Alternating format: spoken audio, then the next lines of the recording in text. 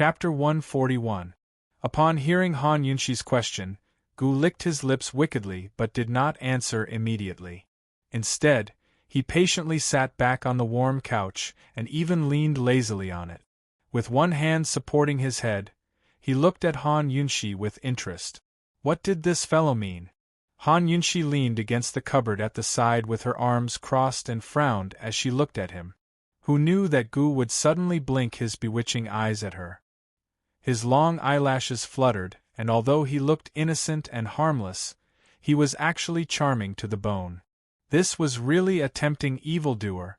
Han Yunxi was stunned for a moment and couldn't take her eyes off him. She was almost bewitched by him. Luckily, her willpower was not bad and she resolutely looked away. She casually picked up a teacup and threw it at Gu. Unfortunately, it was caught by him. What exactly do you want? This rascal.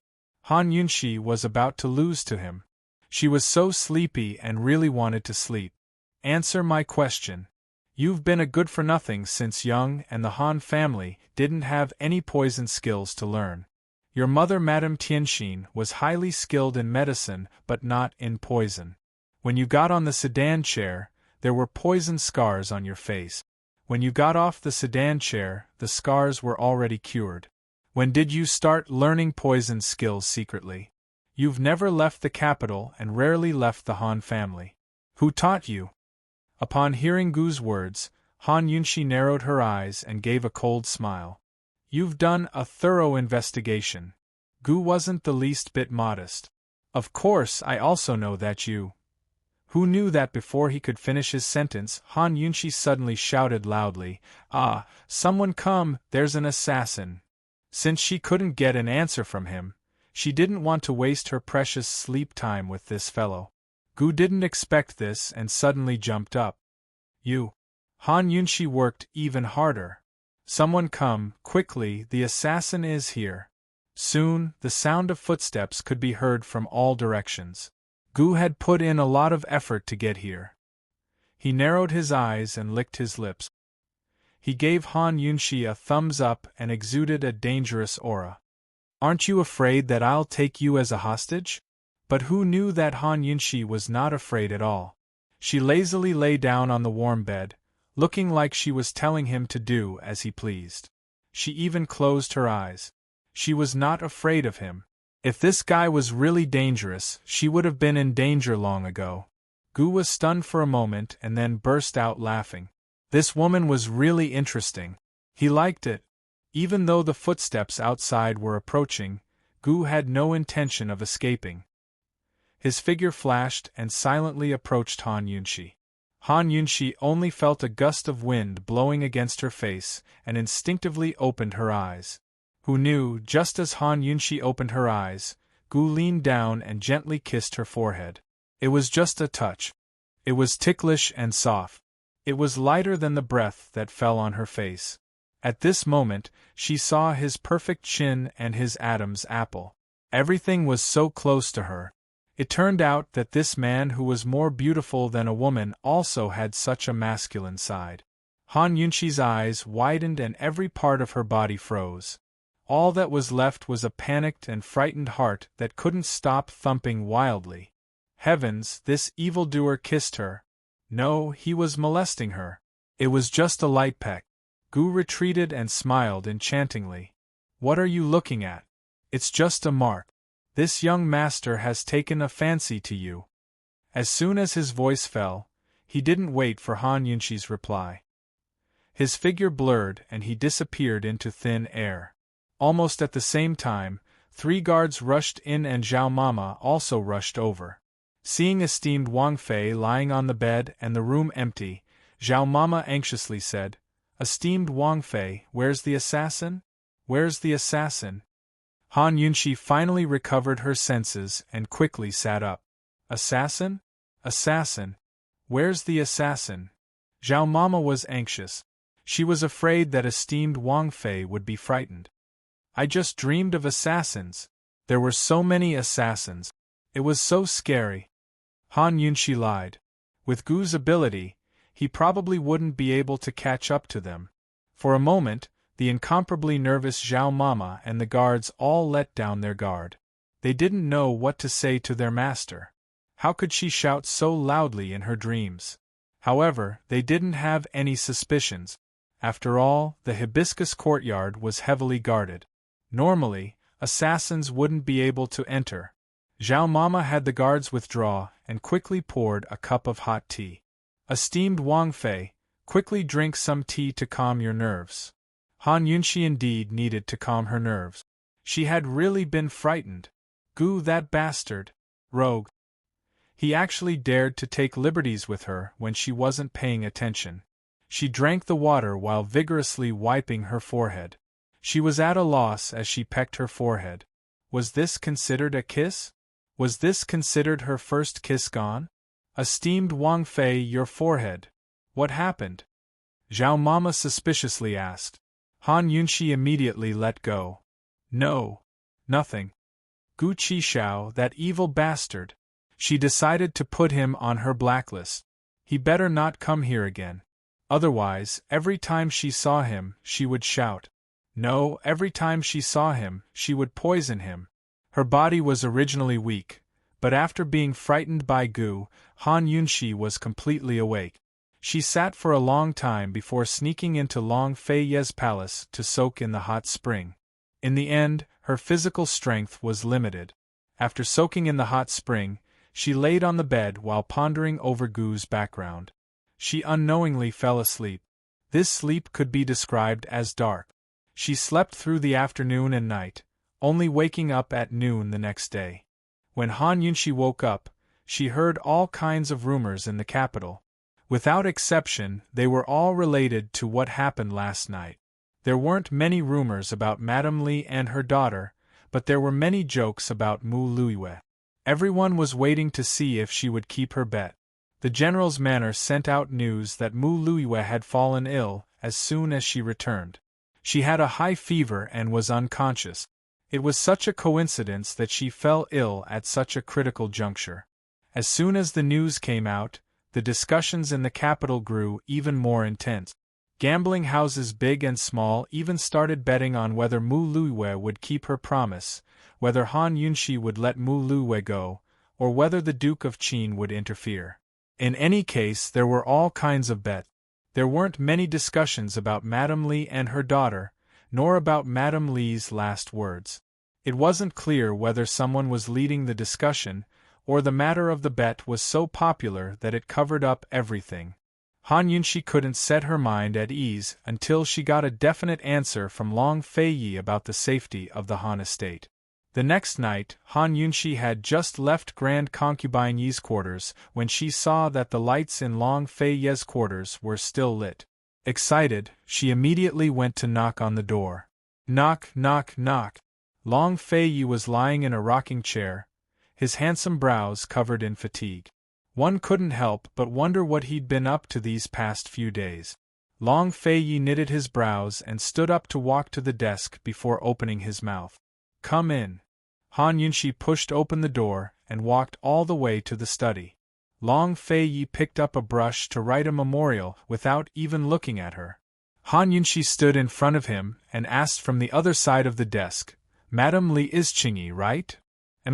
Long Fei Yi replied mildly. Since Madame Li was Qingyi, she was the leader of these spies. If they caught Madame Li, they'd be able to catch all of them in one fell swoop. Then, what about that green-faced, fanged masked man from that day? Han Yunxi asked again. That masked man was a true master of poisons. If they didn't get rid of him now, there'd be more trouble in the future. Other than Madame Li, no one knows of his existence.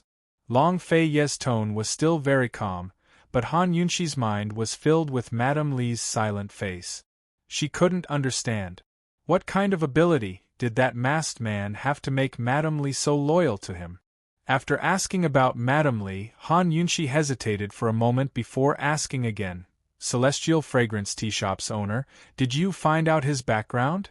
At this moment, Long Fei Yi raised his head and asked coldly, Do you need something from this prince? Han Yunxi didn't know if it was because they were too close or because his eyes were too cold, but she subconsciously took a step back. Couldn't she look for him for nothing? Wasn't she asking about something? Gu flirted with her. All right, this wasn't what she wanted to ask. She'd better get straight to the point. Is the Han family really going to be implicated in the case of the spy? The public version of this matter was that Madame Li and her daughter poisoned the young general. But in reality, Madame Li was the leader of the spies in Northern Li country. Her crimes were extremely heinous and harmful, directly threatening Tianning's safety. Since Madame Li came from the Han family had to be responsible. I can't give you a clear answer right now, Long Feiyi said mildly. Hearing this, Han Yunshi grew agitated. Then what about Ir? You promised me you'd protect him. This was the first time Long Feiyi had seen Han Yunshi care so much about someone. Was Han Yuni her weakness? He hated it when this woman had a weakness. The matter of the spy was all within his control.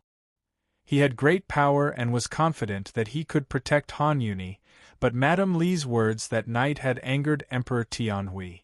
Han Yunshi had no idea that not only was the Han family full of suspicions, but she herself had gotten herself into trouble. Those who knew how to treat poisons were the best at poisoning people. How could Emperor Tianhui not have any thoughts about Madame Li's words? Should he promote her in an important position or guard against her elimination? For someone as suspicious as Emperor Tianhui, it was a matter of a single thought. Moreover, Han Yunshi was Long Fei's wife.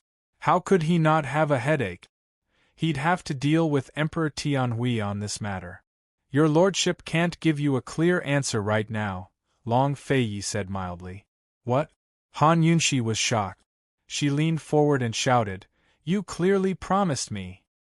He'd promised her before, so she'd taken him to Madame Li's rooms to look for evidence.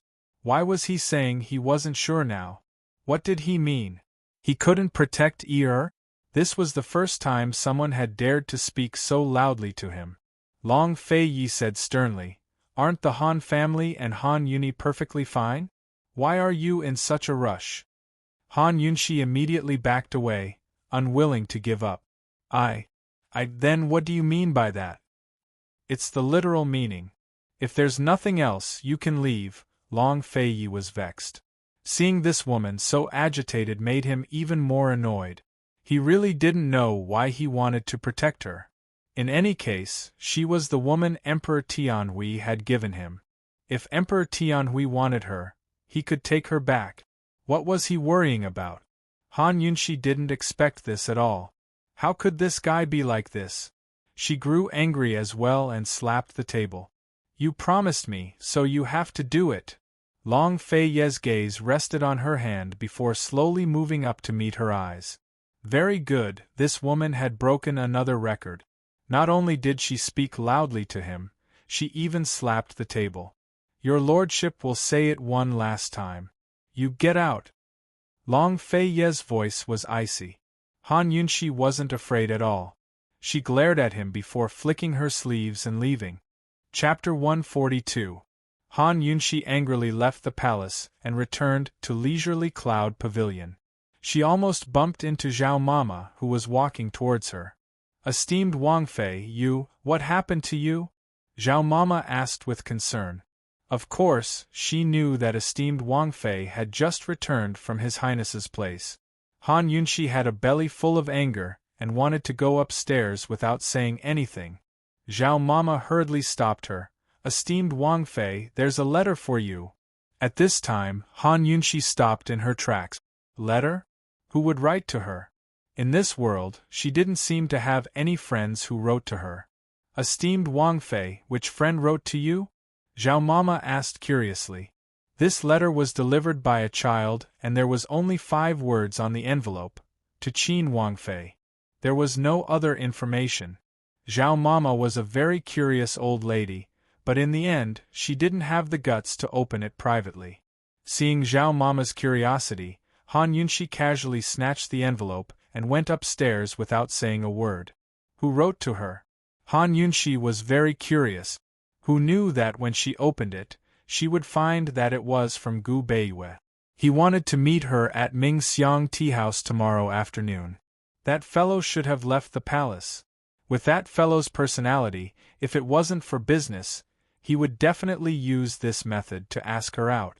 Only, did he want to meet her for a private matter? Alright, she would know when she went tomorrow. At this time, Han Yunshi didn't have the heart to think too much. She walked to the window and looked at the brightly lit palace. Her heart felt stifled again. That hateful Long Feiyi, why was he so fierce? She waited for him for 3 days and was met with a fierce response. He had clearly promised her, so couldn't she ask a few more questions to clarify things? Now that the Han family was indeed doing well, he had better ensure that the Han family would continue to do well. Otherwise, sooner or later, she would return the fierce response. That night, Han Yunshi was destined to lose sleep. The next day, she woke up at dawn and sat in the courtyard to make tea. Not long after, she saw Long Feiyi about to leave. Cough, cough. She deliberately coughed a few times. Long Feiyi really stopped and turned around to look at her. "Your Highness, would you like to have a cup of tea?" she asked calmly, as if nothing had happened last night. However, Long Feiyi refused without thinking. No need. After saying that, he put on his cloak and hurried out, as if he had something urgent to attend to. Han Yunshi still maintained a leisurely expression. However, as soon as Long Feiyi's back disappeared, her eyes slowly narrowed. This guy. She had already taken the initiative to give in. What else did this fellow want? Couldn't he just sit down and have a good talk with her? If the Han family's matter was really difficult to deal with, she could understand and think of a solution together, right? She already knew about the spy, so what else was there to hide from her? If he left in a hurry, would it still be because of the spy case? Han Yunshi had always been a strong-willed person. Perhaps Long Feiyi was the only one who could anger her. While she was huffing and puffing, she saw Chu Shifeng pass by. Han Yunshi immediately called out, "Chu Shifeng, come here." Chu Shifeng immediately appeared in front of her. "Esteemed Wang Fei, what orders do you have? Has His Highness been at the solitary enclosure or the palace these days? How's the progress on the spy case?" Han Yunshi asked seriously. Chu Shifeng found himself in a difficult position. Although he was His Highness Duke of Qin's personal guard, he didn't know everything about the man. Moreover, even if he did, he couldn't speak carelessly. Keeping one's mouth shut was the most important profession for a servant. To reply, "Esteemed Wang Fei, this subordinate isn't clear," Chu Shifeng replied seriously. "Still at the solitary enclosure? Did Han Ruoxue do the same? I don't think she knows anything about the poisoning," Han Yunshi asked next. "Esteemed Wang Fei, this subordinate really doesn't know. How about you ask His Highness when he comes back?" This subordinate still has. Chu Shifeng wanted to slip away, but Han Yunshi said lazily, "Could His Highness have gone to see the Emperor? I was planning to go to the palace as well, so I might as well go take a look." Chu Shifeng stopped at her words, his expression flustered. "Esteemed Wang Fei, His Highness won't enter the palace today. It's better if you don't go." "So he's at the solitary enclosure then?" Han Yunshi pressed on. Chu Shifeng averted his gaze and hastily made up an excuse. "Esteemed Wang Fei, today's the end of the bet. Aren't you going to pay attention to the situation at the general's estate?" Did she need Chu Shifeng to remind her? Of course Han Yunshi knew what day it was. "You still haven't answered my question," Han Yunshi pressed on. "Esteemed Wang Fei, this subordinate really doesn't know a thing." Chu Shifeng couldn't take it anymore and disappeared before he finished. Han Yunshi knew that Chu Shifeng's mouth was tight, but she wasn't asking for any shameful secrets. Was there a need to be so secretive? Han Yunshi felt that something was off, but she couldn't figure it out. After breakfast, she rested a bit before leaving the house. As she passed by the general's estate, she saw a crowd of people crowding around the gates. There were 3 rings of people inside and outside, all of them talking and making a racket. The gates to the general's estate were shut tight. Even the side door was shut. Han Yunshi sucked in a cold breath. Although she knew that Mu Luiwei would be the center of attention today, it shouldn't be like this. However, on second thought, with Mu Liyue's spoiled and arrogant temperament, she should have offended quite a few people. There were plenty of people who'd hit her while she was down. There must have been someone who'd take advantage of this opportunity to fan the flames and hit her while she was down. This matter had caused such a huge commotion that people had gathered at the entrance. Would Mu Liyue come out? Was the great general really going to shield Mu Liyue like this?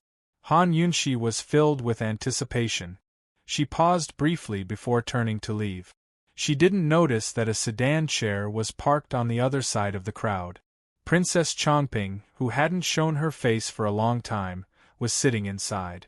As soon as Princess Chongping received Mu Liyue's letter, she'd rushed to the capital. Unfortunately, the journey was too long and she'd only gotten back this morning. Originally, she'd planned to deal with Han Yunxi with Mu Liyue, but who knew that Mu Liyue had actually lost? At this moment, she lifted a corner of the curtain and looked at the commotion in front of her, her expression uncertain. She and Mu Liyue had played together since childhood and could be said to be best friends among best friends. How could she allow Mu Liyue to be bullied like this? Moreover, the one bullying Mu Liyue wasn't just anyone, it was Han Yunxi, the person she hated the most. Princess, Miss Liyue is too pitiful. Madame Li is a member of the Han family, so perhaps Han Yunxi already knew. That's why she purposely made a bet with Miss Liyue. Servant Shuanghong guessed in a low voice. She'd received many benefits from Mu Liyue and naturally had to speak up for her. Haha, Liyue, that idiot, was set up.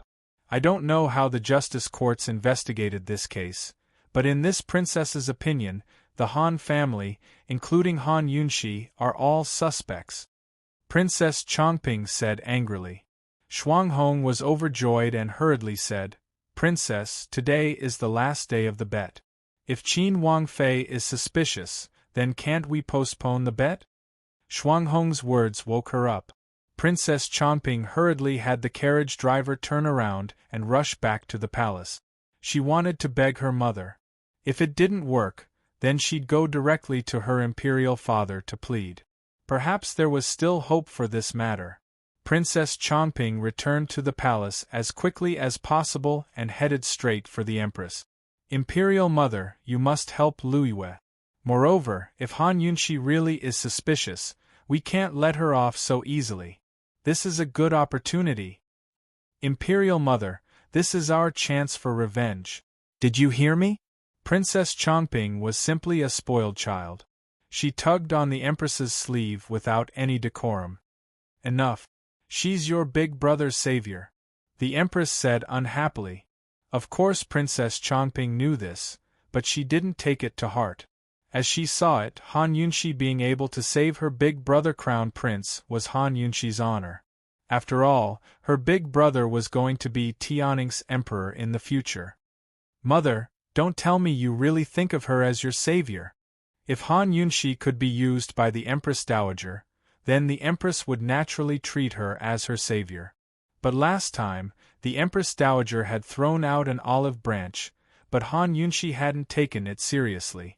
Now the Empress Dowager was still holding a wait-and-see attitude towards that girl, so it wasn't good for her to make a move.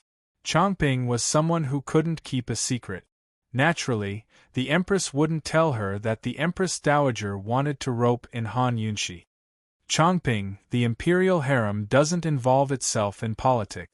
Madame Li's case isn't something you and I can criticize, so don't get involved. Also, Mu Liyue, that girl, is a busybody. Don't mix with her. The Empress warned seriously. How could Princess Chongping listen? She stamped her foot and ran off. She was going to find Imperial Father. Unexpectedly, Princess Chongping was stopped by Eunuch Shui as soon as she reached the Imperial study. Princess, His Majesty is currently receiving a guest. If there's anything, come back another day. It'll be too late if I come another day. Out of the way. Even the Crown Prince had to respect Eunuch Shui, but Princess Chongping was very arrogant. Eunuch Shui was used to it, but still stopped her and said in a low voice, Princess, That's an honored guest from Western Zhou. Eunuch Shui lowered his voice even further. Western Zhou's Crown Prince Yi. Princess Chongping was startled by these words and blurted out, "His little sister came too? For the sake of the marriage?" Tianning and Western Zhou were allied by marriage. Generations of marriage alliances had always happened, but in the past, it was always Tianning's princess or Junju who married off to the distant Western Zhou. Princess Chongping heard that this time, Western Zhou's Princess Rongla wanted to marry into Tianning, but it wasn't clear who the bride would be. This Princess Rongla was extraordinary. She was of noble birth as the daughter of Western Zhou's empress and the crown prince's younger sister. Moreover, she was as beautiful as a flower and excelled in both civil and martial art. She was known as the only woman in Cloud Realm continent who excelled in all three aspects. Currently, there were two guesses in the imperial court. Some guessed that Princess Rongla would marry Crown Prince Long Tianma and become Tianning's next empress. Others guessed that she would marry her senior martial brother from the same sect, His Highness Duke of Qin. The Duke of Qin's estate would then have two official consorts. No matter who this princess married, it would push Western Zhou and Tianning's cooperation to the next level. Of course, Princess Chongping wanted nothing more than for Duanmu Yao to marry Imperial Uncle Qin immediately. That way, Han Yunxi's days would be difficult. Becoming the Duke of Qin's official consort with such an outstanding woman required more than just courage. Princess Rongla came as well. His Highness Duke of Qin should be accompanying her right now. As for whether she came for the marriage, this old servant isn't sure, Eunuch Shui said with a smile. Imperial Uncle Qin is accompanying her? Princess Chongping was astonished. Ever since she was young, she'd never heard of Imperial Uncle Qin accompanying any woman. Eunuch Shui nodded his head mysteriously. He'd been wondering about this all this time as well. Yesterday, His Highness Duke of Qin and the Emperor had been talking behind closed doors about Madame Li's case, but he wasn't clear on the specifics. Who knew that Princess Rongla would be taken away by the Duke of Qin after coming to see the Emperor today? As he saw it, the Duke of Qin and Princess Rongla had a chance. Chapter 143. Seeing Eunuch Shui's mysterious expression, Princess Chongping was secretly delighted. There's a chance. Eunuch Shui smiled but didn't say anything. Princess Chongping was even more certain and was overjoyed. Compared to Mu Liuyue's bet, she was much more interested in Rongla's matter. Of course, since her best friend was in trouble, she still had to help. Moreover, her best friend was her beloved's younger sister. Eunuch Shui, I must see Imperial Father today. Please help me think of a way, Princess Chongping said anxiously. One had to know that regardless of whether Mu Luyue acted shamelessly and didn't fulfill the bet or took off her clothes to run around the streets, after today, it would be too late. Mu Luyue's reputation would definitely be ruined.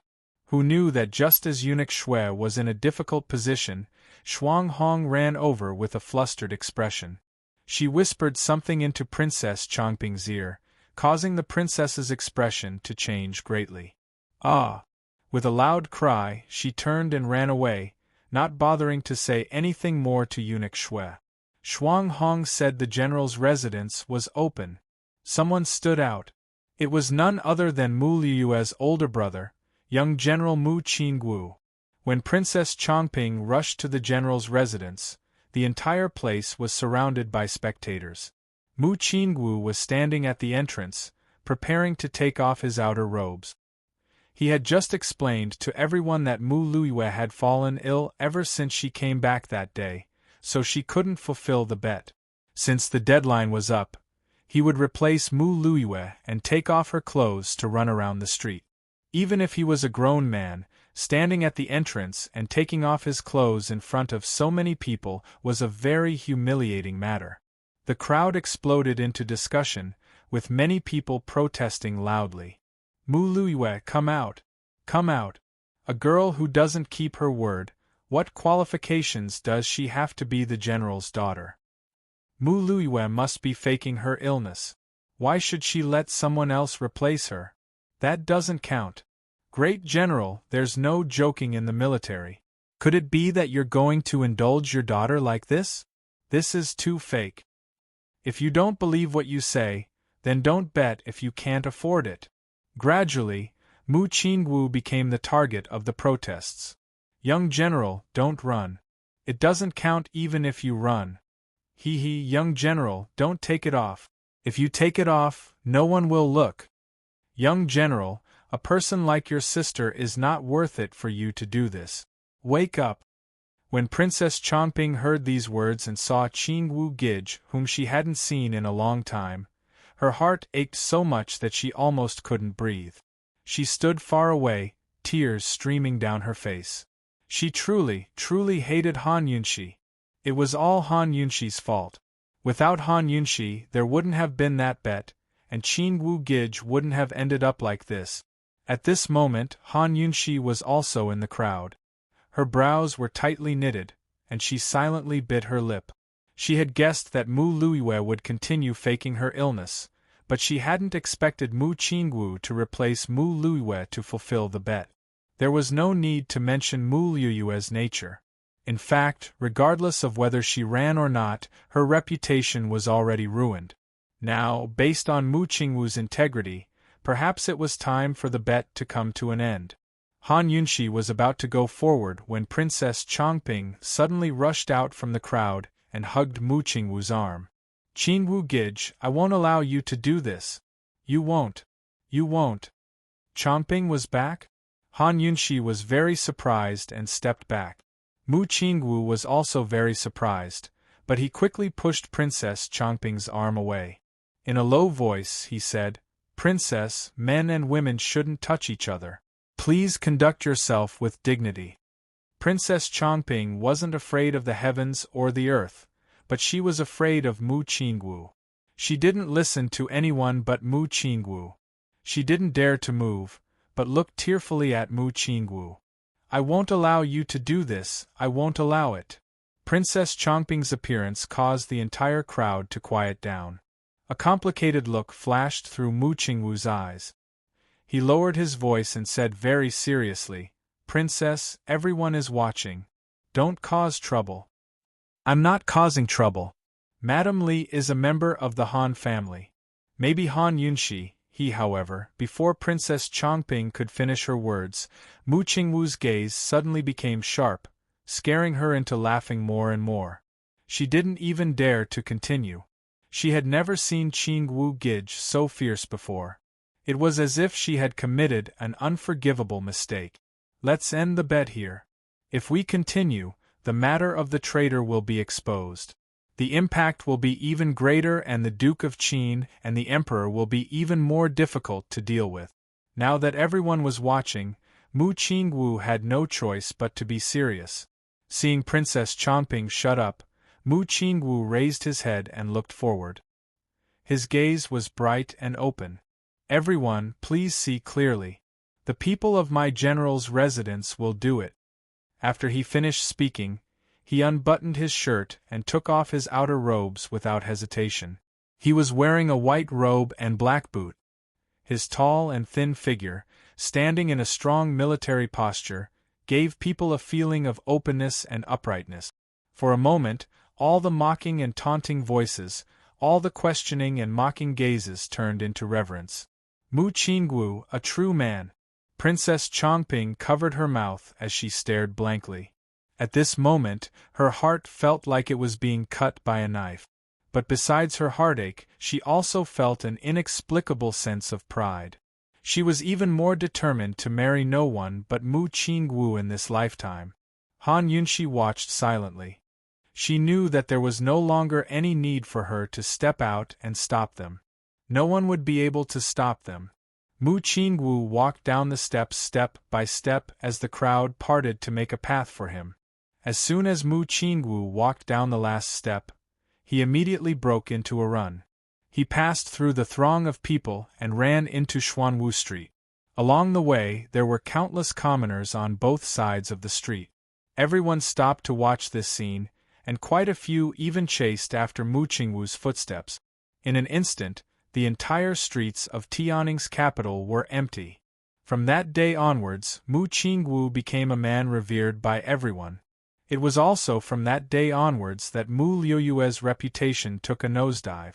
Many daughters of influential families no longer had any dealings with her. Of course, this was a story for another day. Han Yunshi blended into the crowd and chased after Mu Qingwu. But as she chased after him, she suddenly stopped in her tracks. She had clearly seen a very familiar figure in the window of a tea-house by the side of the road. Long Feiyi. Although he was dressed in a low-key manner, Han Yunshi still recognized him at a glance. It was him, that's right. So this fellow was here. She had foolishly assumed that he was either at the solitary enclosure or in the palace, busy with the matter of the traitor. Who knew that he had so much free time that he'd run over to a tea-house to drink tea? Actually, the matter of the traitor had nothing to do with her.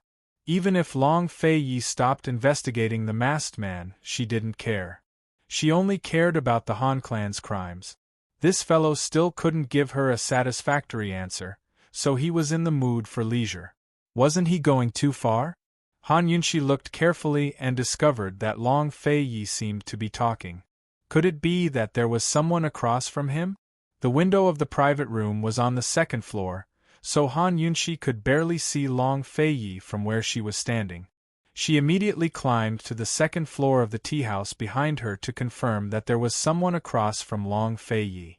Unfortunately, she couldn't see who was across from Long Feiyi no matter how many windows she tried. Who could it be? Someone who could drink tea with Long Feiyi couldn't be a simple person. Could it be an important guest? But if it was an important guest, why would he be in a tea-house on the main street? Han Yunshi became more and more suspicious. In the end, she decided to go to the tea-house across the street to take a look. But just as she was about to leave, Long Feiyi stood up. They were about to leave. Han Yunshi became nervous. She leaned on the windowsill and didn't move. When she saw Long Feiyi disappear from the window, her gaze immediately shifted to the entrance of the tea-house downstairs. She held her breath and waited. After a while, Long Feiyi walked out, and behind him was Han Yunshi's eyes widened. She suddenly raised her hand and covered her mouth. She was so shocked that she couldn't speak. It was too unbelievable, too unexpected. Long Feiyi's important guest was actually her. Duanmu Yao. Western Zhou's Princess Rongla, Duanmu Yao.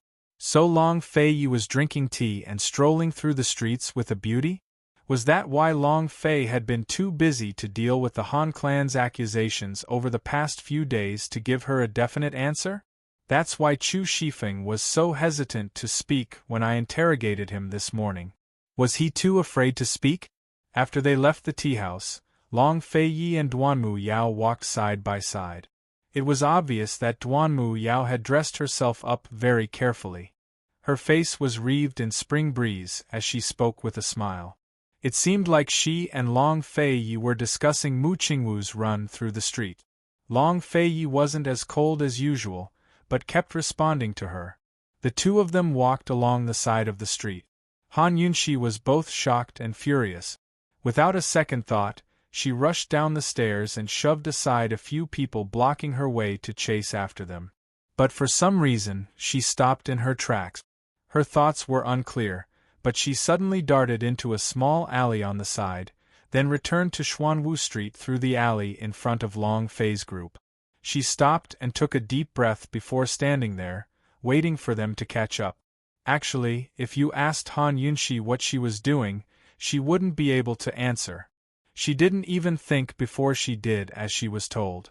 Although Mu Qingwu had just run past them, the streets were still crowded with people. Occasionally, they bumped into each other, but Han Yunshi didn't care. She stood there stubbornly.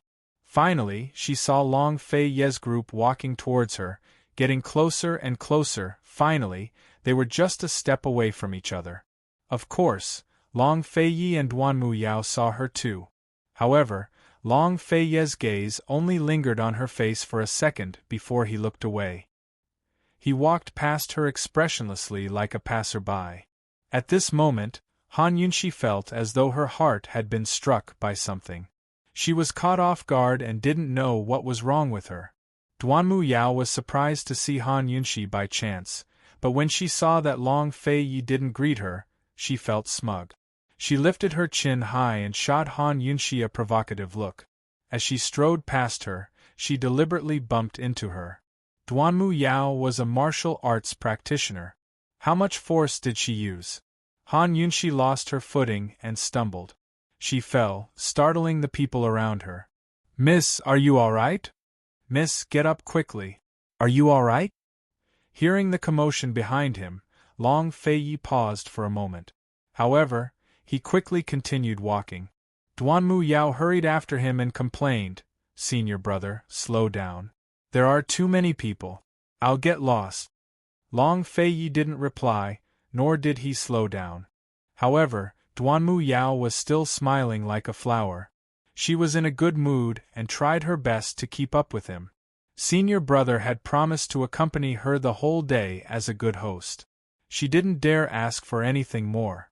Han Yunxi was helped up by a kind-hearted passerby. She looked at the departing figure with a heavy heart. She clenched her fists until they hurt. "Long Fei Yi, what's your relationship with Duanmu Yao?" Chapter 144. Han Yunxi stood there in a daze. No matter how the passers-by asked, she didn't respond. Until the familiar figure in front of her disappeared, she finally regained her senses from her own world. At this moment, the passers-by had all dispersed. However, even though she had regained her senses, her heart still felt stifled and uncomfortable. Between Long Fei Yi and Duanmu Yao, between senior brother and junior sister, could it be that there was really something going on? Otherwise, why would that fellow who never gave anyone an exception put down his status and accompany Duanmu Yao shopping? This was too unlike his style. When they were fighting against the poisonous python, Long Fei Yi was so anxious to protect Duanmu Yao's life. However, when they were in the Medicine Ghost Valley, Long Fei Yi didn't show any favoritism. Instead, he was more biased towards her. However, the reason why he was biased towards her back then was because they had the same goal, which was the life-blood pill. If he didn't shoulder the Emperor's order back then, would he still stand on her side? As Han Yunxi thought and thought, she started to laugh. She laughed lightly at herself. What was wrong with her? She was only Long Fei Yi's princess consort in name. What did the relationship between him and his junior sister have to do with her? Senior brother and junior sister were originally in love with each other. What was so strange about it? Thinking of this, Han Yunxi took a deep breath to calm herself down. She even tried her best to pull up the corners of her mouth, revealing an open-minded smile. She maintained her smile and suddenly turned around. She wasn't going to walk in the same direction as them. Who knew that when she turned around, her movement was too big, and she directly bumped into the person behind her. Han Yunxi was about to apologize when Hu knew that the person fiercely pushed her. "Are you looking for death? How dare you bump into this young master?" Han Yunxi focused and saw that the other party was a rich family's eldest young master. His figure was bloated and there was a folding fan at the back of his head. He looked like a silk pants. Seeing Han Yunxi's appearance, the fat young master had evil intentions. Coldly, he said, "What are you looking at? Don't you have eyes? Can't you see that there's someone behind you? Do you think that everyone is like you, with eyes on the back of their head?" Han Yunxi was still smiling. "Io, this little girl's mouth is quite sharp." As the fat young master spoke, he took off his folding fan and reached out to Han Yunxi's chin. But who knew that before he could touch her, Han Yunxi raised her hand and opened the folding fan. Just as she raised her hand, she sprinkled something on the fat young master's face. The fat young master smelled a delicate fragrance and subconsciously sniffed hard. Who would have thought that after smelling it, he would actually start laughing foolishly? He stood where he was and started taking off his clothes. At this time, the smile on Han Yunxi's face finally disappeared and was replaced by a gloomy face. She didn't even look at the fat young master and turned to leave. She was full of anger. Didn't this blind thing see that she was in a bad mood? He actually dared to provoke her at this time. He was simply courting death. Well, she admitted she was in a terrible mood. With her back to the Long Fei Ye's direction, Han Yunshi wandered aimlessly on the street. It wasn't until the evening, when she heard the drums from the Hugua temple in the distance, that she remembered something important. She had an appointment with Gu Beiwei in the afternoon. It was 4.5 hours before the appointed time. Han Yunshi didn't think much and directly rushed to the Ming Xiang tea house. As soon as she entered the private room, she saw that Gu Beiwei was still waiting for her. She immediately apologized. "I'm sorry, I'm late." However, Gu Beiwei not only didn't blame her, but also quickly poured a cup of water for her. "It's this one's honor that the princess consort can come. Drink a cup of water first, there's no hurry." No hurry. She was late for so long, but this guy still said there was no hurry. His temper was too good. Even if there was a difference in status, she really couldn't see the slightest bit of complaint from his gentle eyes.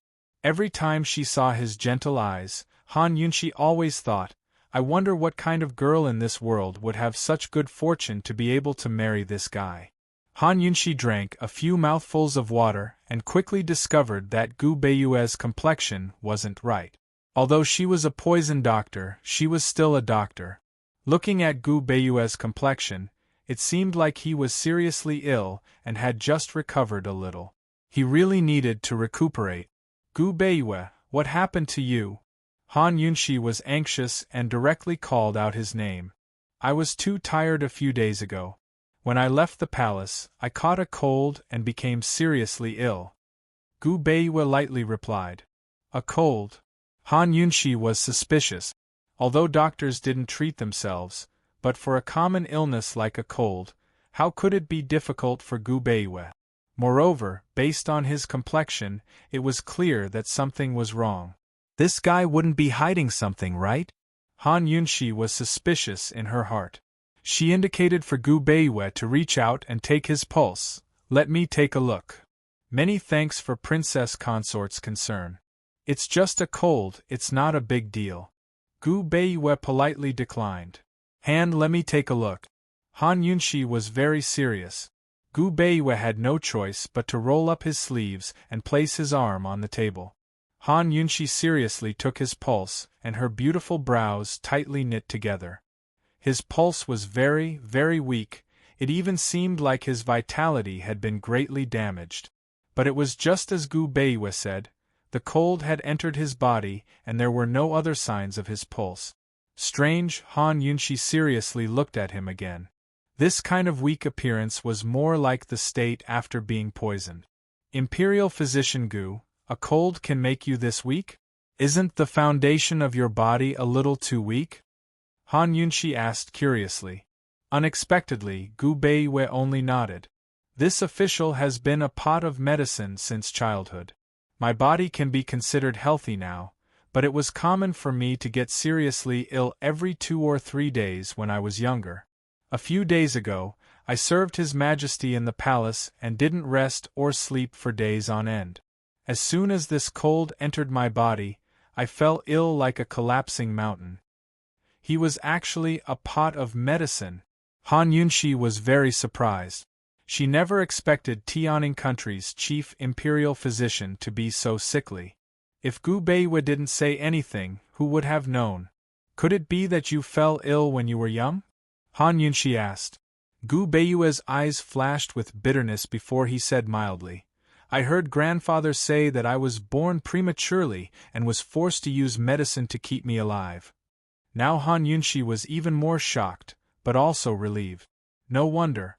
In ancient times, premature babies had a very small chance of survival.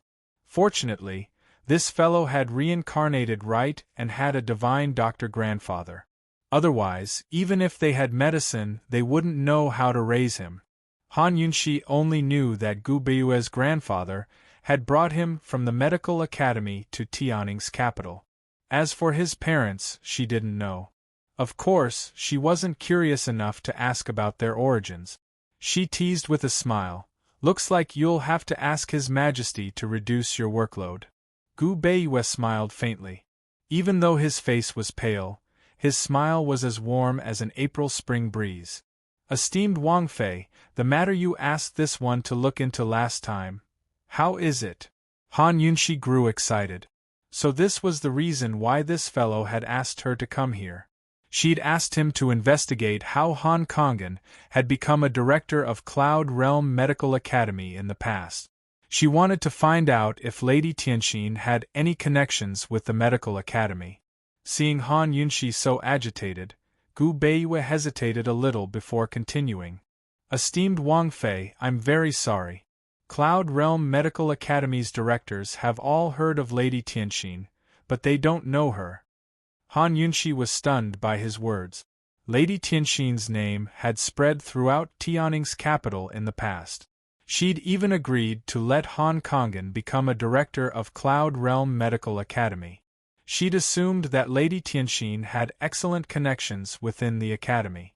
Who knew things would turn out like this? A director was considered a mid-level position in the medical academy. Above that were many important people with important positions. Perhaps they'd know Lady Tianxin, who had the confidence to make Han Kongan a director.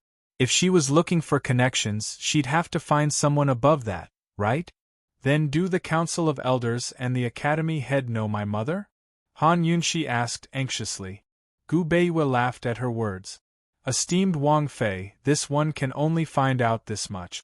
When my grandfather was still alive, he'd only seen the Medical Academy's elders a few times. Esteemed Wang Fei, perhaps Lady Tianxin really has nothing to do with the Medical Academy. With Lady Tianxin's power, it wouldn't be hard for her to support Han Kongan. Han Kongan's medical skills were indeed worthy of a director position in the past, Gu Beiyue analyzed objectively. All right, Han Yunxi knew she'd been impulsive, but this was the only clue to Lady Tianxin's identity. She was impatient. After drinking a few cups of tea in silence, Han Yunxi stopped making things difficult for Gu Beiyue. After all, this matter couldn't be rushed. She asked offhandedly, You invited me here just for this? There's one more thing. Gu Beiyue was a little embarrassed. Han Yunxi knew that her intuition wouldn't be wrong. This guy had invited her in private, so there must be something else. There's no one else here. She smiled faintly. Gu Beiyue's smile was extremely bashful, and especially cute. Even though he was bashful, he was serious. Esteemed Wang Fei, this one heard about your bet with Miss Luyue, so… I'm curious how you knew to use goldfish to test for the 10,000 snake poison? The spectators that day didn't know, but Gu Beiyue was a doctor. He knew, and because he knew, he could tell that something was amiss. To be exact, there were two ways to test for poison. One was to test for poison, and the other was to test for poison. Testing for poison was the job of a poison master. Through smelling, tasting, and even reacting with other poisons, normal people wouldn't be able to understand the principles behind it. Testing for poison, on the other hand, was to use poison testing stones or people to test for poison. This was for amateurs to see. The 10,000 snake poison was very special, and the dosage in the tea leaves was very small. How did this woman know to test it with goldfish? Han Yunxi smiled when she heard this. Not long ago, Gu had also made a special trip to the Duke of Qin's residence to ask her this question. Even though Gu Beiyue didn't know much about poisons, he was still worthy of being called a godly doctor. Towards Gu Beiyue, Han Yunxi inexplicably let down her guard. She answered generously, I once saw it in an ancient book. Fortunately, I remembered it. Is it an ancient book left behind by Madame Tianxin? Gu Beiyue pursued. All right, she used Madame Tianxin as a shield to block all those who doubted her, so she might as well use it all the way. Yes, it was left behind by my mother. It seems that Madame Tianxin was also a poison master. Gu Beiyue said seriously. To tell a lie, one could only use countless lies to cover it up. Han Yunxi's mouth twitched and she continued to nod. I think so. It's just that she didn't have the chance to show it. Han Yunxi didn't want to continue this topic. She rubbed her stomach and smiled. I'm late today. Let me treat you to a meal. Gu Beiwe wanted to reject immediately, but Han Yunshi was faster than him. She shouted, "Waiter, waiter, bring the menu over." The waiter quickly opened the door and came in. Gu Beiwe couldn't reject him. Mingxiang Tea House had a wide variety of snacks that could be eaten as a main meal. This was Han Yunshi's first time eating outside. She ordered a lot of snacks in one go. Gu Beiwe looked at her. His eyes flashed with affection, but he didn't interfere. Soon, the dishes were delivered. However, the person who delivered the dishes shocked Han Yunshi so much that she almost fell off her chair. Who was it? Chapter 145. The one who delivered the food was no one else but the one who had teased Han Yunshi a few days ago, Gu. He was still dressed in an incomparably high-profile and luxurious floor-length red robe. Even if he was carrying a plate of dishes, he still gave off a feeling of absolute beauty, nobility, and magnificence. His long and narrow black eyes were evil and hedonistic, bewitching, and he always had a smile that was not a smile, as if he had never known what worry was. Han Yunshi suddenly stood up and slapped the table. "Why is it you?" Gu revealed a very happy smile. "It's rare for the Princess Consort to come to this small store. This small store is truly honored. As the owner, this one naturally has to personally serve you." He walked over and elegantly placed down the plates of food, ignoring Han Yunshi's shock. Heavenly Fragrance Tea House, Tender Fragrance Tea House. This fellow was rich and had properties all over the world. Why didn't she think of this? He really was a ghost that wouldn't go away. With Gu Beiwe here, Han Yunshi didn't want to waste time talking to this fellow. She calmly sat down and naturally accepted the service of this great owner. A complicated look flashed in Gu Beiwe's eyes, but he was very tactful and didn't say anything. When Gu placed down the last plate of food, Han Yunshi arrogantly and elegantly waved her hand. "There's nothing else for you to do, so you can leave." Gu Qishao smiled as he purposely walked around Gu Beiwe to Han Yunshi's side. Putting on the air of a professional, he said, "Esteemed Wang Fei, you've ordered all of the shop's signature snacks. Every single one of them has been thoroughly researched from the selection of ingredients, preparation, and processing. Take your time to taste and I'll explain everything to you." As he spoke, he took the initiative to pick up a piece of osmanthus cake and placed it in Han Yunshi's plate. Han Yunshi looked at it and then slowly picked up the plate and poured it away. "Do you believe that if you don't leave, this princess will close your store?" Who would have thought that Gu would not be angry? He elegantly lifted his robe and sat down. "Of course I believe. If the Princess Consort likes this one's things, then they will all be yours." TSK, what a master at using flowery words. Han Yunshi put on a fake smile and suddenly raised her hand to sprinkle poisonous powder on Gu's face. However, Gu deliberately took a deep breath and disapproved of her poison. Well, this little trick of poisoning might be effective on the street hooligans, but it was completely ineffective on Gu, a shrewd hooligan.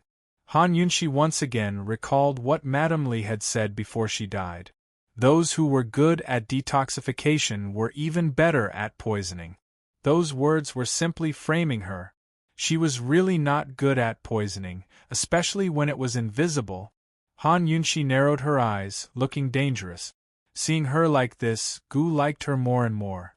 In fact, he just happened to pass by and saw Han Yunshi by chance. He didn't really want to pester her. He was not an idle person. All right. Poison lass, just treat me to a meal as repayment for saving your life." Gu Qishao turned serious. However, when this guy was serious, he was still not serious no matter how one looked at him. "Is it so easy to repay your life-saving grace? Just a meal and we'll be done with it?" Han Yunshi couldn't wait to get rid of this guy. Gu pondered for a long time before he said with a serious face, "If you want to repay me with your body, that's also possible." As soon as his voice fell, Han Yunshi raised her hand to slap him. At the same time, Gu Beiwe fiercely slammed the table. "Impudent!" Gu grabbed Han Yunshi's hand. His narrow eyes slightly narrowed as he arrogantly glanced at Gu Beiyue. Gu Beiyue's killing intent surged.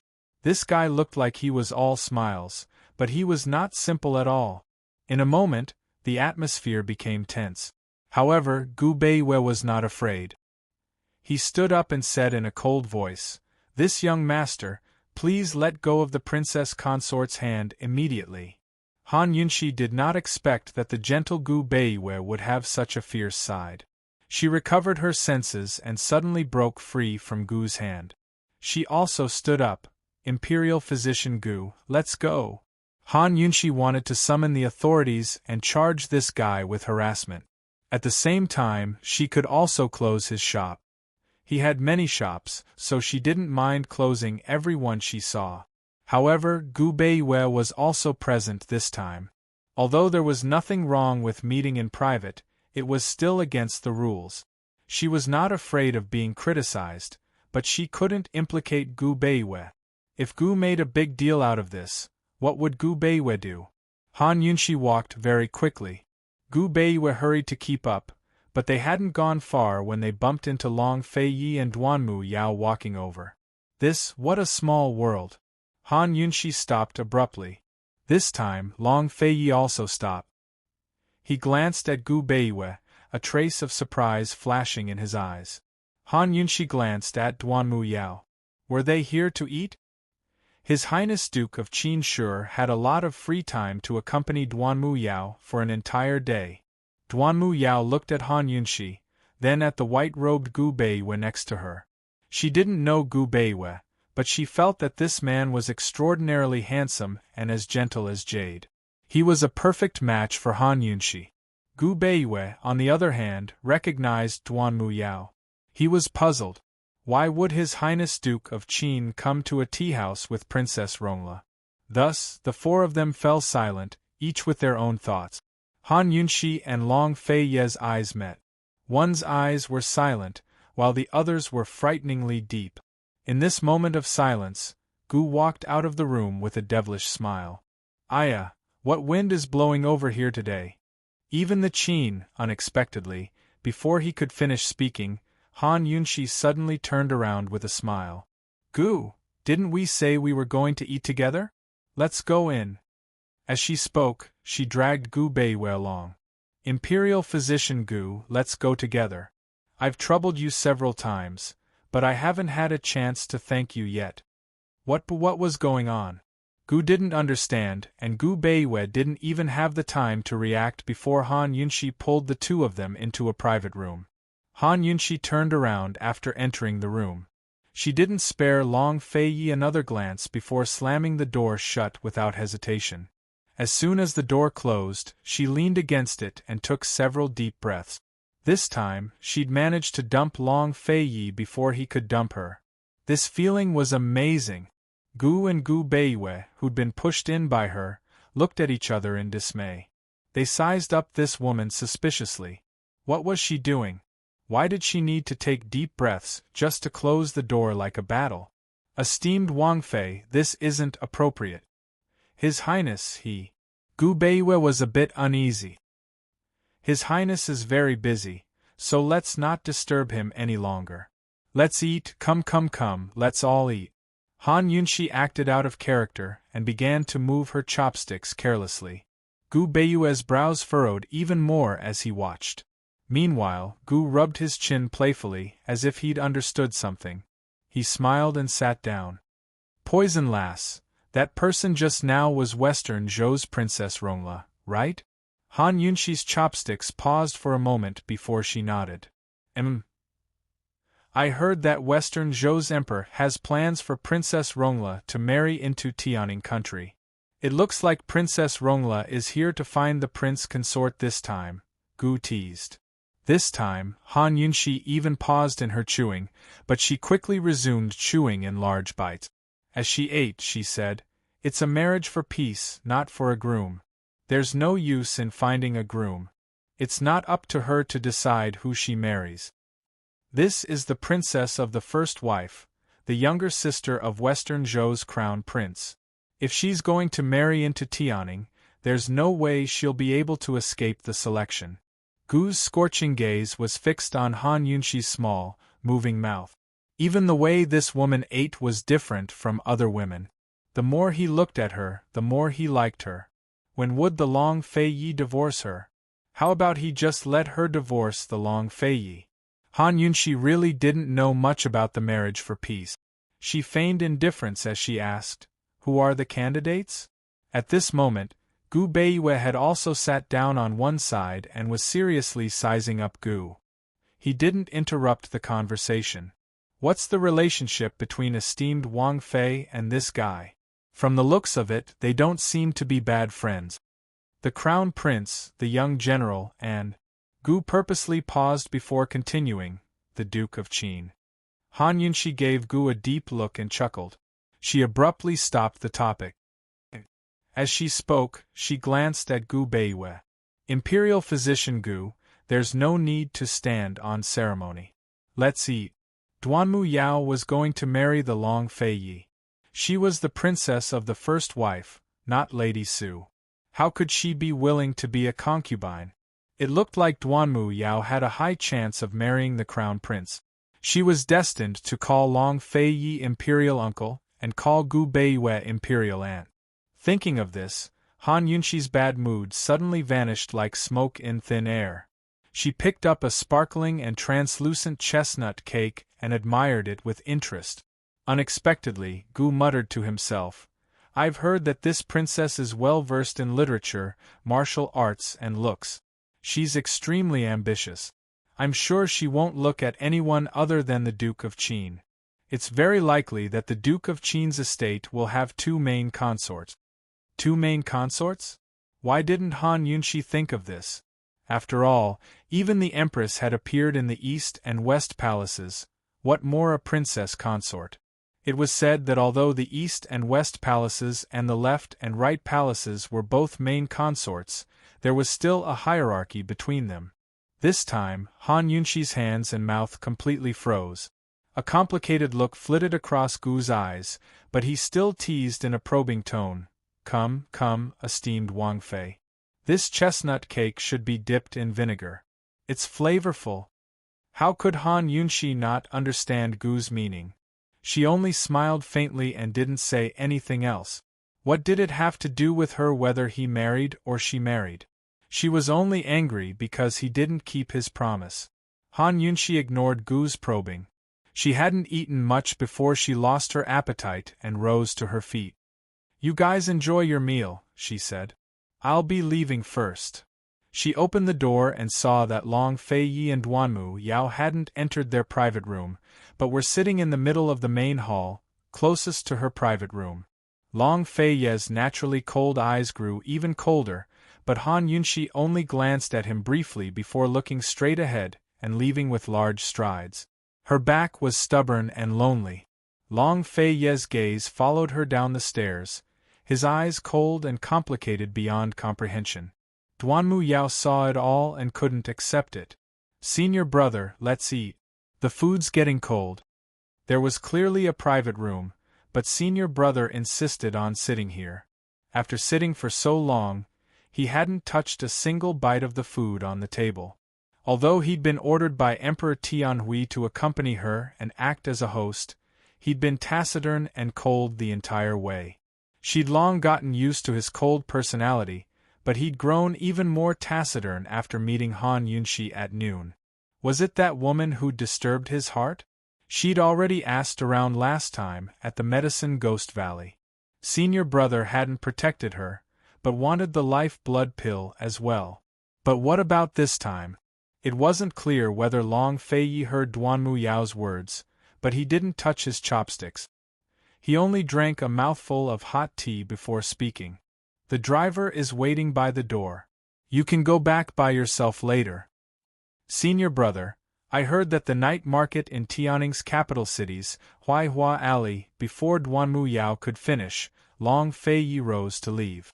In a flash, Duanmu Yao's delicate features turned malevolent. Han Yunxi. It was because of Han Yunxi again.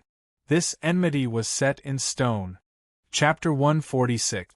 After going out for a day, Han Yunshi was summoned by Grand Concubine Yi as soon as she returned to the estate. After treating the poison last time, she'd already performed acupuncture on Grand Concubine Yi twice. This would be the last time. Grand Concubine Yi truly cherished her life, so she couldn't afford to be careless. Murong Wanru had been punished to reflect on her mistakes behind closed doors, so Han Yunshi was especially quiet every time she came. She could talk to Grand Concubine Yi without any misgivings. Grand Concubine Yi lay lazily on the chaise lounge with Han Yunshi sitting by her side. Although her heart was heavy with worry, she quickly entered the state of mind as soon as she picked up the needles, concentrating wholeheartedly. Some doctors would get distracted and chat while treating patients, but she didn't like it. No matter if it was a difficult illness or something as simple as turning over a palm, she was always serious. Her attitude alone was like a good medicine that calmed the patient down and set their mind at ease. After an hour, Han Yunshi withdrew her needles one by one before speaking. Mu Fei, the remaining poison in your body has been cleansed. There won't be any side effects, so you can set your mind at ease. Grand Concubine Yi nodded. Although she was calm and collected, her posture languid and leisurely, her heart was filled with joy. She could finally stop worrying about her body. Seeing her so calm, Han Yunshi's eyes flashed with craftiness. Actually, things like acupuncture and moxibustion are good for you too. It can expel poison and nourish your skin. At Mu Fei's age, your body must have accumulated plenty of toxins. Although they're not fatal, they'll settle on your skin and make it look dull. You might even develop brown spots. Hearing this, Grand Concubine Yi's eyes brightened with excitement. In the circle of noblewomen at her age, the most talked about topic was her face. In a few years, it'd be her body's condition. In other words, you seem to be very good at it? Grand Concubine Yi probed. I can't say I'm good at it, but if I follow the procedures, there'll be results. Expelling poison and nourishing the skin can also prolong one's life. Han Yunshi was very modest. She wasn't trying to advertise, but expelling poison and nourishing the skin was a piece of cake for her. At these words, Grand Concubine Yi could no longer keep her calm. Hastily, she said, "Then why don't we try a course of treatment for Mu Fei first? It's Chenxia's honor. Tomorrow, I'll write up a treatment plan and have someone deliver it for Mu Fei to look over." Han Yunshi was very happy. This was a chance to get closer to Grand Concubine Yi. The closer she got to Grand Concubine Yi, the more dangerous it would be for Murong Wanru. Grand Concubine Yi was in a great mood. She stretched her neck as she asked, "I heard that Mu Qingwu took Mu Liu's place to honor the bet today? Fortunately, I won." Otherwise, Han Yunshi chuckled softly, but didn't continue. Grand Concubine Yi probably wanted her to lose back then. If she lost, she'd have to fulfill her promise and ruin her reputation. Then the Duke of Qin could divorce her. Of course Grand Concubine Yi remembered that she'd hit someone while they were down, but it seemed she'd done it too many times. Instead of feeling awkward, she admonished, "I haven't taught you a lesson about this yet. In the future, don't make these kinds of bets with others. If you lose, you'll suffer a loss." The Grand Concubine Yi who wanted her to suffer was actually lecturing her like this?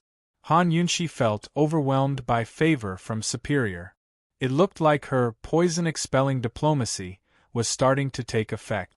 It doesn't matter if Chenxia suffers a loss. But this time, someone with ulterior motives used the Han family incident to implicate Mu Fei. Chenxia truly deserves 10,000 deaths. As Han Yunshi spoke, she added, "Speaking of which, it's strange. Just who gave Lady Su the guts? Was she targeting Chenxia or Mu Fei?" Grand Concubine Yi would have forgotten about Lady Su's affairs if Han Yunshi hadn't brought it up. She wasn't suspicious, but certain that a trifling Lady Su had someone backing her up. Seeing Grand Concubine Yi remain silent, Han Yunshi added, "Actually, no matter if she was targeting Chenxia or Mu Fei, she was still targeting the Duke of Qin's estate. But Chenxia can't figure it out. Who in the world would have the guts to target the Duke of Qin's estate? Or perhaps, as she spoke, she gave Grand Concubine a meaningful look. Or perhaps, she was just targeting Qinxia to sow discord between Qinxia and Mufei? At this, Grand Concubine knitted her brows and looked seriously at Han Yunxi.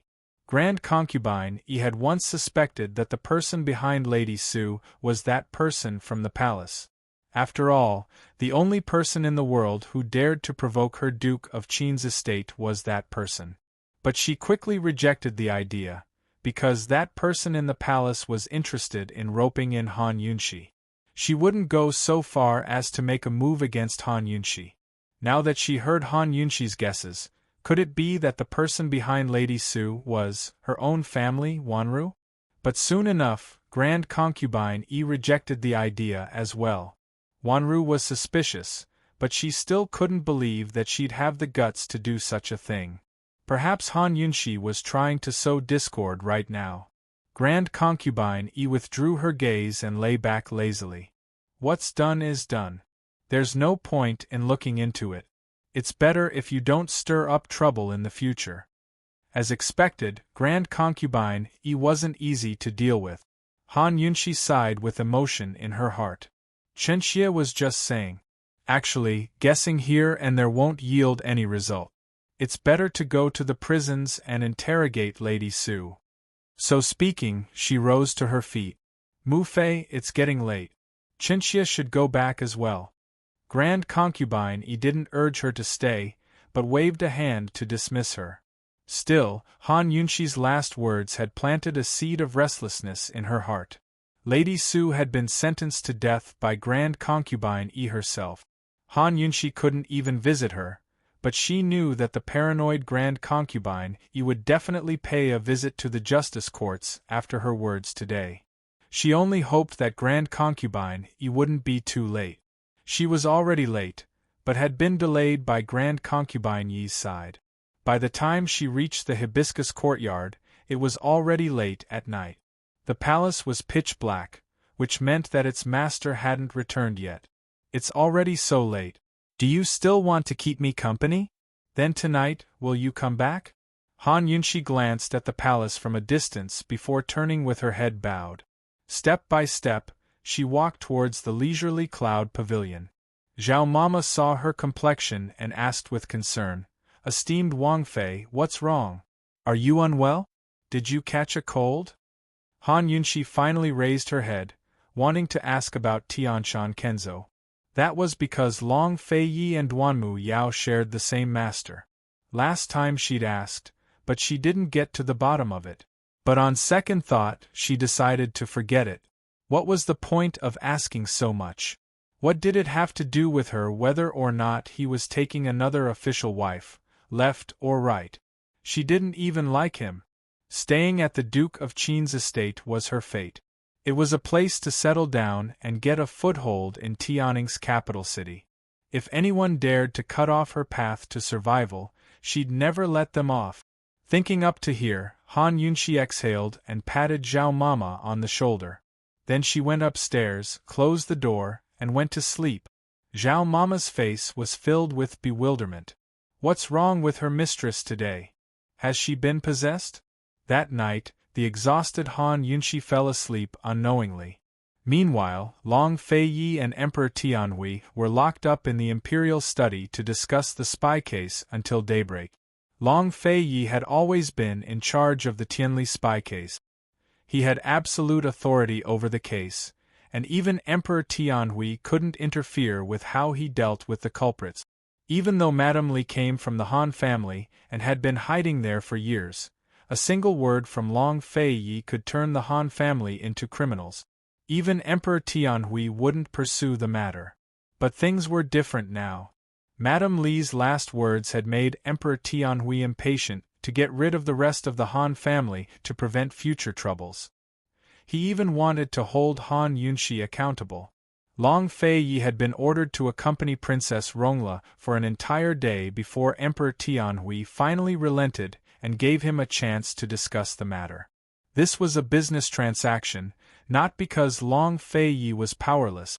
In fact, it proved that Emperor Tianhui was powerless against his little brother, Long Feiyi. Otherwise, who would dare disobey an imperial order? Who would have the right to bargain? Seeing Long Feiyi's icy expression, Emperor Tianhui's fists clenched tightly in his sleeve. He'd always wanted to get rid of the Duke of Qin, but Tianning couldn't do without him. The valiant and powerful Northernly Empire was like a pack of wolves and tigers. If not for the Duke of Qin's presence, they would have moved against Tianning long ago. He hated a man like this to the bone, but he had no choice but to rely on him. Emperor Tianhui truly felt sullen. The Han family's matters have been settled. If Imperial Brother has nothing else to do, it's time for morning court, Long Feiyi said mildly. It was enough for an entire night of verbal sparring. Emperor Tianhui didn't reply directly, but simply said, Crown Prince Yi and Princess Rongla will only return after the new year. You can reconsider the marriage alliance. The marriage alliance is a matter between two countries. Imperial Brother should consult with Western Zhou's Emperor more. It's inconvenient for Qindi to interfere. After the new year, Qindi has plans to travel and have no time to share Imperial Brother's burdens. Long Feiyi refused outright. In the end, Emperor Tianhui narrowed his eyes and said coldly, The Duke of Qin has worked hard over the matter of the spy. It's time for you to rest. Why don't you hand over the matter of the spy case to someone else so you can recuperate? Was he planning to take back his power? Long Feiyi's icy lips curved into a mocking smile as he said, Qindi hasn't even reported, but Imperial Brother already knows that there's a follow-up to the spy case. Imperial Brother is wise and brilliant. Emperor Tianhui grew alarmed at his words. Duke of Qin, what do you mean? Madame Li isn't the true mastermind behind the scenes. There's still another person behind her. Qindi's preliminary investigations show that it should be someone from Northern Li's imperial clan. As for who that person is and whether they'll offend our Tianning, that's still unknown, Long Feiyi replied truthfully. Emperor Tianhui never thought that Madame Li still had someone behind her back. If they hadn't found out who that person was, then it meant that Tianning's capital city was in danger. It was impossible to guard against a spy in the first place, much less the fact that it involved poisons. Madame Li's ambush was deep and her poison skills were formidable. Emperor Tianhui had seen it all with his own eyes. Wouldn't the person behind her be even more dangerous? Poisons were an unorthodox art. Among all of Tianning's civil and military officials, who besides Long Feiyi dared to take on such a hot potato? Who else was qualified to do so? Emperor Tianhui's eyes narrowed into slits as he coldly examined his young and promising younger brother. Long Feiyi allowed him to look as he pleased, his expression cold and his eyes cold. His entire being exuded a natural air of nobility. Although he was in a side seat, he was even more lofty and inviolable than Emperor Tianhui. Finally, Emperor Tianhui stood up and said, Continue the investigation. So speaking, he ordered eunuch Shui, Change your clothes and attend court. Satisfied, Long Feiyi rose to his feet. Qindi obeys. I'll take my leave. Although Emperor Tianhui hadn't said a word, he'd compromised. Besides the Duke of Qin, no one else would be able to punish the Han family for their crimes. Chapter 147. Today was the 4th day since Madame Li's death. Although she didn't know the fate of the Han family, Han Yunshi still spent quite a bit of time and effort to make sure everything was handled properly. Long Feiyi hadn't returned last night, and she hadn't seen him all day. Han Yunshi didn't ask for his whereabouts, but waited in silence. As long as nothing happened to the Han family, she could follow him wherever he went. After eating dinner at the Han estate, Han Yunshi returned and discovered that the lights in Long Feiyi's quarters had lit up. This meant that Long Feiyi had returned. This was what he'd promised to do in the first place, so he should be the one to give her an explanation instead of her asking him again and again. After pausing for a while, Han Yunshi strode towards Leisurely Cloud Pavilion. She picked up a medical book and sat in a rocking chair in the courtyard to read it. Zhao Mama brought over some tea and said in a low voice, "Esteemed Wang Fei, His Highness has returned." Han Yunxi replied mildly without any other reaction. Zhao Mama grew more and more suspicious. Over the past 2 days, her mistress had been in low spirits.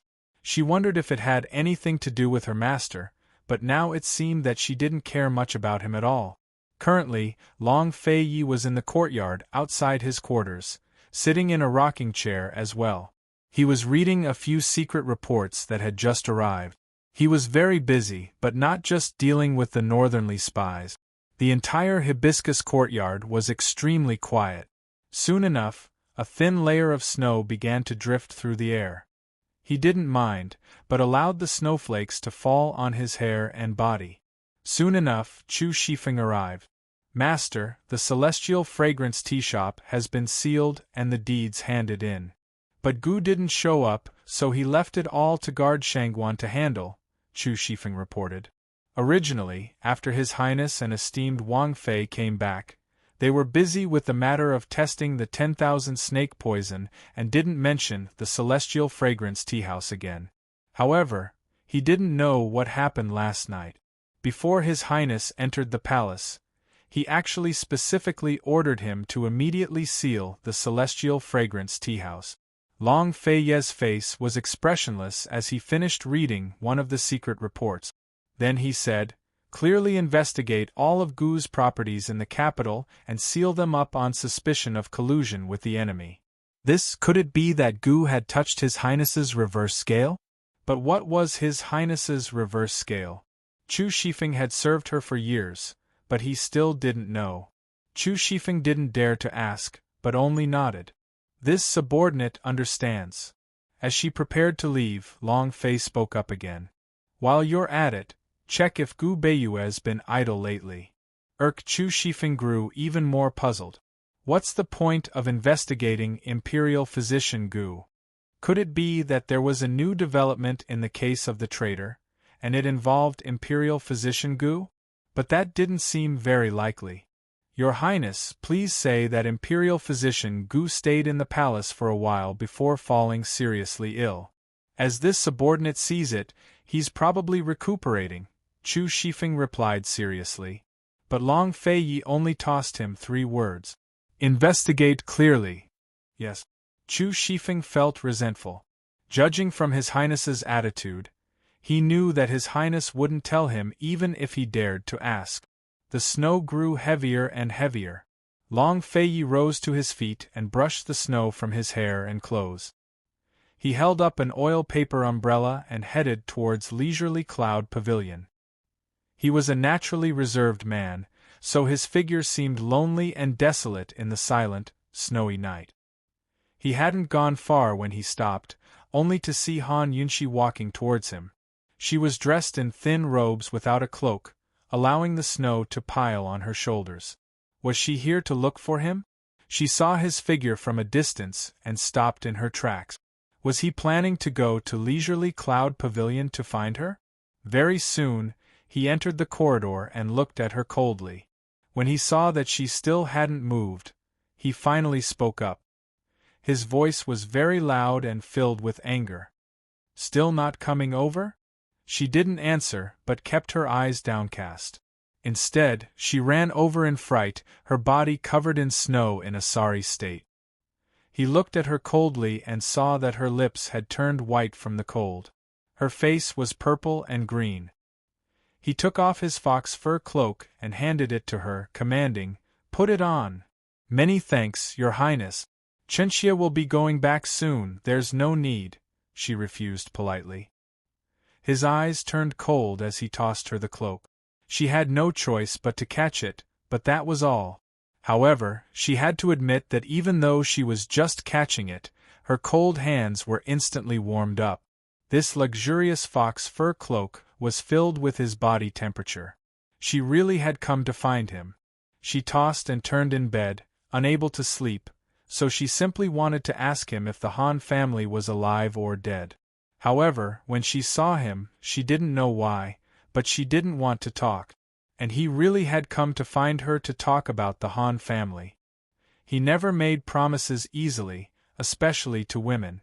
Since he had made a promise, no matter what price he had to pay or how many exceptions he made, he would fulfill it. Madame Li's case will be closed tomorrow. The Supreme Court will issue a notice that it won't implicate Han Yuni or anyone from the Han family. He was very straightforward. He had only promised to protect Han Yuni before, but now, he was protecting the entire Han family. Hearing this, Han Yunshi, who had been in a low state, suddenly raised her head and met Long Fei Ye's cold and deep eyes. She was very surprised and blurted out, "Really? This prince keeps his word. Protecting the Han family is a reward for your meritorious service in testing the poison," Long Fei Yi explained. Han Yunshi was overjoyed. Madame Su and Madame Li were no longer related to the Han family. Protecting the Han family was equivalent to protecting little Er's family. She immediately bowed. "On behalf of the entire Han family, this concubine thanks your highness for your grace." "Is there anything else?" Long Fei Yi asked. Anything else? Was there anything else? What did he want her to ask? If she asked, would he answer? Han Yunshi thought for a moment, stood up, and smiled. "That's all. I won't disturb your highness any longer." Saying so, she resolutely turned to leave. Unexpectedly, Long Fei Yi coldly said, "Stop." Han Yunshi abruptly stopped, her heart skipping a beat. What did he want to do, by telling her to stop? Ask what? Was there anything else other than the incident at Mingxiang Inn? Was he going to warn her again with those behave and decorum words? She hadn't even questioned him about Duanmu Yao. If the title of husband and wife was a kind of restriction, then it shouldn't only restrict her, right? The more she thought about it, the harder she bit her lip. Unexpectedly, Long Fei Yi didn't do anything. He didn't ask anything. He held up the oil paper umbrella at the side and passed it to Han Yunshi from behind. His voice was cold. "Take it away." He was very tall and held the oil paper umbrella high. She looked up and saw his hand holding the umbrella. His hand was very big and covered the entire handle. He didn't ask about the incident at the tea house just like that? Han Yunshi stared blankly for a while before saying, "There's no need, this concubine." But before she could finish speaking, he suddenly closed in on her from behind, domineering and forceful. For a moment, she only felt his breath behind her, as if she had been drawn into a strong sphere of strength and couldn't break free. "Take it away," he said sternly. Han Yunshi pursed her lips. "Take it away then." She put on the fox fur cloak in her hand and reached out to grab the oil paper umbrella. Long Fei Yi didn't seem to expect her to do this and didn't immediately let go. Han Yunshi tugged again before he finally let go. Thus, Han Yunshi put on his fox fur cloak and held up his black oil paper umbrella as she strode away. Long Fei Ye's handsome brows slowly knitted together. Even after Han Yunshi's back disappeared into the wind and snow, and even after the lights in the distant leisurely cloud loft were lit, he still stood in the same spot. She didn't know how long he had been standing there, but his eyes were dark and gloomy, uncertain. When Han Yunshi returned to the loft, she even brought the umbrella upstairs. She threw it aside harshly. She had already taken off the fox fur cloak and threw it beside the oil paper umbrella. She glared fiercely and suddenly rushed up, raising her foot to step on it. But for some reason, she didn't step on it. "Damn it!" She cursed and lay down heavily on the bed. She hated this feeling too much. Her heart hurt so much that she wanted to die, but she didn't know what to feel. She wanted to explode, but she didn't know what to explode with. Didn't that guy keep his promise to protect little Er? He even protected the Han family, so why didn't she feel happy at all? Han Yunshi pulled the blanket over her head, refusing to think about it. She told herself that the matter of the northernly spy had come to an end. There was nothing between them anymore. He would continue on his path, and she would continue on her single-plank bridge. Well water wouldn't interfere with river water. It was another sleepless night. The next day, Han Yunshi woke up early. On the way to the Han family, she saw the notice from the Supreme Court. Madame Li, as the main culprit, had died, and Han Ruoxue, as an accomplice, was sentenced to life imprisonment even though she didn't know the truth. As a result, the case of Madame Li and her daughter became a normal case. There was no traitor involved, and the Han family was justified in not being implicated. As for how long Fei Yi would deal with the aftermath, and whether he would continue to investigate the masked man, those were still secrets. Han Yunshi told herself not to get involved with him anymore. When Han Yunshi arrived at the Han family, she finally felt at ease and handed the Han medical cannon to Little Ear. This was the Han family's property, so it should belong to the Han family's descendant. Little Ear was a very talented child. Han Yunshi believed that as long as he was given a good environment, one day, he would make the Han family stand up again in the medical world. In the past, Madame Su had always been in charge of the Han family. Now that Madame Su was gone, Madame Li was gone, and the other concubines had fled, the burden fell on 7th Madame's shoulders. With Han Yunshi's support, the covetous people in the Han family didn't dare to make things difficult for her. Instead, they curried favor with 7th Madame and brought many expensive gifts to visit. After a few days, 7th Madame recovered. Han Yunshi called the accountant and housekeeper to discuss. Although the Han family's treasury had a lot of money, and 7th Madame and Little Ear didn't have to worry about food and clothing for the rest of their lives, the Han family's business wasn't very big now. All the medical centers and pharmacies were closed, and their expenses were not much different from before. Therefore, it was necessary to reduce expenses. After a round of discussion, Han Yunshi discovered that 7th Madame might be frail and weak, but she wasn't stupid. She had plenty of original views on managing affairs and managing finances. What she lacked were opportunities and gut. Little Chen Xiang, in the future, you will follow 7th Madame. If 7th Madame doesn't dare to do it, you will support her. Han Yunshi teased. Little Chen Xiang pouted as she looked at her master.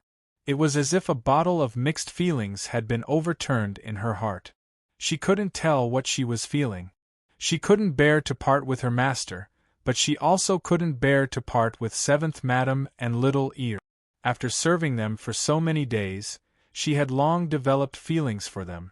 Seeing that Little Chen Xiang didn't speak, Little Ear secretly tugged at the corner of her clothes. Little Chen Xiang's heart immediately softened. Master, then can I go to the Wang Fu to see you? Han Yunshi was happy. Of course. 7th Madame also couldn't bear to leave Little Chen Xiang. When she heard this, she immediately wanted to bow and express her gratitude. Han Yunshi hurriedly stopped her. In the future, when I return to my maternal home, we don't have to be so particular. Although this maternal home wasn't powerful, it was comfortable. It was also a backing. Chapter 148. After several days of snow, the sky finally cleared up. It was as if the sky had been washed, a beautiful azure blue. After that bet, Mu Luiyue didn't attend any gatherings in the circle. She spent her days hiding in her room, depressed, and her temper grew worse and worse. With a bang, another expensive vase was smashed. The servant girls surrounded the door, but no one dared to enter.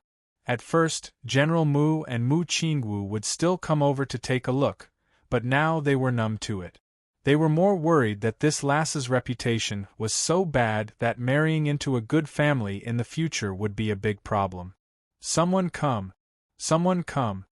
Mu Luiyue shouted angrily. A servant girl timidly ran over, not daring to get too close. Did Princess Chongping come? Did I not know if she came? Mu Luiyue questioned. Her only hope was Princess Chongping. However, ever since the incident, Princess Chongping hadn't come even once. The plum blossom meet was just around the corner, yet she still hadn't received an invitation. Was she being completely abandoned? No. The servant girl replied cautiously. She immediately comforted her.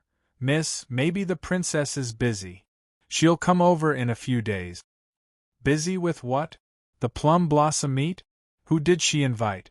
Did she invite Han Yunshi? Mu Luyue asked anxiously. She had long heard that this year's Plum Blossom Meet was hosted by Princess Chongping. She had the final say on who to invite. How could the servant girl know so much? She immediately found an excuse and fled. Miss, please wait a moment. This servant girl will go ask around. With Mu Liyue's reputation being so bad, Princess Chongping naturally wouldn't come. She was indeed busy with the Plum Blossom Meet. The first invitation was sent to the Duke of Qin's estate, and it was for Han Yunshi. These past few days, Han Yunshi had been shuttling back and forth between the Han estate and the Duke of Qin's estate, dealing with the aftermath of the Han estate. After that night, she hadn't seen Long Feiyi again. She had long locked the windows of the attic, so she had no idea if that fellow had returned at night. She also had no idea if he was busy or not. As for news of the Western Zhou princess, she didn't try to find out. Her days went on like this. Occasionally, she'd visit Grand Concubine Yi to help her, expel poison and nourish her beauty, and chat a bit. Although their relationship wasn't very close, it was much better than before. During this period, Gu had sent a few cans of premium Nanshan black tea leaves, but she threw them all away. No one knew that she didn't go to Nanshan to pick the black tea leaves for herself. At this time, she had just returned when Steward Xia came looking for her. Esteemed Wang Fei, esteemed Imperial Concubine Dowager wants you to go over. What is it? Han Yunshi didn't understand. She'd just performed acupuncture on Grand Concubine Yi this morning. Besides that, Grand Concubine Yi would never seek her out. This subordinate doesn't know. Consort Dowager is waiting. Esteemed Wang Fei should hurry over, Steward Xia replied. Could it be that something had happened to Madame Su? Grand Concubine Yi had ignored her multiple indirect inquiries. She couldn't get any news from the justice courts, so she could only try to figure things out. Han Yunshi hurried over. But as soon as she entered, she saw an unexpected person. Murong Wanru. What was going on? This white lotus had actually appeared. Did Grand Concubine Yi never suspect Murong Wanru, or was she covering for her despite knowing the truth? She was just an adopted daughter, so was it worth it? Sister-in-law, you're finally here. It's cold outside, so hurry and have a cup of hot tea. Murong Wanru acted as if nothing had happened. She was especially attentive and warm as she pulled Han Yunshi to sit and poured tea. Han Yunshi politely declined and asked, Mu Fei, Steward Xia said you were in a hurry to find me? Grand Concubine Yi knitted her brows as she handed over a pink invitation card. It was double-layered with flowers and carved with a thin, delicate plum blossom. Han Yunshi took a look and immediately understood what was going on. This was an invitation to the Plum Blossom Meet. Unlike the other invitees, she didn't know whether to laugh or cry. There was no good banquet, no good table. She was the least interested in such things. The so-called Plum Blossom Meet only invited the rich and noble. Moreover, most of the guests were young women. Although it was said to admire the plum blossoms, it was actually a group of women vying for attention, forming cliques and trampling on each other. Every time something happened at the Plum Blossom Meet, it would spread and become the talk of the noble ladies. How boring! Han Yunshi hesitated before saying, Mu Fei, Chenxia's body isn't well. I don't know if this banquet can. But before she could finish, Murong Wanru spoke up. Sister-in-law, you mustn't not go. The Empress's body isn't well, so Princess Chongping is hosting this time. If you don't go, what will she think? Han Yunshi was startled. She didn't expect things to turn out like this. If that was the case, then this banquet wouldn't be a good one. Han Yunshi still remembered the scene at the general's estate last time. Mu Qingwu had run off on the streets, so Chongping probably held a grudge against her. Heaven knows what kind of trap she'd prepared for her this time. Mu Fei Chenxia is a coarse person without any talent or learning. Coincidentally, my body isn't well, so I'm afraid I'll lose face for you if I go. Han Yunshi refused again. It was too easy for her to refuse Princess Chongping. She could just refuse without giving her face, but the effects of this matter weren't small. She had to get past Grand Concubine E first. Grand Concubine E still didn't speak, so Murong Wanru spoke up again. Sister-in-law is too modest. It's just admiring the plum blossoms. What talent or learning is needed? If sister-in-law doesn't go, won't Wanru be left alone? Moreover, sister-in-law is going as a representative of our Duke of Qin's estate. If you don't go, then Wanru might as well not go. Now Han Yunshi understood why Murong Wanru's ban had been lifted without any warning. As it turned out, she'd been invited as well. She opened up the invitation and saw that it was dated 3 days later. Han Yunshi knitted her brows and didn't speak. Finally, the silent Grand Concubine E spoke up. Yunshi, if you don't go, I'll lose even more face. A few days ago, they were already discussing whether or not Chongping would invite you. Do you dare to go? Yunshi? Heavens! With a thump, the teacup in Murong Wanru's hands fell to the ground. She was frightened. Mu Fei was calling Han Yunshi by her name so intimately and even discussing things with her so nicely? Murong Wanru's face was ghastly white. She'd been caught unprepared. She thought Mu Fei would angrily reprimand Han Yunshi, but who knew Mu Fei's attitude was like this? What had happened between Mu Fei and Han Yunshi while she was locked up in the palace? She'd just been released and hadn't had time to ask her confidant about the situation. Seeing this, Grand Concubine E looked over unhappily. What's the matter with you? Han Yunshi was secretly laughing in her heart. It didn't matter that Murong Wanru was released. She'd be crying in the days to come. Mu Fei, Chinxia heard that as long as an unmarried woman wins a prize at the Plum Blossom Meet and becomes famous, matchmakers will trample all over their doorsteps afterwards. I don't know if it's really that exaggerated? Han Yunshi asked seriously. Grand Concubine E smiled. It's exaggerated, it's exaggerated. Still, it can't be considered fake. As long as one dazzled the crowd at the Plum Blossom Meet, they'd attract the admiration of countless gentlemen who'd want to marry them. Thus, the Plum Blossom Meet was a sacred gathering that women in the capital yearned for even in their dreams. So it's like that. Then I'll go with Wanru. That girl's reached marriageable age, Han Yunshi said with a smile. Murong Wanru's heart skipped a beat at these words. Han Yunshi, that slut, really wanted to marry her off? It wasn't up to her to care about her marriage. Wanru, you have to perform well. Mu Fei, you should have Steward Xia thicken our doorsteps later, hee, Han Yunshi teased. A complicated look flitted past Grand Concubine Yi's eyes, but she didn't speak. Han Yunshi added, Mu Fei, or have you already chosen a family for Wanru? Grand Concubine Yi immediately shook her head. There's nothing like that. Don't start rumors. Mu Fei, Wanru's not young anymore. If she's not anxious, aren't you anxious for her sake as well? Han Yunshi asked next. Murong Wanru felt like her lungs were about to explode. Neither she nor Mu Fei were anxious, so why was this slut so anxious? What did it have to do with her? But Grand Concubine E only replied mildly, Of course I'm anxious. But such things can't be rushed. You have to think things over slowly, right? Murong Wanru's heart almost stopped at these words. How could Mu Fei say such things?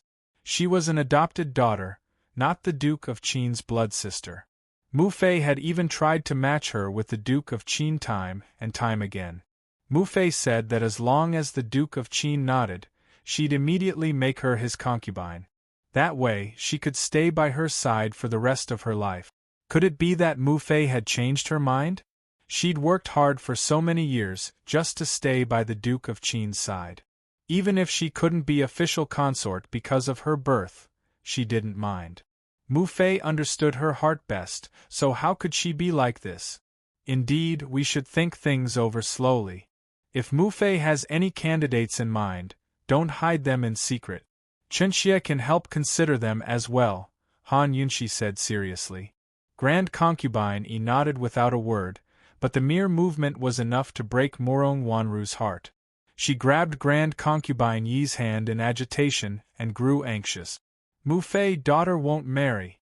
Won't marry. Daughter wants to stay at home and serve you for the rest of my life. These words were clearly hinting at Grand Concubine Yi. Even if she married the Duke of Qin, she'd stay at the Duke of Qin's estate and serve her for the rest of her life. But before Grand Concubine Yi could speak, Han Yunxi spoke up. What a silly girl. How could Mu Fei keep you for the rest of your life? You're harming yourself and Mu Fei. You're not young anymore. If you don't marry now, what will people outside say about you and Mu Fei? Murong Wanru gave Han Yunxi a resentful look before sobbing.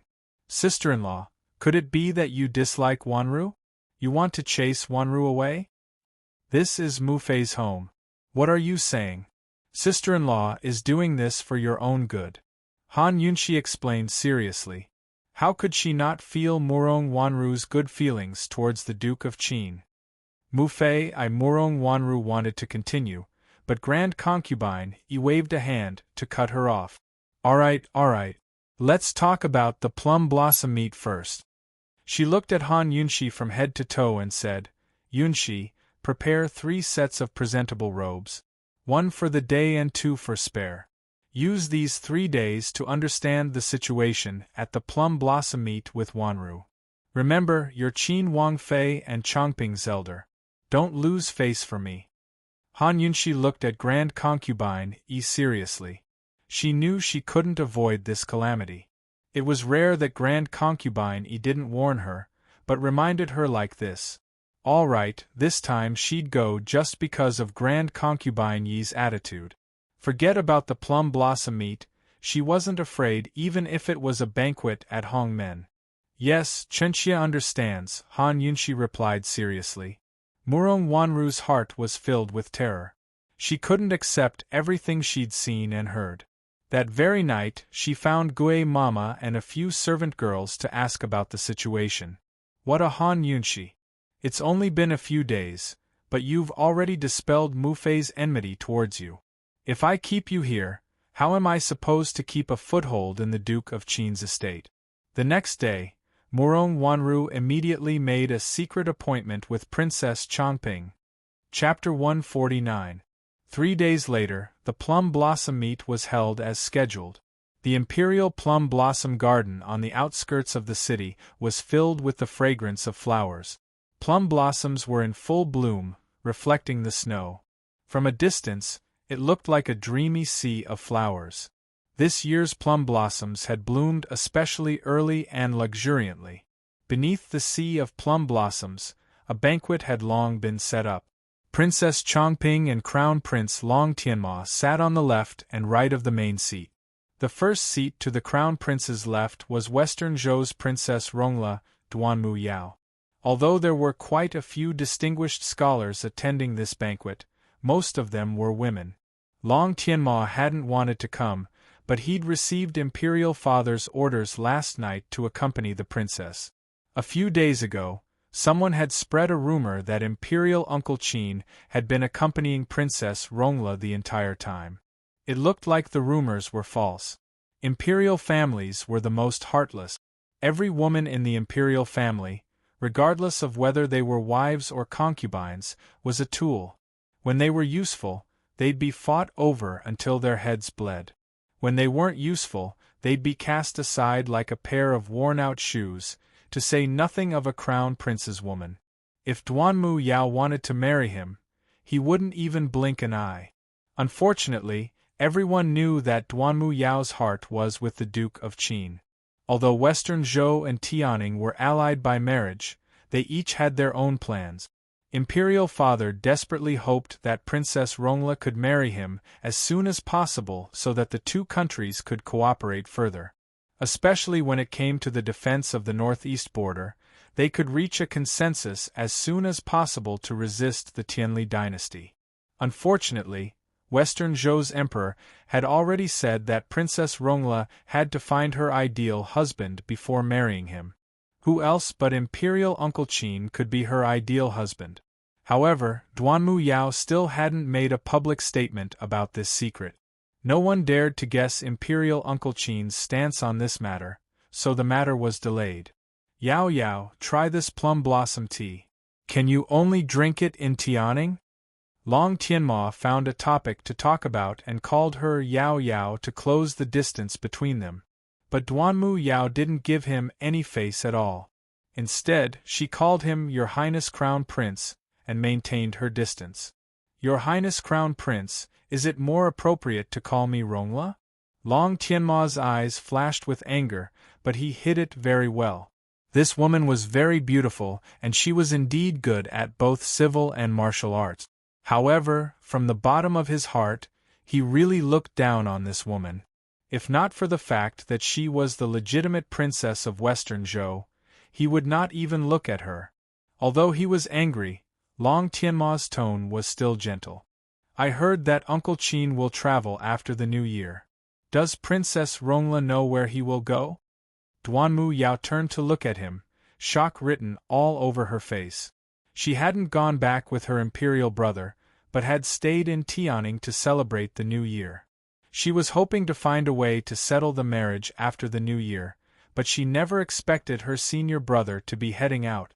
Emperor Tianhui had promised her in secret that she'd find her Mr. Right, but did those words still count? Long Tianma was very satisfied with Duanmu Yao's reaction. Princess Rongla doesn't seem to know about this yet. It seems like I'll have to wait for Imperial Aunt Qin to come before asking her. As he spoke, he picked up the teacup and took a sip. But Duanmu Yao's face had completely changed. Han Yunshi? How could Han Yunshi know senior brother's whereabouts? How was that possible? By now, most of the invitees had already arrived and were chatting in twos and threes. Of course, the hottest topic was Han Yunshi. Would Han Yunshi come? The plum blossom meet wasn't just a place to test one's interpersonal relationships, but their talents as well. Han Yunshi's interpersonal relationships aside, she didn't even have a single close friend in the circle. As for her talents, that was the highlight of the day. Han Yunshi was a commoner's daughter. How could a medical family compare to the imperial clan and nobles? Moreover, she hadn't been favored since childhood and hadn't received any training. What talents could she have? What gave her the confidence to participate in the plum blossom meet? The plum blossom meet wasn't just for eating, chatting, and admiring the flowers. Apparently, many people in and out of the palace were betting on whether Han Yunshi would dare to show up today. But amidst the whispers, a eunuch announced in a loud voice, "Qin Wangfei has arrived. Miss Wanru has arrived, she's here?" She really dared to show up? In an instant, everyone looked towards the source of the voice and saw Han Yunshi dressed in an elegant and refined snow-white dress. Her entire body was snow-white, with only a plum blossom jade belt around her waist. White dress and red jade. This was such a simple combination, but it made people's eyes light up. She instantly defeated all the luxuriously dressed women present. Of course, Murong Wanru, who was walking beside her, also looked dull. Due to Han Yunshi's status, even if everyone was unwilling, they still stood up to welcome her. However, Duanmu Yao was sitting calmly and stood out among the standing crowd. Han Yunshi walked closer before lazily standing up. She didn't even greet her. Long time no see. She hated being called esteemed Wangfei, and hated being called Qin Wangfei even more. Han Yunshi didn't get angry, but smiled innocently. Princess Rongla must have been here for a few days. I thought your senior brother would bring you home for tea, but you never showed up. Then she assumed the posture of a hostess. How about you come back with me after this banquet ends and drink tea in my courtyard? She didn't care whether Duanmu Yao would really marry into the Duke of Qin's estate. She didn't care about Long Fei Ye's attitude. In any case, she'd steeled her heart. No matter who wanted to bully her or give her a hard time, there was no way. Duanmu Yao's hands clenched into fists in her sleeves at these words. Without a doubt, Han Yunshi's words had hit her sore spot. She knew best what kind of position she held in the Duke of Qin's heart. That day, she'd only accompanied him because Emperor Tianhui had forced her. That day, her senior brother hadn't even said more than 5 sentences to her. "All right, I'll definitely find senior brother to play with another day. Duanmu Yao held back her temper as she replied. Han Yunshi, don't be so pleased with yourself too early. You'll see what happens later. Han Yunshi sat down between Duanmu Yao and Long Tianma. As for Murong Wanru, she didn't receive such high treatment and could only sit below. Princess Chongping didn't speak the entire time, but she kept shooting glances at Han Yunshi while laughing coldly in her heart. Today's banquet was all for Han Yunshi's sake. Han Yunshi would definitely be the main character, but she'd be the one to make a fool of herself. Compared to Princess Chongping, Crown Prince Long Tianma was much more polite. As soon as Han Yunshi sat down, he spoke. Imperial Qin Aunt, I heard Imperial Qin Uncle will be leaving after the new year? His voice wasn't loud, but it was enough for Duanmu Yao to hear. Without a doubt, he was doing it on purpose. Even if he didn't like her, he still wanted to win over Duanmu Yao. But to do that, he'd have to make her give up on the Duke of Qin. Han Yunshi never expected Long Tianma to suddenly ask her about Long Fei Yi. Moreover, she'd never heard of such a thing. All right, she knew less about him than anyone else. She was about to answer truthfully when she saw Duanmu Yao shoot her a hostile look. Han Yunshi admitted that she was very bad. Without thinking, she said, "Who did you hear that from?" "The Duke of Qin has only told me about this." Long Tianma smiled. "Naturally, I heard it from Imperial Father. Emperor Tianhui." Duanmu Yao narrowed her eyes. Emperor Tianhui clearly knew Long Fei Yi was leaving, but why didn't he tell her? Abominable. Imperial Qin Aunt, where is Imperial Uncle planning to go? How long will he be gone for? Long Tianma asked next. You can ask your Imperial Father, Han Yunshi replied offhandedly. Imperial Father isn't sure either. That's why he had me ask you. Long Tianma lowered his voice. Han Yunshi smiled mysteriously. It's a secret. Duanmu Yao didn't know why Long Mo was asking these questions, but when she saw Duanmu Yao's dark expression, she felt especially pleased. She discovered that Duanmu Yao and Long Fei Yi weren't close at all. At the very least, Duanmu Yao was the same as her, unaware that Long Fei Yi was leaving after the new year. Thinking up to here, Han Yunshi's mood improved without her noticing. While they were chatting, a eunuch's loud announcement drew everyone's attention once again. Marquis Pingbei's estate, Gongzi Che has arrived. Marquis Pingnan's estate, Gongzi Mu has arrived. Marquis Pingbei and Marquis Pingnan were known as the North and South Lords. Although they were well known, they didn't have a good reputation. Marquis Pingbei's only son, Zhang Sunche, was also known as the North Lord. He was dressed in white robes and held a folding fan in his hand, looking extraordinary and distinguished. He was not only famous for his scholarly talents, but also for his dissolute nature. He'd just turned 18 this year, but already had 10 concubines. There were rumors that he'd even touched his father's concubines. He was simply a beast in human form. Marquis Pingnan's only son, Li Muge, was known as Nan Gongzi. He was dressed in purple and similarly held a folding fan in his hand. At first glance, he looked clean and pure, like a banished immortal. However, upon closer inspection, one would see that his hand was holding a lotus flower and his feet were taking small quick steps. He was more feminine than a woman. His homosexual tendencies had long been an open secret. The appearance of the North and South Lords caused quite a stir. Dissolute and distinguished men were women's poison, while feminine men were women's best friends.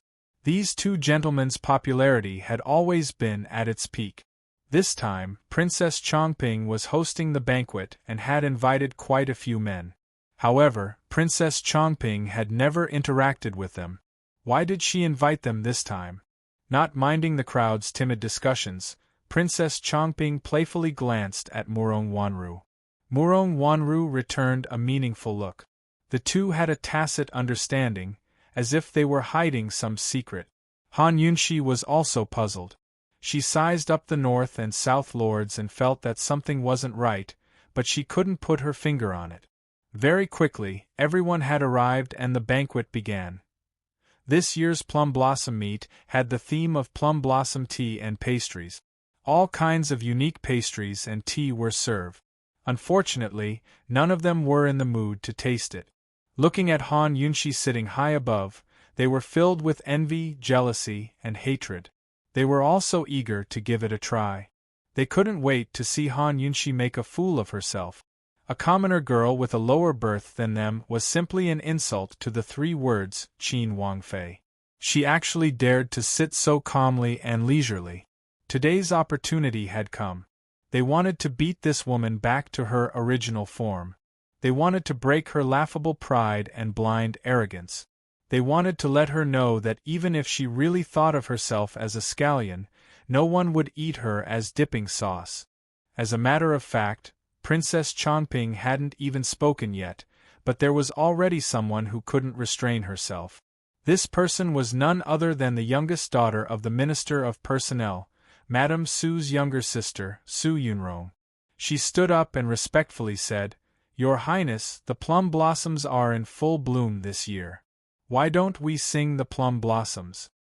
Sing the plum blossoms. Princess Chongping had been waiting for someone to speak.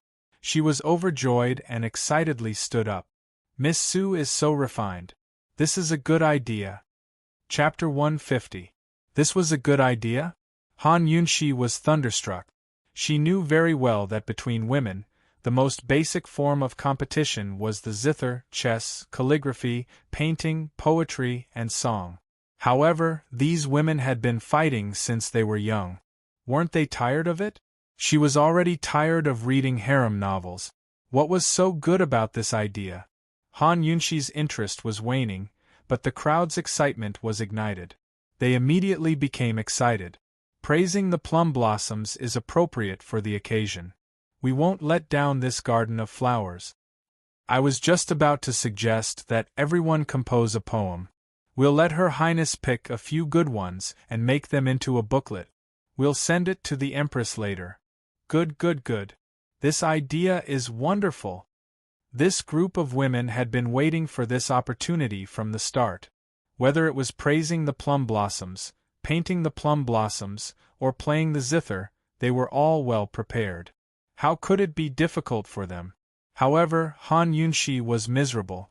What did a trashy daughter who had been abandoned at a young age know? From her usual behavior and words, it was obvious that she was a vulgar person. Her performance was too exciting. Princess Chongping chuckled as she looked towards Han Yunshi. Imperial Qin Aunt, what do you think of praising the plum blossoms? Han Yunshi's mouth twitched. Before she could reply, the crowd had already started talking. You still haven't seen Qin Wangfei compose a poem? Today, everyone is in for a treat. Qin Wangfei, I heard that you're a talented woman. The Duke of Qin admires your talent the most. Esteemed Wangfei, you mustn't hide anything today. You must broaden everyone's horizons. Let everyone see what kind of talent His Highness Duke of Qin has set his eyes on. Although these words sounded like flattery, they were actually mocking, cutting, and trying to kill her. Han Yunshi took in the crowd's jealousy and unwillingness, but didn't take it to heart. You can be envious, jealous, and hateful. I'll keep my cool and clear. Beside her, Duanmu Yao could no longer sit still.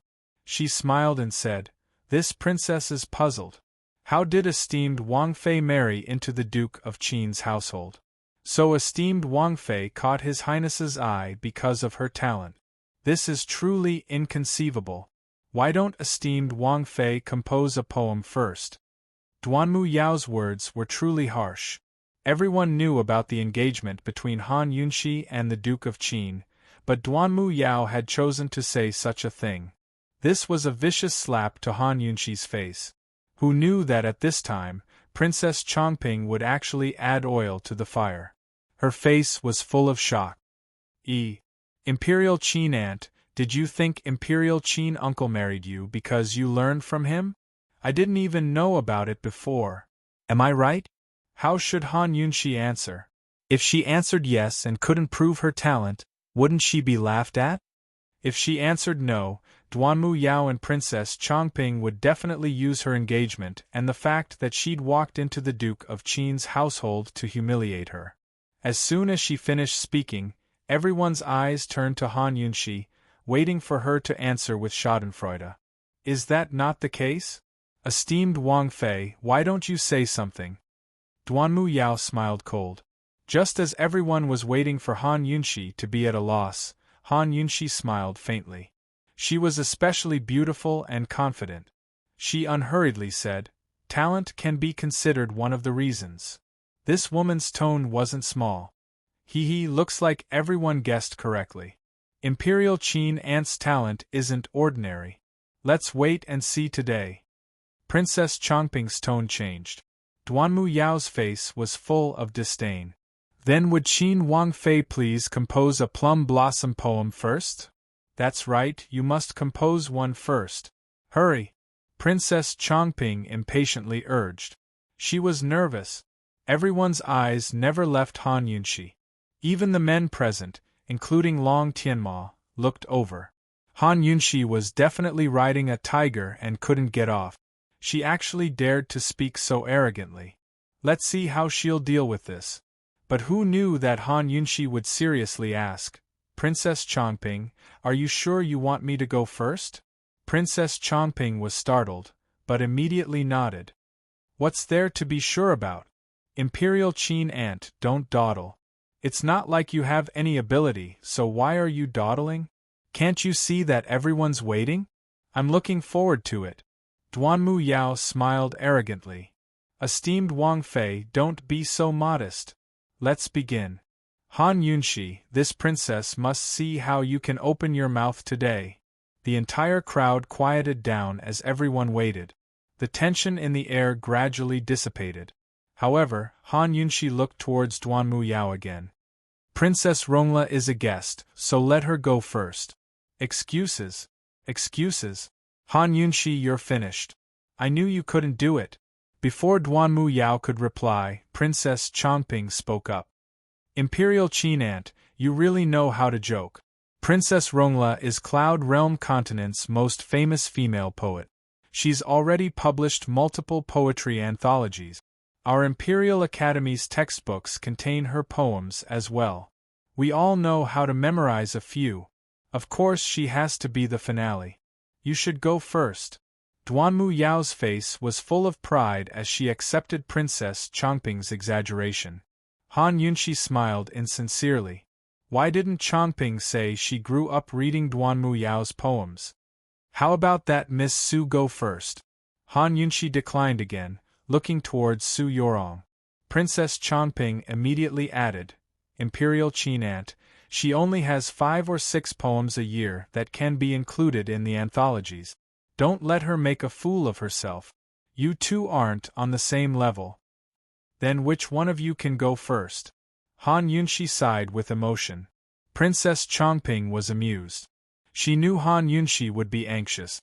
She calmly introduced, Imperial Qin Ant, that one is the daughter of the Minister of Rites, Shangguanqing. She could compose poems at the age of 3 and was famous in the capital at 7. That one is the Duke family's 7th young Miss Suingshu. Her poems are well known in the capital. Also, this one is even more extraordinary.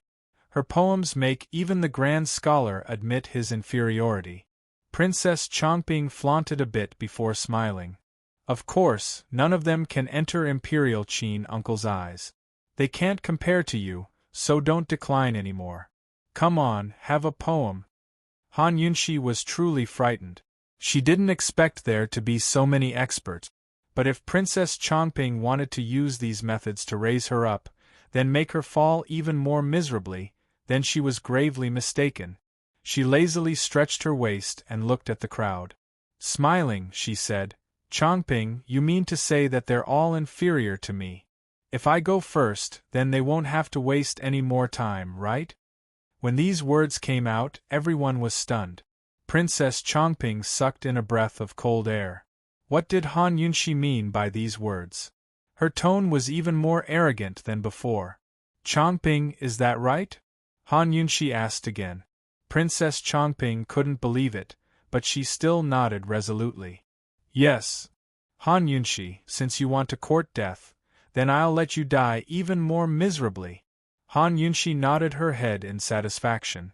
She really didn't want to listen to a bunch of women composing poems in such a genteel manner. At this time, Duanmu Yao couldn't help but ask, "Does esteemed Wang Fei mean that you want to have a one-on-one competition with this princess?" As if afraid that Han Yunshi wouldn't answer, she imitated the tone Han Yunshi used to ask Princess Chongping. "Is that right?" Who knew that Han Yunshi wouldn't even think before replying, "Of course it is." This. Duanmu Yao didn't expect this and immediately said, "Then don't dawdle, you can start." However, Han Yunshi sighed softly and said, I'm afraid that if my poem is too good, you'll be too embarrassed to compose another one. I'll give you a chance. You go first."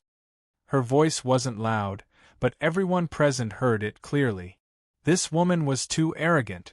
She was arrogant to the point of ignorance.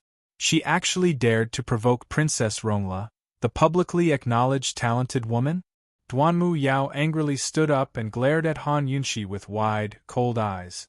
This woman was using her own ignorance to humiliate her. She couldn't take it anymore and directly called out her name. "Han Yunshi, if you can defeat this princess today, then this princess will never compose any more poems." However, Han Yunshi didn't even think about it before replying straightforwardly, "No problem. You." Duanmu Yao couldn't believe her ears. Seeing the fearless light in Han Yunshi's eyes, she suddenly felt an inexplicable fear. However, she quickly ignored it. Not to mention that this woman hadn't received any education and didn't know how to compose poems. Even if she did, there was no way she could beat her. "If you lose, you'll take the initiative to leave the Duke of Qin's residence." Duanmu Yao emphasized each and every word, her voice echoing throughout the entire hall. "All right," Han Yunshi indifferently replied. Her tone was light, but everyone was inexplicably shocked. "You first." Duanmu Yao didn't relent. This time, Han Yunshi didn't refuse. She took a sip of tea and unhurriedly recited one of Grandpa Mao's classic quatrains. "Wind and rain send spring back, snow and wind welcome spring. Already 1,000 feet of ice on the precipice, flowers still bloom."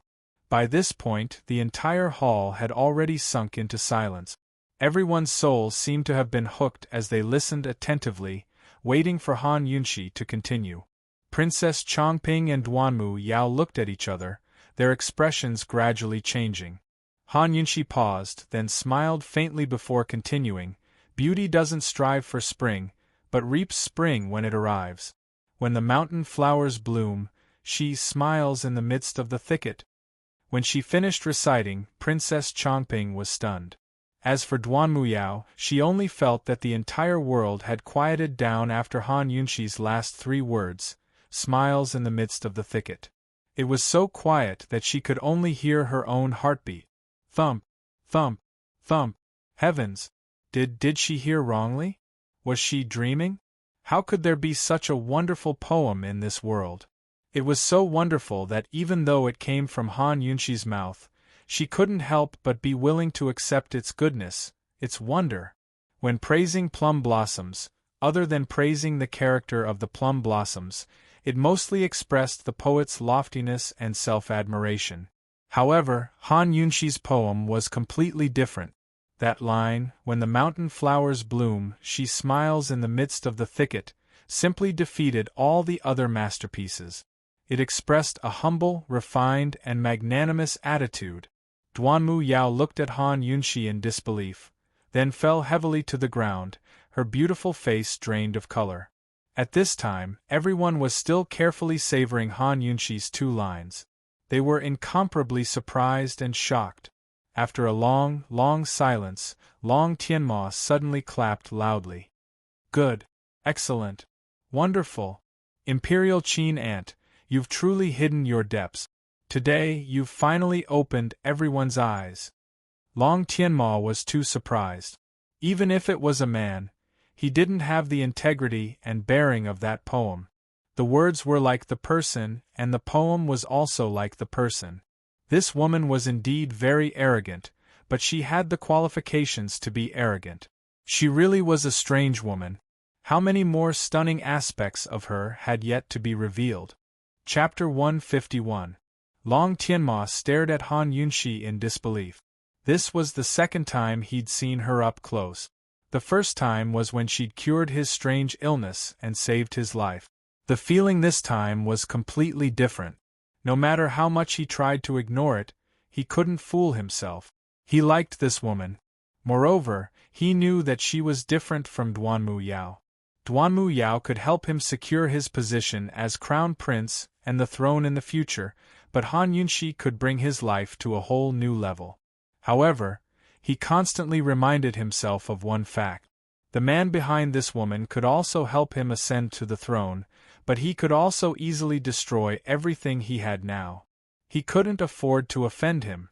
How could an ant shake a tree? How could a lone star compete with the brilliant moon? He could only secretly hope that the Duke of Qin hadn't discovered this woman's difference. Perhaps the proud and aloof Duke of Qin would miss this woman. Perhaps, one day in the future, there would still be hope for him. Long Tianma's applause brought the stunned crowd back to their senses. Quite a few people joined in. Wonderful, ambitious and magnanimous. This poem will definitely become a classic. Esteemed Wang Fei is truly unfathomable. His Highness Duke of Qin has good taste. Heh. As expected of Qin Wang Fei, this humble one is convinced. I'm sincerely convinced. Without a certain level of magnanimity, it's impossible to write such a poem. Esteemed Wang Fei, we really don't need to continue. Many of those who had been waiting to see Han Yunxi make a fool of herself were openly praising Han Yunxi. They were willing to admit their inferiority. When one reached a certain height, many people would be jealous. But when one reached true heights, those who envied one would only look up to one. Han Yunxi didn't like plagiarizing, but if this method could shut these people's mouths and let these self-righteous women know that there was always someone better than them, then she was very willing to be a Lei Feng for once. Now it was time for her to take revenge. She looked at Duanmu Yao and smiled faintly. Princess Rongla, it's your turn. Only then did Duanmu Yao recover from her shock. Her heart skipped a beat and her body trembled. It was time for her to perform. However, if she didn't do anything better, then she would just be a foil and a disgrace. Moreover, Han Yunxi had just said that she was afraid that if her poem was too good, she would be too embarrassed to compose another one. Now, if she really did it, it wouldn't be as good as her in comparison.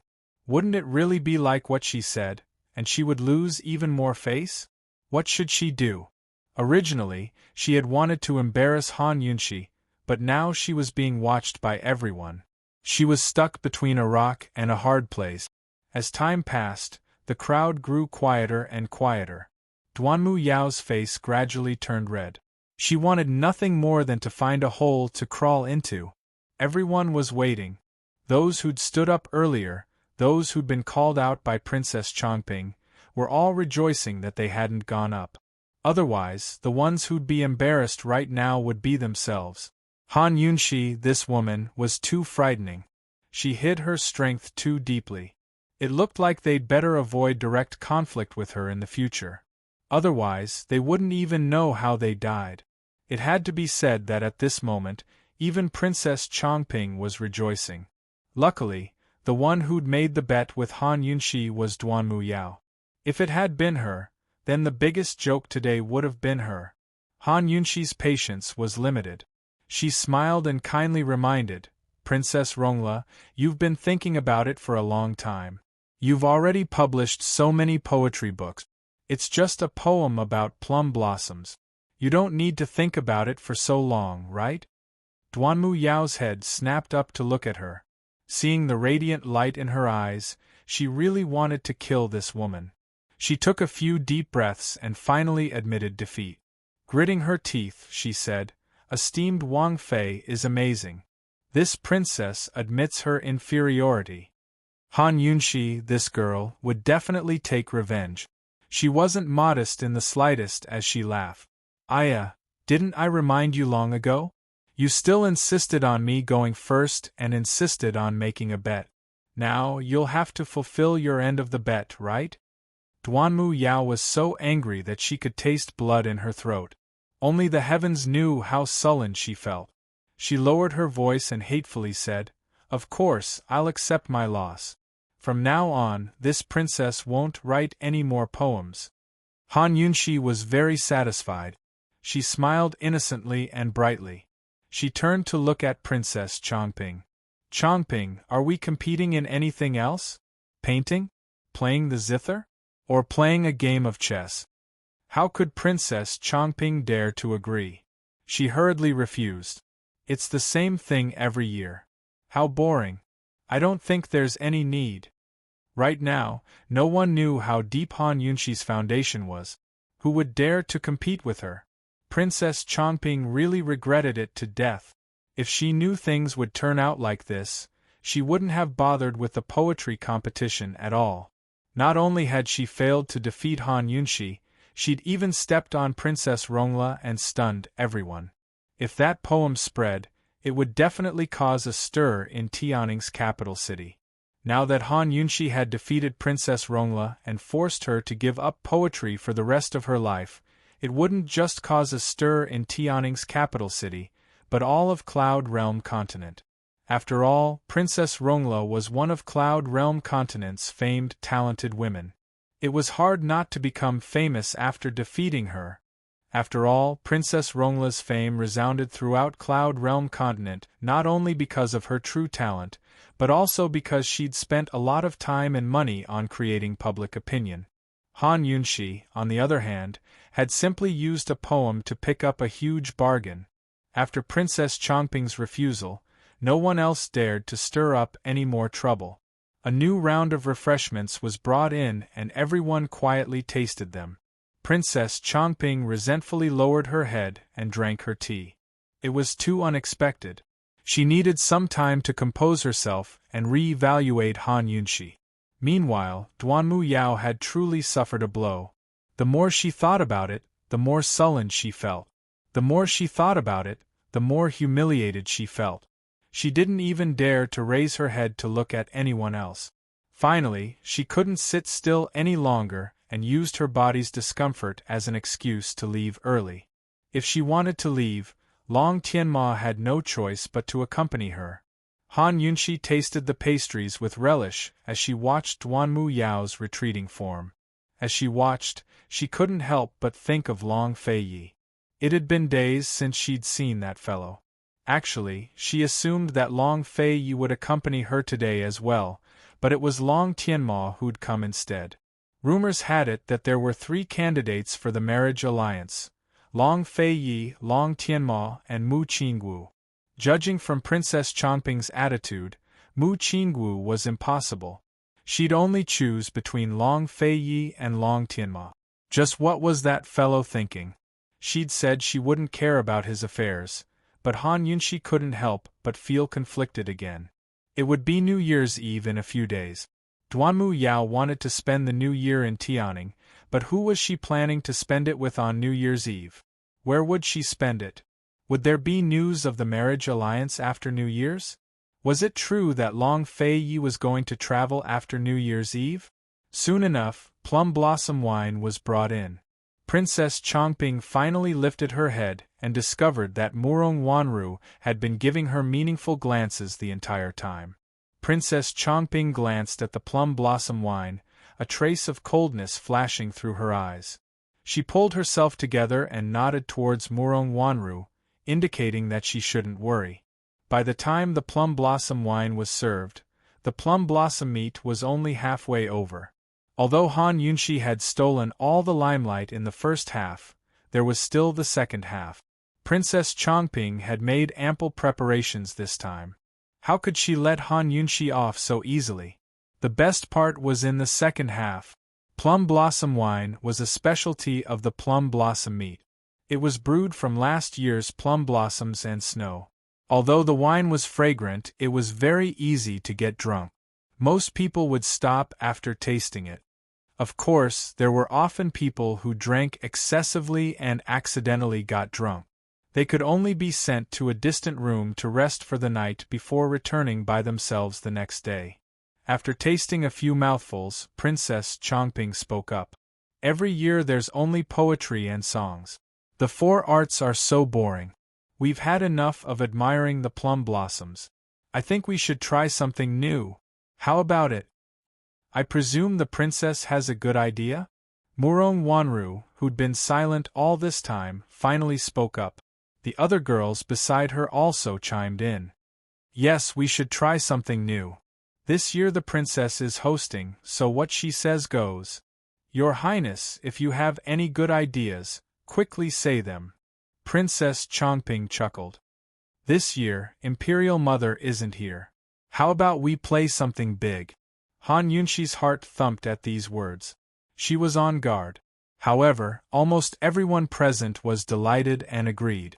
The atmosphere was lively. Princess Chongping stood up. Let's have a drinking competition. Let's have this plum blossom wine. Fresh. Let's have this. Your Highness, this is a good idea. We women don't lose to men. Today, let's have a drinking competition. A drinking competition was much more fun than a poetry competition, especially for many of the women present. This was a rare opportunity to let go of their restraints and reveal their true natures. Everyone was in high spirit. Since the Empress wasn't here, Princess Chongping was hosting. In any case, with Princess Chongping's support, no one was afraid of anything. Of course, many of the men were in a wait-and-see mode. They didn't plan on participating. After all, a drinking competition with women was somewhat unfair. Watching women compete in drinking was a great joy in life. However, the North and South young masters were eager to give it a try. The joy in their eyes was hard to hide. Gongzi Che lightly fanned himself with a charming smile. Princess Chongping, how should we compete? Princess Chongping was waiting for these words. She immediately replied, in previous years, you newcomers would have to perform.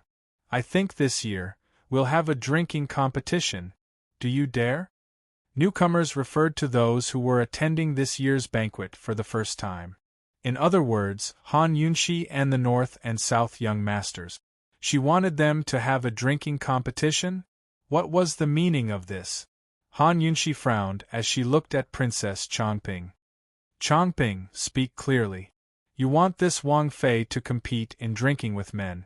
What do you mean? Princess Chongping pretended not to understand the meaning behind Han Yunxi's words. She earnestly replied, it means that you three newcomers will compete to determine a champion. Then you'll start defending the ring. Esteemed Wang Fei, you wouldn't be afraid, right? It's fine if you don't dare. Just admit defeat and withdraw. As soon as she finished speaking, Murong Wanru opened her mouth. Sister-in-law, everyone's in high spirit. Don't be a wet blanket. That's right, that's right. Esteemed Wang Fei, we're very optimistic about you. Esteemed Wang Fei, you have to represent us women and win against the two of them. Don't lose face. Esteemed Wang Fei, it's rare to have such good wine. Don't let it go to waste. Everyone began to persuade her. Han Yunxi knew she couldn't escape. She glanced at the North and South young masters, a complicated look flashing through her eyes. The real trouble had come. Her alcohol tolerance wasn't bad, but it wasn't good either. She had heard of the North and South young masters before. One of them was a dissolute man who immersed himself in brothels, while the other spent his days mingling with actors. Both of them spent their days drinking wine. If she didn't participate, not only would she dampen everyone's spirits, she'd also give them a hard time. But if she did participate, it would be a tough battle. Chapter 152. Newcomers' Wine Competition. Almost everyone was cheering. The North and South lords stood up one after another, eager to give it a try. Han Yunxi had just stolen the limelight. If they could win this wine competition against Han Yunxi, then even if their fame wasn't as great as Han Yunxi's, they would at least be on par with her. Wasn't the purpose of participating in the plum blossom meet to become famous? When a woman became famous, she would attract a group of admirers. For men, it was the same. Fame and fortune. When one's fame grew, there would naturally be benefits to be gained. Esteemed Wang Fei, since everyone is so enthusiastic, you shouldn't disappoint them. North Lord Zhongsun Che smiled as he walked out, fanning himself with a fan in his hand. His distinguished and elegant bearing and bewitching smile made it impossible for any of the girls to take their eyes off him. Of course, Han Yunxi wouldn't even spare him a glance after seeing a true evildoer like Gu Qishao. With the North Lord's appearance, the South Lord Li Muge didn't want to be outdone. He followed closely behind, walking to the center of the banquet. Opening his fan, he covered half of his face, which was even more delicate than a girl's. He pouted, "Esteemed Wang Fei, to be able to compete with you in wine is this little one's fortune. Don't disappoint this little one and hurt his heart." Han Yunxi almost vomited. The North and South Lords were simply one evildoer and one evildoer, a perfect match. Imperial Aunt, why are you so unhappy? What's the big deal about a competition? I didn't expect you to be so afraid of losing, Princess Chongping urged. She couldn't wait any longer. At this time, Han Yunxi stood up, calm and composed. Of course we can compete. But how will we compete? What will happen if we lose? What will happen if we win? Shouldn't we at least make it clear?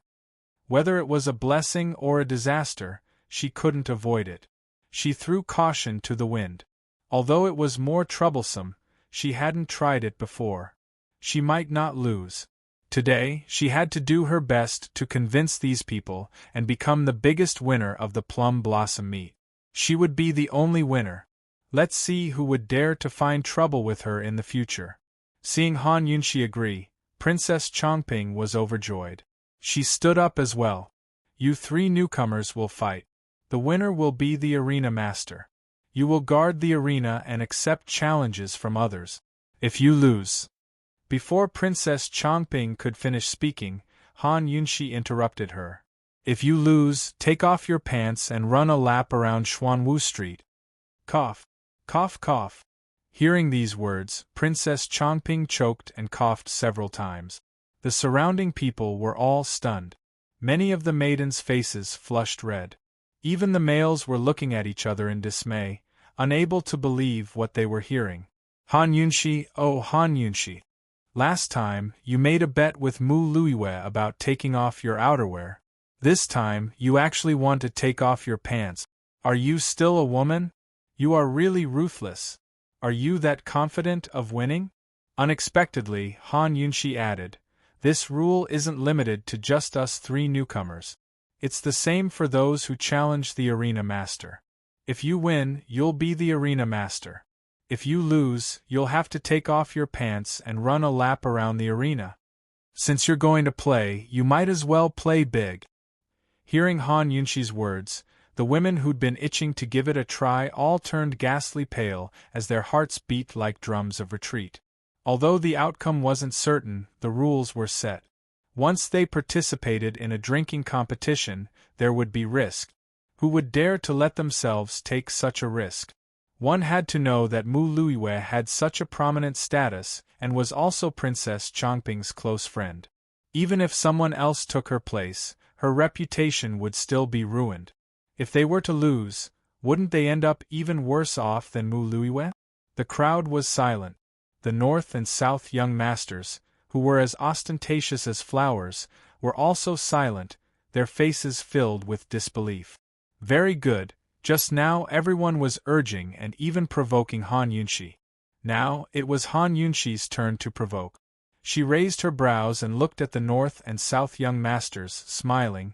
Since the two young masters are in such a good mood, why don't we play a bigger game? You wouldn't dare, right? The North young master, Zhongsun Che, had never been able to withstand provocation. After hesitating for a moment, he couldn't help but smile from ear to ear. How could we not dare? As long as the Wang Fei is willing, this one will definitely accompany you to the end. He thought Han Yunxi was at most a woman. Although her background was ordinary, she was still a well-behaved girl. How many opportunities did she have to compete in drinking? How good could her alcohol tolerance be? She proposed such a frightening condition, most likely to scare everyone away. Others might fall for it, but he wouldn't fall for it. She, as a woman, could afford to play, but as a man, how could he not dare to play? What would others think if this spread out? A man versus a woman, who was afraid of who? Once the North young master agreed, the South young master, Limuge, couldn't refuse. Although he was extremely unwilling and didn't have the guts, the North young master had already agreed. If he backed down, wouldn't he become a laughingstock? All right, Wang Fei, this one will also accompany you to the end. Limuge finally said something with a bit of manliness. Han Yunshi was very satisfied and gave the two of them a thumbs up. Her actions were free and easy, full of confidence. The surrounding people were uneasy and began to speculate. Could it be that this woman's alcohol tolerance was very good? Was she hiding her strength again? After settling the North and South young masters, Han Yunshi looked at Princess Chongping. Chongping, who else wants to participate? Do you want to announce your name first? Princess Chongping immediately looked at the crowd, but other than the men who didn't want to participate in the beginning, the rest of the women didn't raise their heads. Princess Chongping immediately lost face and angrily called out, "Shangguan Qing'er, you're coming?" "Princess, Qing'er's stomach doesn't feel well today. I don't even dare to eat too much tea and pastries. Maybe next time." Shangguan Qing'er softly refused. "Suingxue, you're coming?" Princess Chongping asked again. Suingxue was so frightened that she quickly waved her hands. "Princess, my alcohol tolerance isn't good. You know that." Princess Chongping was very embarrassed. She huffed and asked a few more people, but without exception all of them refused. The people who had been making a fuss just now all withered and hid. One had to know that they were different from the North and South young masters. The North and South young masters' alcohol tolerance was publicly acknowledged, and they had a high chance of winning against Han Yunshi. However, they were still women. If Han Yunshi became the ring master, who would dare to take the risk when they saw her so confident? Who knew how much she could drink? If either the North or South young masters became the champion, then they would lose for sure. At the very least, even if they could win, once they won and became the champion, they would have to accept other challenges. Who could guarantee that they would always win? This was a business that would definitely suffer a loss. Princess Chongping was about to ask again, but Han Yunshi stopped her. "Chongping, you're also participating, right?" When these words came out, Princess Chongping immediately became nervous. She kept asking others, why didn't she think of herself? She definitely wouldn't participate. How could she take such a risk? She felt awkward and pretended to casually glance at the sky. "I think I'll pass. It's getting late. Maybe by the time the three of you are done, the sky will be dark. This time, I'll let you guys fight first." Princess Chongping thought that Han Yunshi was simply too arrogant. Did she think she was so great after being in the limelight just now? She actually dared to propose such a bet. The North and South young masters weren't easy to deal with. Otherwise, she wouldn't have risked being scolded by her imperial mother to invite them. It didn't matter if others didn't fight. As long as Han Yunshi fought, as long as Han Yunshi got drunk, everything would be easy to handle. As for the bet, it could only be said that Han Yunshi brought it upon herself. She was seeking death. After confirming that no one else was participating, Han Yunshi finally let out a breath of relief. She had proposed such a bold bet in order to make others cower in fear. This way, her only opponents would be the North and South young masters. If she won against these two, her troubles would be solved. For the sake of fairness, the three of them didn't use a double elimination system and didn't care who went first. Instead, all three drank at the same time. Within the set time, whoever drank the most wine would be considered the winner. The table was set and the wine was served. The drinking competition was about to begin. After confirming that they didn't need to participate, the crowd was once again in high spirits. The atmosphere was very lively as everyone cheered for the three of them. Without a doubt, it was all for the North and South young masters. Han Yunshi calmly sat down, unaffected. The three of them each had a table and a chair. The table was filled with wine jars, with quite a few piled to the side. A palace maid stood by each of them, ready to serve wine at any time. The host was, of course, Princess Changping. She meaningfully glanced at Murong Wanru, who was hidden in the crowd, then excitedly stood up and walked out. With a raise of her hands, the lively scene quieted down.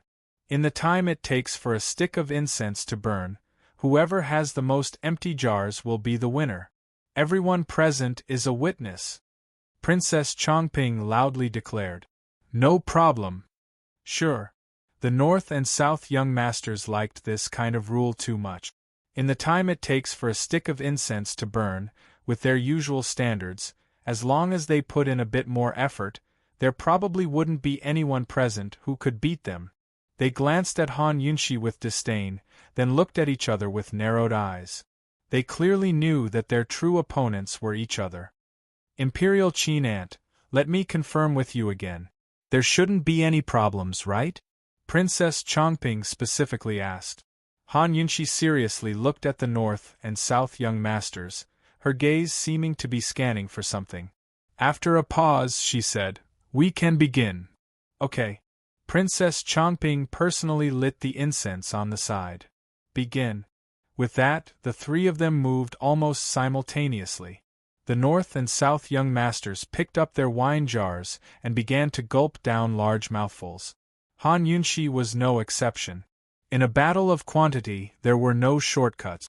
They could only drink as fast as they could. In the beginning, it was a competition of speed. Towards the end, it was a competition of alcohol tolerance. Drinking fast at the beginning meant drinking more, but towards the end, it was a test of alcohol tolerance. Drink, drink, drink. The three of them moved very quickly. Jar after jar of wine was emptied and smashed to the side. As soon as it began, the scene was very intense. No one present dared to make a sound, afraid to disturb them. Not long after, the distance between them increased. The North and South young masters had smashed almost the same number of jars, 5 each. Han Yunshi was 2 jars behind them. Although Han Yunshi had drunk 2 jars in such a short time, which was considered pretty good for a woman's alcohol tolerance, this was a competition. Everyone was concerned about winning or losing. No one would sympathize with her. Boom! The North young master smashed his 6th jar, followed by another bang. The South young master followed closely behind. Han Yunshi's 3rd jar was still in progress. Looks like Qin Wangfei won't be able to make it in time. She's already so far behind at the beginning. She'll definitely fall even further behind. Isn't that so? The real competition of alcohol tolerance is at the end. Right now, the alcohol probably hasn't kicked in yet. After a while, the alcohol will kick in and she probably won't be able to continue. Very quickly, discussions broke out everywhere. Chapter 153. In the midst of the discussion, many people were already waiting for the time to pass, wanting to see Han Yunshi lose. If she lost, she would have to fulfill the terms of the bet. Mu Liuyue's reputation had just gone down the drain, and now Han Yunshi, who had personally set the terms of the bet, was also going to fulfill it. This was simply the capital's biggest show of the year. Who wouldn't look forward to it? If news of this spread out, the entire imperial capital would be shaken. Of course, Princess Changping and Murong Wanru were also looking forward to it. However, compared to the bet, they were looking forward to Han Yunshi getting drunk even more. Many people left their seats and came forward, wanting to see more clearly. There were also many people sitting in groups of 3 or 5, whispering. Murong Wanru slipped to Princess Changping's side and whispered, "Princess, are you ready?" Princess Changping's gaze never left Han Yunshi. Her lips curved in a sinister smile, and she whispered, "Don't worry, watch your show and prepare well." Yes. Murong Wanru understood and quietly returned to her original position. No one noticed her movements. Everyone's attention was on the 3 tables in front of them. At this time, Han Yunshi finally smashed the third jug and picked up the fourth. However, the North and South Lords were already on the seventh jug. Princess Chongping was delighted and, kindly, reported the numbers for the three of them. The North and South Lords drank 6 jugs each. Qin Wangfei has already drunk 3 jugs. As soon as she finished speaking, who knew that the North Lord would raise his brows and wink at Princess Chongping. Of course, his hands didn't stop moving. He casually threw out the 7th jug, which crashed to the ground with a bang, leaving not a single drop of wine behind. Heavens! So fast! For a moment the entire audience cried out in surprise. This finally affected the South Lord and Han Yunshi. The South Lord looked over and became anxious. He simply stood up, grabbed the 7th jug with both hands, and poured it in even more crazily. Drink, drink, drink. It had to be said that this kind of limuge was too manly. No matter how one looked at him, he didn't look like a sissy. Young Master Bei's lips curled into a disdainful sneer. He stood up as well and brought over the 8th jug of wine. Holding it with one hand, he raised his head and gulped it down. As for Han Yunshi, she was still sitting. She held her 4th jar of wine with both hands and continued drinking at the same speed as before. Victory and defeat seemed to have become even more obvious. Although there was not much difference between the North and South Lords, and the battle was very intense, everyone was more concerned about Han Yunshi. After all, she had lost, and there was more to see. Qin Wangfei, you're already 3 or 4 jars behind them. Good luck. Esteemed Princess Consort, don't lose face for us women. Quickly, quickly. Esteemed Princess Consort, you're really too slow. Why don't you admit defeat? Otherwise, you'll hurt yourself. There were always people who liked to add insult to injury. They shouted at Han Yunshi one after another, wishing they could disturb her and make her lose faster and more miserably. However, Han Yunshi wasn't affected at all. She didn't move, and her movements didn't slow down or speed up. Finally, she smashed her 4th jug of wine. It wasn't known if it was a coincidence or if she had calculated the time well, but the moment she smashed her jug, Princess Chongping announced, "More than half the time has passed. There's still half an incense stick's worth of time left. Young Master Bei has 9 jars, young Master Nan has 8 Han." Princess Chongping was so excited that she almost called out her name. Fortunately, she didn't say it out loud. She paused for a moment and deliberately used a very respectful tone to continue, "Imperial Qin Ant, 4 jars." More than half the time had passed. Han Yunshi had also lost by more than half. She was really too weak.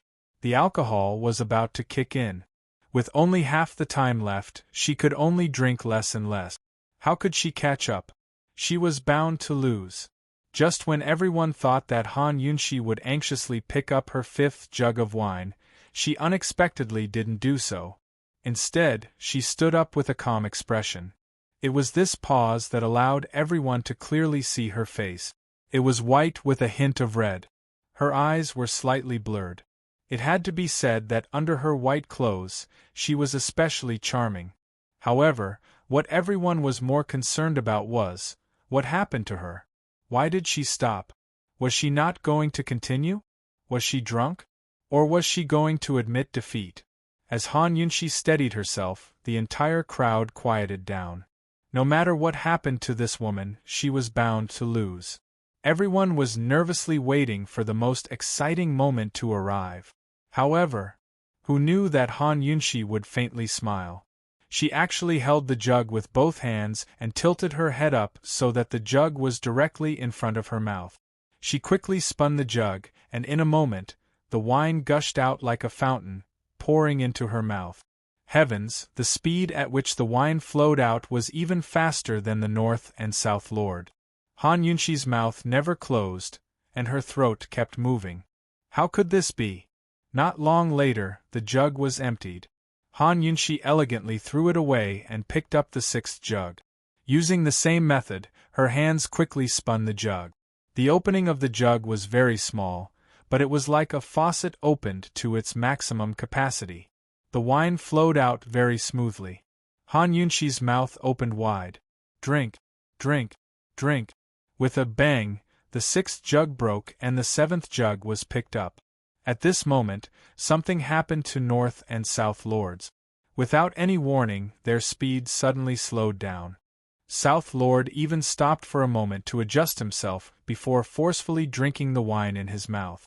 At this moment, North Lord was drinking the ninth jug, South Lord was drinking the eighth jug, and Han Yunshi heavens, she had finished the seventh jug and was picking up the eighth jug.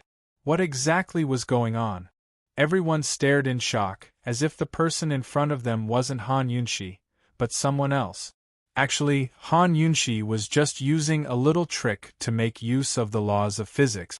At the beginning, if she wildly drank, it would definitely cause her stomach to bloat to its limit. Not to mention the strength of the wine, in the end, her stomach would definitely be the first to be unable to take it. Once her stomach couldn't take it, no matter how good her alcohol tolerance was, she wouldn't be able to drink anymore. Hence, she chose a moderate speed at the beginning to allow her stomach to slowly get used to it. Gradually, it would expand in preparation for the later stages. When her stomach slowly expanded and started to get used to the large amount of water, she stood up and spun the jug to pour the wine. Don't underestimate this spinning action. This spinning action was the key to speeding up the flow of the wine. The principle was the same as flushing a toilet. Once it spun at a high speed, the wine in the jug would form a vortex and flow out of the jug at the fastest speed. Bang! Han Yunshi's eighth jug was violently smashed. This loud sound attracted the North and South Lords' attention. Actually, they had ignored Han Yunshi just now and didn't know which jug she was drinking. Intuition told them that this woman had smashed several jugs in succession. In the crowd, someone shouted, "Esteemed Princess Consort, this is the eighth jug." The eighth jug! Heavens, the North and South Lords were frightened. Their faces turned ashen. How was this possible? Are you sure? The North Lord looked towards Princess Chongping. Princess Chongping had been counting the jugs. Although she didn't believe it, she still nodded. I'm sure. This time, the North and South Lords were anxious. They both raised their heads to continue drinking. Unfortunately, it was too late. At this moment, their stomachs were so full that they were about to explode. They couldn't drink any more. After forcing themselves to swallow a mouthful, they immediately vomited. The North Lord was fine. He only staggered a few steps and looked drunk. However, the South Lord couldn't take it anymore. He lay on the side and vomited non-stop, his body paralyzed. The South Lord was out. He lost.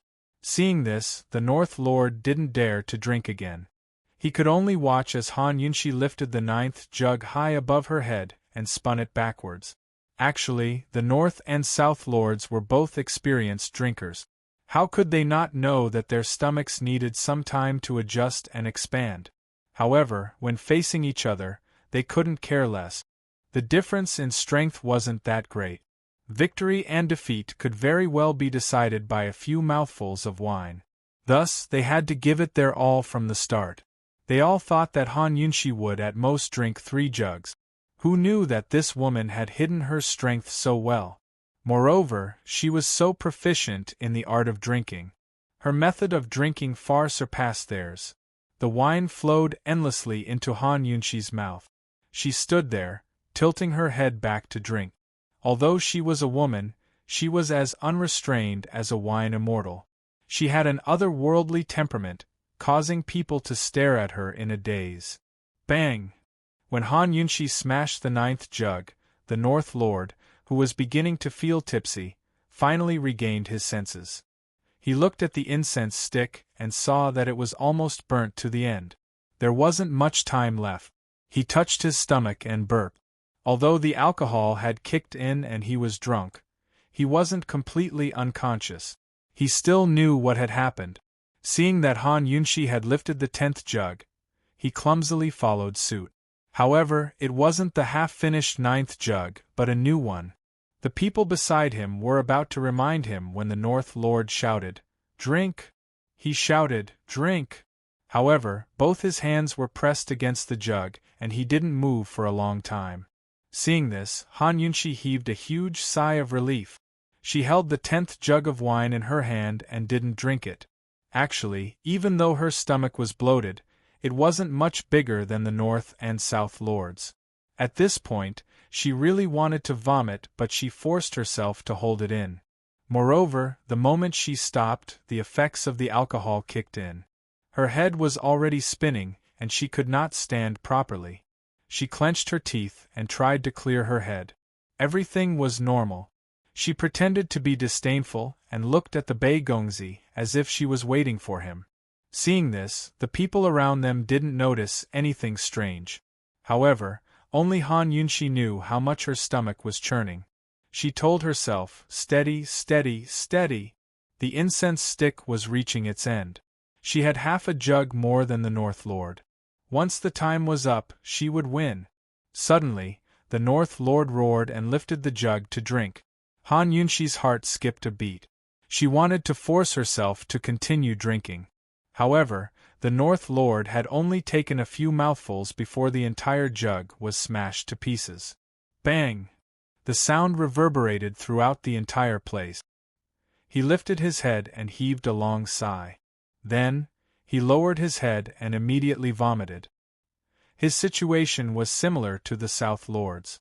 He couldn't stop vomiting once he started vomiting. However, his situation was slightly better than the South Lord's. The alcohol had kicked in, but he wasn't so drunk that he felt weak. The North Lord had also lost. At this moment, Han Yunshi took a step back and almost fell over. At the same time, the incense stick had reached its end. Time was up. Chapter 154. Time was up.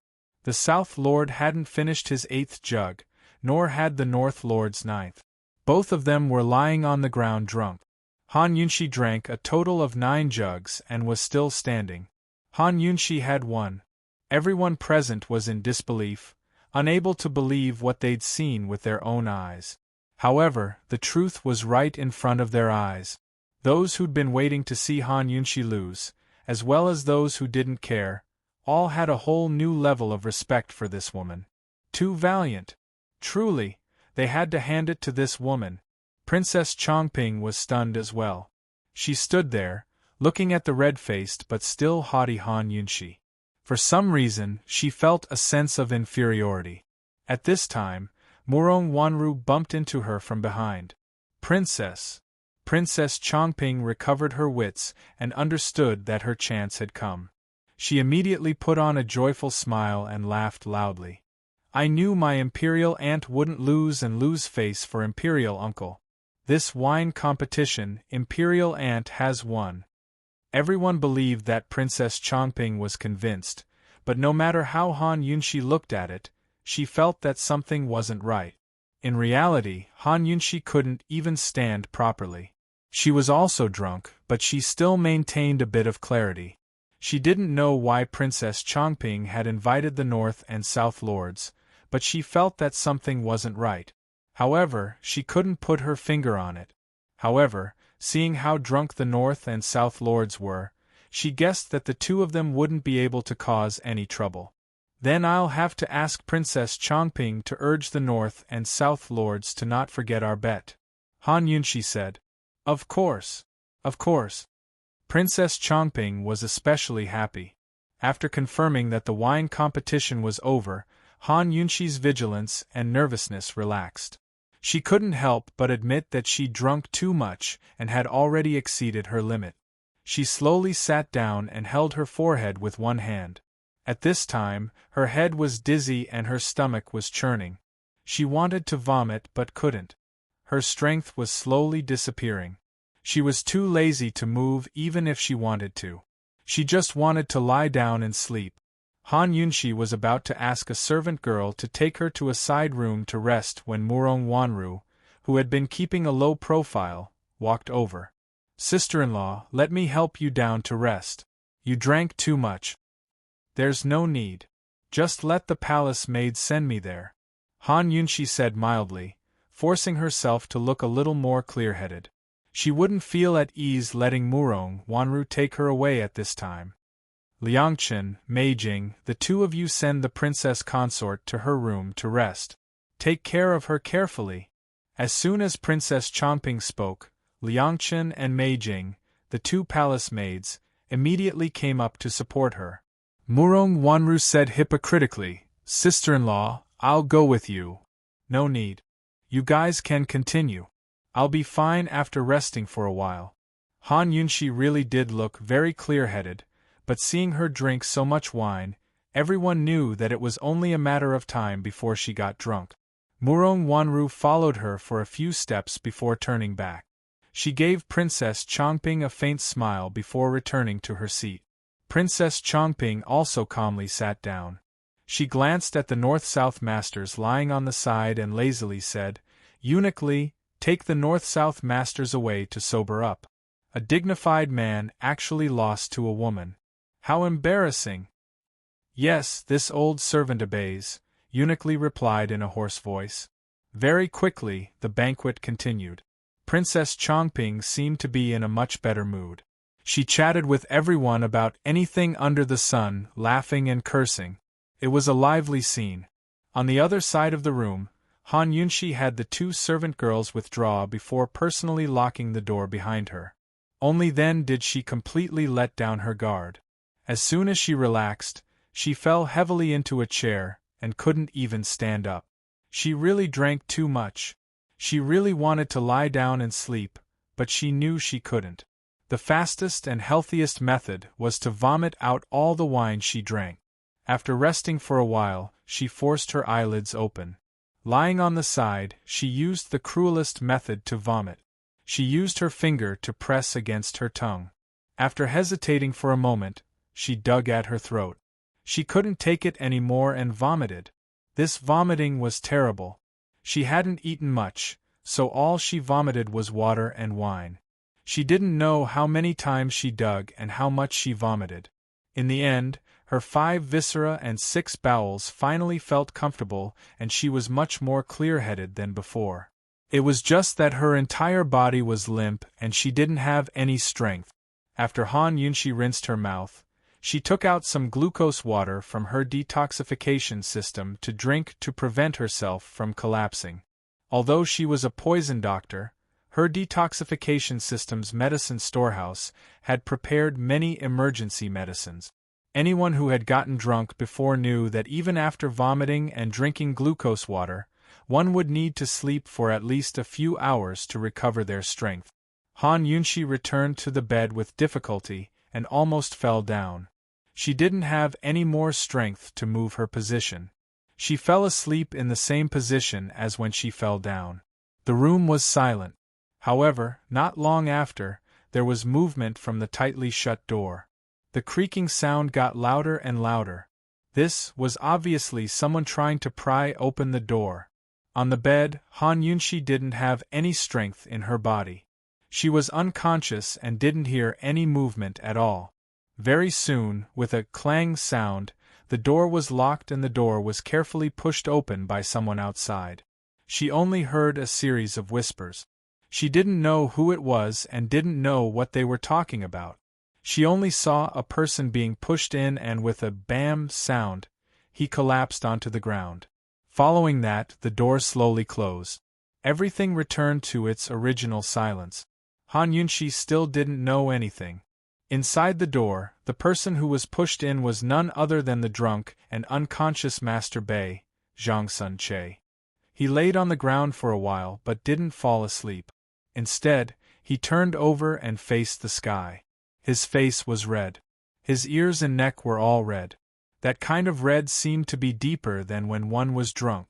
It made people feel hot for him. At this moment, Zhang Sun Che's body was indeed hot. He was completely unconscious and his body was warm. However, as the hot feeling became more and more obvious, he seemed to have gradually regained his strength. He didn't know where this strength came from. He only felt that his abdomen was suffocating and couldn't wait to vent it out. So hot! he muttered to himself as he unconsciously tore open his collar and undid his belt. He climbed up and stumbled a few steps before he steadied himself by holding on to the table. At this moment, he suddenly saw Han Yunxi on the bed. In an instant, a wave of heat rose from his lower abdomen. Zhang Sun Su couldn't help but swallow his saliva and laugh drunkenly. Woman, hee. This prince is coming. How could he recognize that it was Qin Wangfei? His face revealed a lewd smile as he undid his belt and walked over step by step. Little lady, this prince is coming. Seeing that Zhang Sunche was approaching, Han Yunxi didn't move at all, as if she didn't know how dangerous her situation was. Zhang Sunche anxiously took off his shirt and actually started undoing his pants. He was clearly drugged. Heavens, Han Yunxi didn't know at all. Too scary. At this moment, Zhang Sunche was only 3 steps away from the bed. He stood still and looked at Han Yunxi as if looking at prey, swallowing his saliva. However, at this moment, beep beep, beep beep beep, Han Yunxi suddenly heard an urgent warning in her mind. Poison. Her long-term professional vigilance made the basically drunk and asleep Han Yunxi immediately open her eyes when she heard this warning. She instantly woke up. It must be known that as a doctor, even if she received a rescue mission in the middle of the night, she had to immediately wake up. However, the moment she woke up, the shirtless Zhang Sunche suddenly pounced over. Ah! Han Yunxi cried out in alarm and dodged out of the way. Zhang Sunche fell onto the bed beside her. As for her, her entire body was weak. That pounce just now was just an emergency response. She also lay on the side and looked at the man beside her in disbelief. She was so scared that her face turned green. It was actually Zhang Sunche. Why was he here? Beep beep beep, beep beep beep. In her mind, the detoxification system kept reminding her. Han Yunxi focused and immediately understood what was going on. This guy had been drugged with an aphrodisiac. Although an aphrodisiac was called a medicine, it was actually a kind of poison. A poison that harmed people. Didn't she lock the door? How did this guy get in? Han Yunxi looked towards the door and found that the door bolt had been pried open. She instantly sucked in a cold breath and immediately understood that this was a conspiracy. Zhang Sunche must have been drugged before being thrown in. Prying open the door with such a big commotion. Were the servant girls and guards all dead? They didn't notice?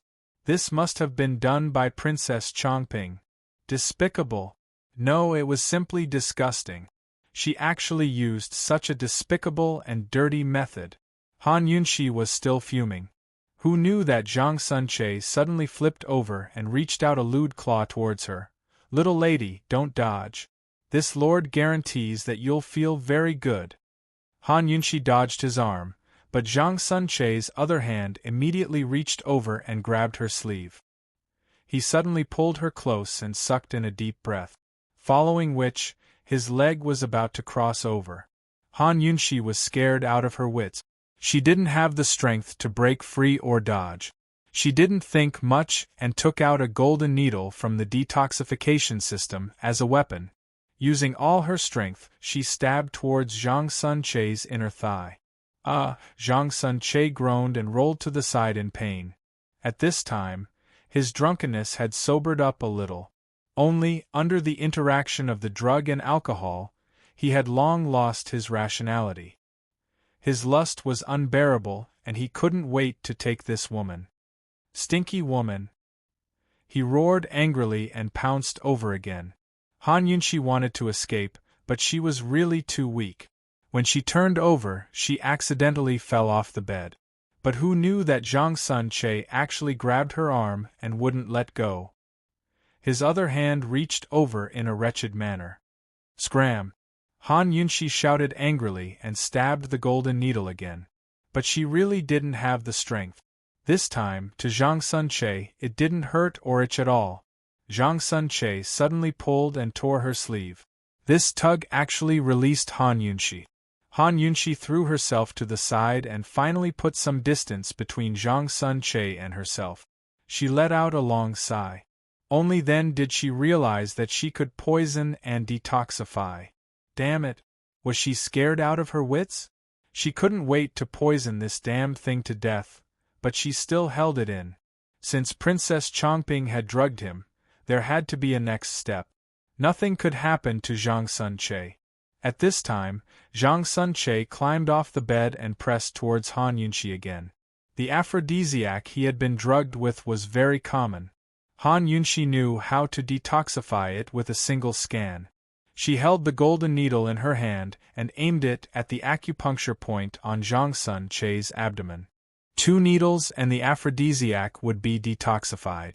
She trembled as she watched Zhang Sunche approach. She didn't have much strength, so she could only strike when Zhang Sunche was close.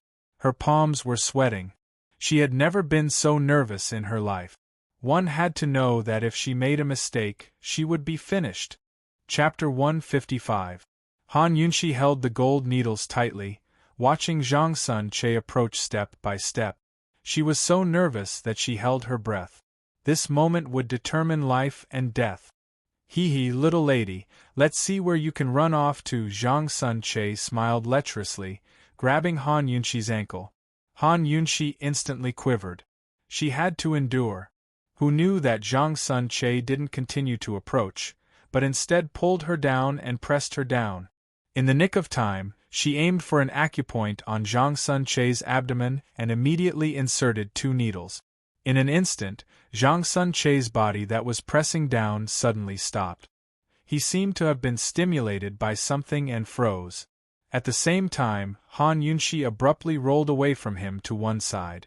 By the time she stopped, Zhang Sunche had already lost all strength and collapsed to the ground.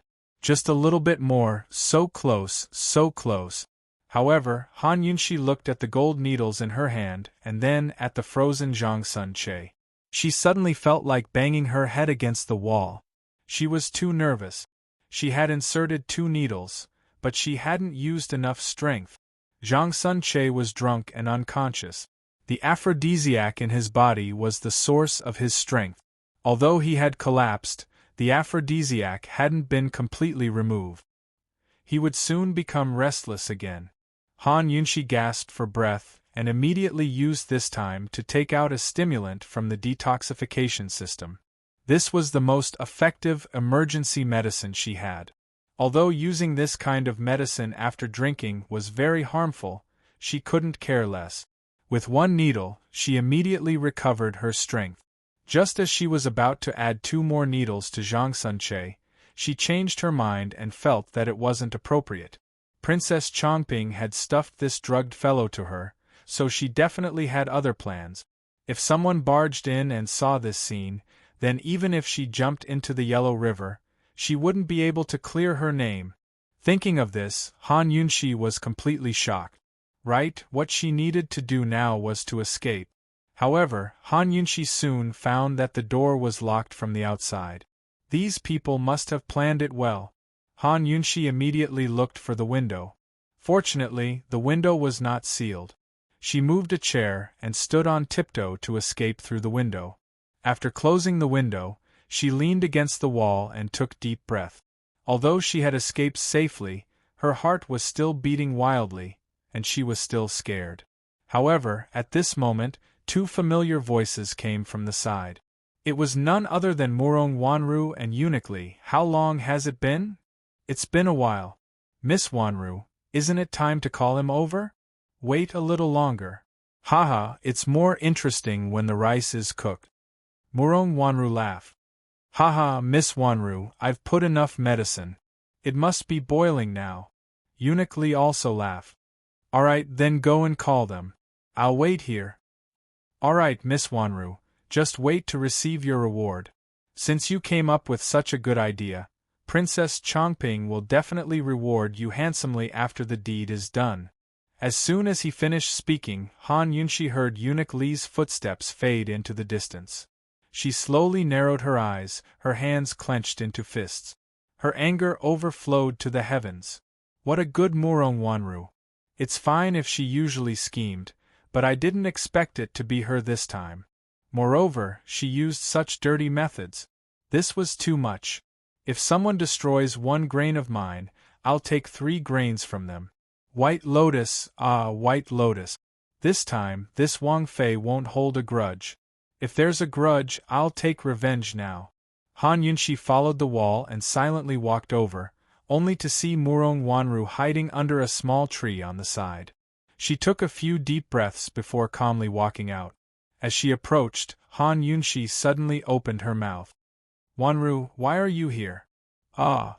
Murong Wanru shrieked and abruptly turned her head, her face full of disbelief. Han Yunxi. That's right, it was Han Yunxi. Why was she here? Wasn't she drunk, unconscious, and in the room? What, you don't want to see me, do you? Han Yunxi coldly asked. No. Murong Wanru was nervous. Who knew that Han Yunxi would ruthlessly sprinkle a handful of poison powder in her face without warning? Murong Wanru subconsciously lowered her head and rubbed her eyes. Before he could finish his words, he collapsed to the ground, unconscious. Han Yunxi coldly looked at Murong Wanru's obedient little face. She couldn't imagine that she would do such a thing. Very good. Since Murong Wanru had offered this scheme to Princess Chongping, then she'd beat her at her own game. She'd let this White Lotus have a taste of what it meant to bring evil upon oneself. Han Yunxi decisively supported Murong Wanru towards the side rooms. She opened the door and tossed Murong Wanru inside. With one unconscious and the other unconscious, the drug should be acting up again. Most likely, there'd be a good show soon. Very quickly, Han Yunxi heard the sound of hurried footsteps. It must be Eunuch Li bringing people to watch the show. She hurriedly retreated to the side and hid in a corner, tidying up her disheveled clothes and hair. One side of her sleeve had been torn, so she tore the other side and disguised it as a bow. As expected, a large group of people soon arrived, with Princess Chongping in the lead. Where is he? Where is he? Princess Chongping angrily ran over, her face red. She was looking forward to it. She couldn't wait for everyone to see Han Yunxi's humiliated appearance. Han Yunxi, let's see if you have the ability to turn things around this time. Princess, young Master Bei is acting like a drunkard. He's flirting with everyone he sees.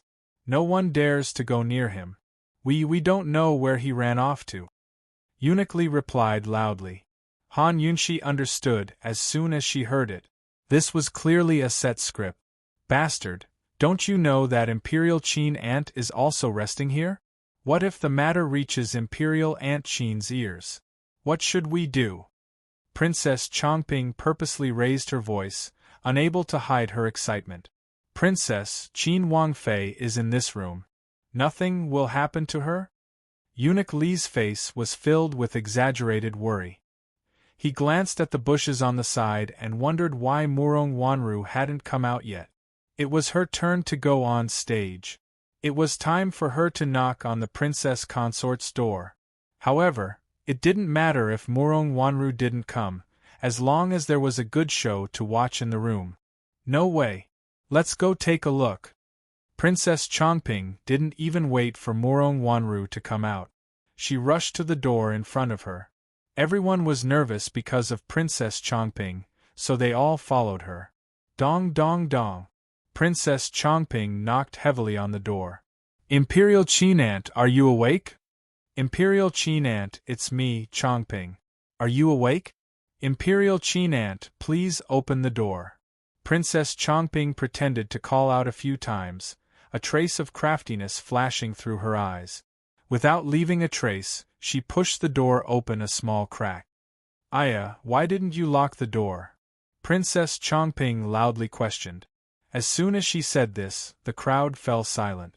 No one present was stupid and they all realized that something was wrong. Imperial Qin Ant, Princess Chongping carefully called out, her back to the crowd as the corners of her mouth rose. Very quickly, she impatiently walked in, but who knew that not long after she entered, she would immediately start screaming. Hearing her scream, Eunuch Li was overjoyed. He knew it was a success. What's going on? Qin Wang Fei, Your Highness, what's wrong? Eunuch Li hurriedly pushed the door completely open. In an instant, everyone gathered around. Almost at the same time, Eunuch Lee also screamed, "Ah, how could this be? Heavens, it shouldn't be like this." The screen in the room had long been pushed down. Princess Chongping was standing by the screen, dumbstruck, her face ashen. Not far from the screen, Zhang Sun-che was wearing only a pair of underwear, pressing down on an unconscious woman and about to undress her. That woman was none other than Murong Wanru. The door was wide open and everyone saw it. Everyone was in disbelief. No one had expected to see such a thing here. Heavens, what had happened? Why was Murong Wanru here? Wasn't this Qin Wangfei's resting room? Zhang Sun-che was under the control of the drug. Even though he was surrounded, his hands continued to move impatiently. Everyone present was stunned and no one stopped him. At this time, Han Yunxi walked out from the side and pushed through the crowd. "What's wrong? What's going on?" As soon as she reached the door and saw the scene inside, she angrily rebuked, "Insolent Zhang Sun-che, why aren't you stopping?" As soon as these words came out, the stunned crowd slowly recovered their wit. The women all retreated, their faces red. Zhang Sun-che, however, remained unmoved. "Pervert!" Han Yunxi saw a basin of water on the side and immediately brought it over, splashing it on Zhang Sun-che and Murong Wanru. With this splash of cold water, Zhang Sun-che finally stopped. At the same time, the unconscious Murong Wanru also woke up. She saw the man on top of her and lowered her head to see that her clothes had been torn to shreds. She instantly screamed, "Ah!" This scream could really cut through the sky. It was so ear-piercing that it was unbearable. Murong Wanru panicked. Her beautiful face lost all color and she was terrified. How could this be? Heavens, what had happened? "Get lost! Get lost! Ah, help is here! Someone come! Help, ah!" She viciously pushed Zhang Sun-che, wailing and screaming like a madwoman. A trace of coldness flashed through Han Yunxi's eyes. She said angrily, "Someone come, hurry and pull him away." As soon as she said this, Murong Wanru finally noticed the people around her. She also noticed Han Yunxi's presence. She was dumbfounded. How could two men rushed out of the crowd and hastily pulled Zhang Sun-che away? Zhang Sun-che's mind was still hazy as he began to struggle and curse. "Let go of me, my wife's waiting for me. You guys let go of me. This master wants to have a good time." Murong Wanru's face contorted in humiliation at these filthy words. She was on the verge of insanity. She didn't have time to think about why Han Yunxi was safe and sound, or why she'd fallen to such a state. She didn't want to hear it, so she covered her ears and began to wail like a madwoman. One spoke obscenities while the other screamed non-stop. The situation was on the verge of spiraling out of control. Princess Chongping was still frozen in place, while the others didn't dare to make a sound. After all, this wasn't a small matter. Although Murong Wanru was an adopted daughter, she was still a treasure in Grand Concubine Yi's hands. Things had gotten out of hand. Han Yunxi looked coldly at Murong Wanru without a shred of sympathy. If the detox system hadn't warned her today, she'd be the one on the verge of collapse right now. "Eunuch Lee, gag that beast's mouth and take him away to sober up." Han Yunxi finally spoke up. Eunuch Lee gave Princess Chongping a look, but she was too frightened to move. Eunuch Lee could only brace himself and take the man away. "Murong Wanru, that's enough. Just what's going on? You've lost all face for the Duke of Qin's estate." Han Yunxi's angry voice silenced Murong Wanru's screams. At the same time, Princess Chongping recovered her wits and looked over. Chapter 156. At Han Yunxi's fierce tone, Murong Wanru gave a start before rising to her feet. Covering her face, she shoved Han Yunxi aside and ran out of the room. Princess Chongping jumped in fright and shouted, "Someone come, quick! Chase after her, she can't take things too hard." "Princess Chongping, what are your men doing? They can't even keep an eye on a drunkard. Now that something like this has happened, you should take Zhang Sun-che and explain yourself to Grand Concubine Yi." Han Yunshi scolded angrily. She wasn't worried that Murong Wanru would commit suicide. With her personality, she wouldn't go that far. So speaking, she flicked her sleeves and left. Princess Chongping finally reacted when she was far away. "Isn't this your room?" she blurted out. Unfortunately, no one answered her. Now that something like this had happened, the plum blossom meet couldn't continue. Everyone excused themselves and left, not daring to stick their noses into other people's business. Princess Chongping had a guilty conscience and didn't dare tarry. After removing the aphrodisiac from Zhang Sunche, she escorted him to the Duke of Qin's estate to beg for forgiveness. Zhang Sunche was the most innocent of the lot. He had no idea he'd been poisoned, so when he found out what he'd done, he only assumed it was a result of drunken stupor. His intestines turned green with regret. If he knew this would happen, he wouldn't have had a drinking contest. As the saying goes, good things don't leave the house, while bad things travel 1,000 li. As soon as Princess Chongping arrived at the Duke of Qin's estate, she saw Marquis Pingbei Zhangsun Zhongde and his wife Lady Shui kneeling inside Grand Concubine Yi's rooms, their heads almost touching the floor. "Father, Mother!" Zhang Sunche cried out.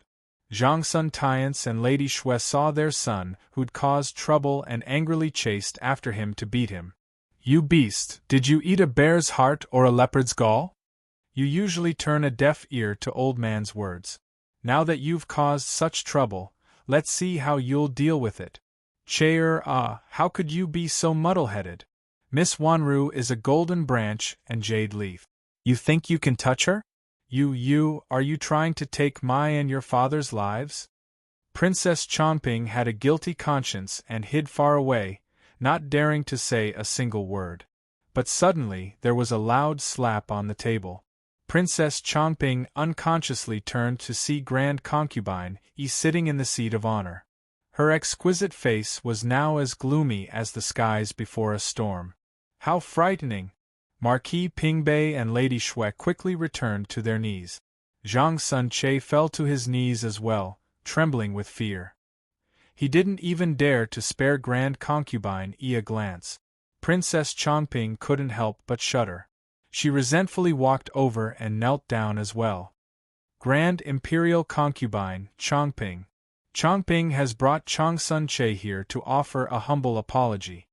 Grand Concubine Yi's hands landed heavily on the table as they clenched into fists. She was so angry that she couldn't speak.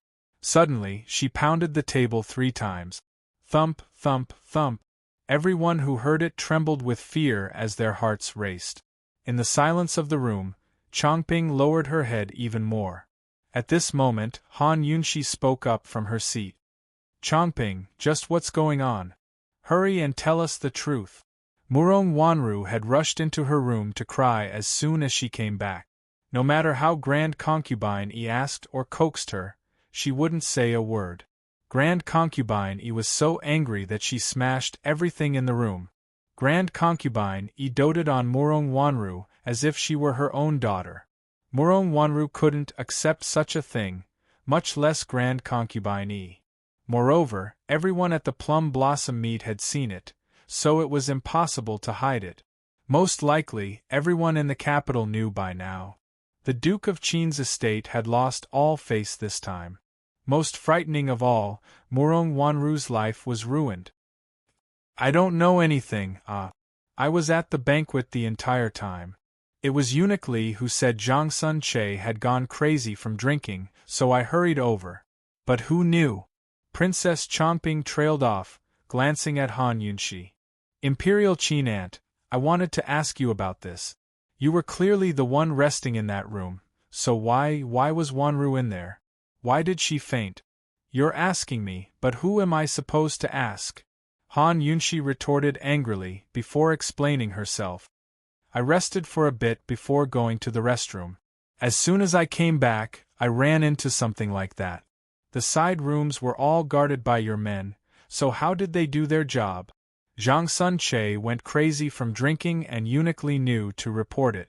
Didn't he have people watching over him?" Han Yunshi stood up angrily. "You still dare to ask me? It's a good thing I went to the restroom, or else. Heaven knows how much face the Duke of Qin's estate would lose today. Grand Concubine Yi's expression turned even uglier at these words. Finally, she spoke up, her voice frightening. Call Eunuch Li in for me. Eunuch Li, who'd been kneeling by the door all this time, scrambled inside to kneel by Princess Changping's side. To reply, esteemed imperial concubine, Zhang Sun Che went crazy from drinking and wanted to take liberties with any girl he saw. This old servant couldn't stop him and panicked, so I didn't give any instructions before going to report to the princess. Who knew that those girls all hid away? No one was watching Zhang Sun Che. Eunuch Li could only explain it this way. After all, this matter couldn't see the light of day. The fewer people who knew, the better. Thus, he dismissed all the servants, leaving only himself and Murong Wanru to know the truth. Eunuch Li had been sent by the Empress to assist Princess Changping in hosting the Plum Blossom Meet. He was an experienced eunuch. Although he looked terrified and nervous, his answers were much better than Princess Changping's. In any case, the matter had already happened. Zhang Sun Che's aphrodisiac had been neutralized, so he had no idea what had happened. No matter how hurt Murong Wanru was, she wouldn't dare to expose Princess Changping. The dead told no tales. Then how did Wanru faint? Why was she in my room? Wasn't she at the banquet? Changping, she should have told you when she left, right? Han Yunxi tossed out a series of questions, asking despite knowing the answer. At these words, Grand Concubine Yi's angry eyes flashed with a complicated look. Grand Concubine Yi had been in the palace for years, so she'd seen all sorts of crafty plots and tricks. She'd had her suspicions about Han Yunxi before, but hearing Han Yunxi's questions set her mind at ease. Everyone was chatting in twos and threes at the time, so I didn't notice her. I only heard her say she was worried about you and wanted to go take a look, Princess Changping replied hastily. Eunuch Li hesitated before adding, esteemed imperial concubine, Zhang Sun Che was so drunk that he lost consciousness. It looks like we can only ask Miss Wanru herself how she got into his room. Grand Concubine Yi glared at Zhang Sun Che, her gaze as sharp as a knife. She wanted nothing more than to gouge out his heart. Zhang Sun Che's family of 3 had been silent the entire time, not daring to lift their heads. Although Marquis Pingbei's estate was a powerful and influential family, it was nothing in Grand Concubine Yi's eyes. Marquis Pingbei was alarmed, but secretly rejoiced in his heart. It was fortunate that this unfilial son had bullied Murong Wanru instead of Qin Wangfei. Otherwise, he wouldn't even be questioned today. His entire family wouldn't be spared either. Silence reigned in the room for a long time before Grand Concubine Yi spoke coldly. Wanru, just how did you get into your sister-in-law's room? And how did you lose consciousness? Everyone was stunned by her words. They never expected Murong Wanru to be here as well, but where was she? Murong Wanru was hiding behind a large screen in the seat of honor. Although her body was curled up and shivering, her teary eyes were filled with malice and resentment. She only remembered running into Han Yunxi in the little garden next to the room. After that, she had no recollection of anything else. She didn't know why she'd lost consciousness, or why she ended up in that room. Of course, she knew Han Yunxi had something to do with this, but she couldn't say it now. As soon as she revealed Han Yunxi's identity, Han Yunxi's personality and skills would definitely investigate to the end. After all, the fact that Han Yunxi could leave that room that day proved that she knew everything. If the truth came out, wouldn't she become a laughingstock? At that time, Marquis Pingbei's estate might even bite her back. As for Princess Changping, she couldn't even protect herself, much less Murong Wanru. Right now, she was suffering in silence, unable to speak of her bitterness. Grievance, regret, unwillingness, resentment, shame, and fright were all mixed together. She hated Han Yunxi to the core. If it wasn't for Han Yunxi, she wouldn't have fallen to her current state. Her future was gone. Thinking up to here, Murong Wanru bit down on her robes, but her sobs still escaped. As soon as they heard the low sobs behind Grand Concubine Yi, everyone realized that Murong Wanru was there. Grand Concubine Yi was already vexed, but hearing the sobs only made her even angrier. She suddenly shouted, "What are you crying for? Speak! What a disgrace!" At the shout, Murong Wanru's tears fell like rain. She felt so wrong that she even wanted to die. But she had to answer. She didn't want to die, she couldn't accept it. Mu Fei, I was going to see sister-in-law, but no one answered when I knocked, so I pushed the door. Who knew that the door wasn't locked, so I went in. Who knew, sob. I fainted from fright from that beast. What happened after that, sob. Murong Wanru didn't finish before sobbing and running away. No one answered when she knocked, so she pushed the door open and went in. This matched up with Han Yunxi's story of going to the washroom. Matching up the testimonies of everyone was a natural process with no flaws. Most importantly, Murong Wanru had personally explained how she'd entered the room and fainted. She wouldn't lie, would she? Everything had a cause and effect, but the main culprit was still Zhang Sunche. As Murong Wanru's sobs faded into the distance, Grand Concubine Yi propped her head up with one hand, breathing heavily from anger. Now that everything was clear, shouldn't it be time to investigate who was responsible? Han Yunxi didn't say a word, but offered up a cup of tea. Grand Concubine Yi glanced at her with furrowed brows. Cold as ever, she said. Chongping, take your dog servant and scram back to the palace. Tell your Mu Fei that she has to give me an explanation for this. Leaving aside Chongping, even the Empress dreaded Grand Concubine Yi. The plum blossom meat was given to Princess Chongping by the Empress herself. Eunuch Li was one of the Empress's people, so naturally she had to deal with him. Yes, Chongping understands. Princess Chongping slipped away like a wisp of smoke. It was better to face Mu Fei than this granny-level Grand Concubine Yi. Once she was gone, only Marquis Pingbei's family of 3 remained in the room. Han Yunxi's lips rose to a languid smile. She knew that the real headache for Grand Concubine Yi was this family of 3. Chapter 157. Although Zhang Sunche really hadn't done anything to Murong Wanru, everyone had seen the scene in the room and blushed with shame. In other words, Murong Wanru's chastity had been stolen by Zhang Sunche.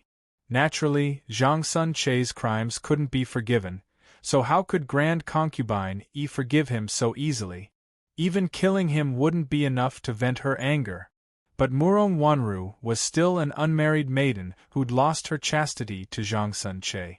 If Zhang Sunche died, what would happen to Murong Wanru? Who else could she marry? Would anyone higher than Marquis Pingbei's estate be willing to marry her? Even if she lowered her demands, no one would want to marry her. Smart people knew that the only way to save Murong Wanru's life was to marry her off to Zhang Sunche. In the silence of the room, Grand Concubine Yi didn't speak. Naturally, Marquis Pingbei was a smart man as well. Although he was furious at his son's actions, he'd long analyzed the situation thoroughly. Seeing Grand Concubine Yi's silence, Marquis Pingbei raised his head and spoke first. "Esteemed imperial concubine, my unfilial son committed such a heinous crime. It's truly unforgivable. It's the father and son's fault for not teaching their son. No matter what esteemed imperial concubine decides, this official and his wife will have no complaints. Only, I beg esteemed imperial concubine to think of Miss Wanru's future and let my unfilial son take responsibility for her until the end." When Marquis Pingbei finished speaking, Grand Concubine Yi glared at him and slammed the table a few more times without a word. Marquis Pingbei secretly nudged his son next to him. Zhang Sunche had already sobered up and knew the severity of the situation. At his father's reminder, he braced himself to raise his head. Fortunately, Grand Concubine Yi wasn't looking at him, or else he wouldn't have the guts. He clasped his hands in front of his chest, his face earnest. "Esteemed imperial concubine, please marry Miss Wanru to me. I'll definitely take responsibility until the end and treat her well for the rest of my life. Boom. Grand concubine Yi slammed the table and glared at him. Frightened, Zhang Sun-che immediately lowered his head, not daring to make a sound. Seeing him as cowardly as a mouse, Grand concubine Yi grew even more indignant. Of course, she knew that the best and only's best option was to marry Murong Wanru to Zhang Sun-che. But she couldn't accept it. She couldn't accept it. Wan Wan was the adopted daughter of the Duke of Qin's residence.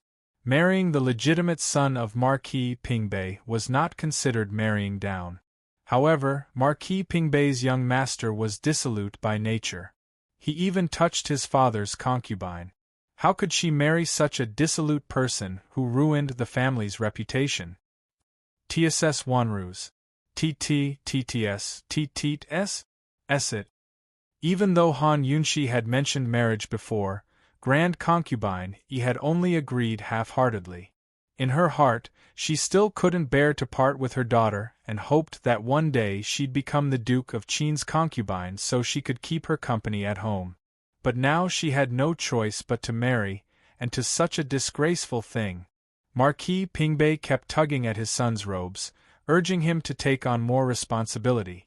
But Zhang Sun-che looked like a suave, dandy, and arrogant man, but he was only strong on the outside and weak on the inside.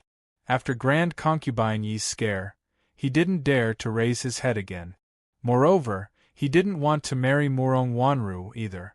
If she married into Marquis Pingbei's estate as Grand Concubine Yi's foster daughter, wouldn't he be tightly controlled? How could he have good days in the future? Unable to urge his son, Marquis Pingbei spoke again, his tone earnest and heartfelt. Esteemed imperial concubine, things have already come to this. For the sake of Miss Wanru's future, please think thrice. Han Yunshi, who'd been silent all this time, spoke up in a low voice. Mu Fei, you didn't see the scene. All the participants of the Plum Blossom Meet, men and women, including the servants, all saw it. Good deeds don't leave the house, but evil deeds travel 1,000 li. Who knows what kind of rumors will spread tomorrow morning?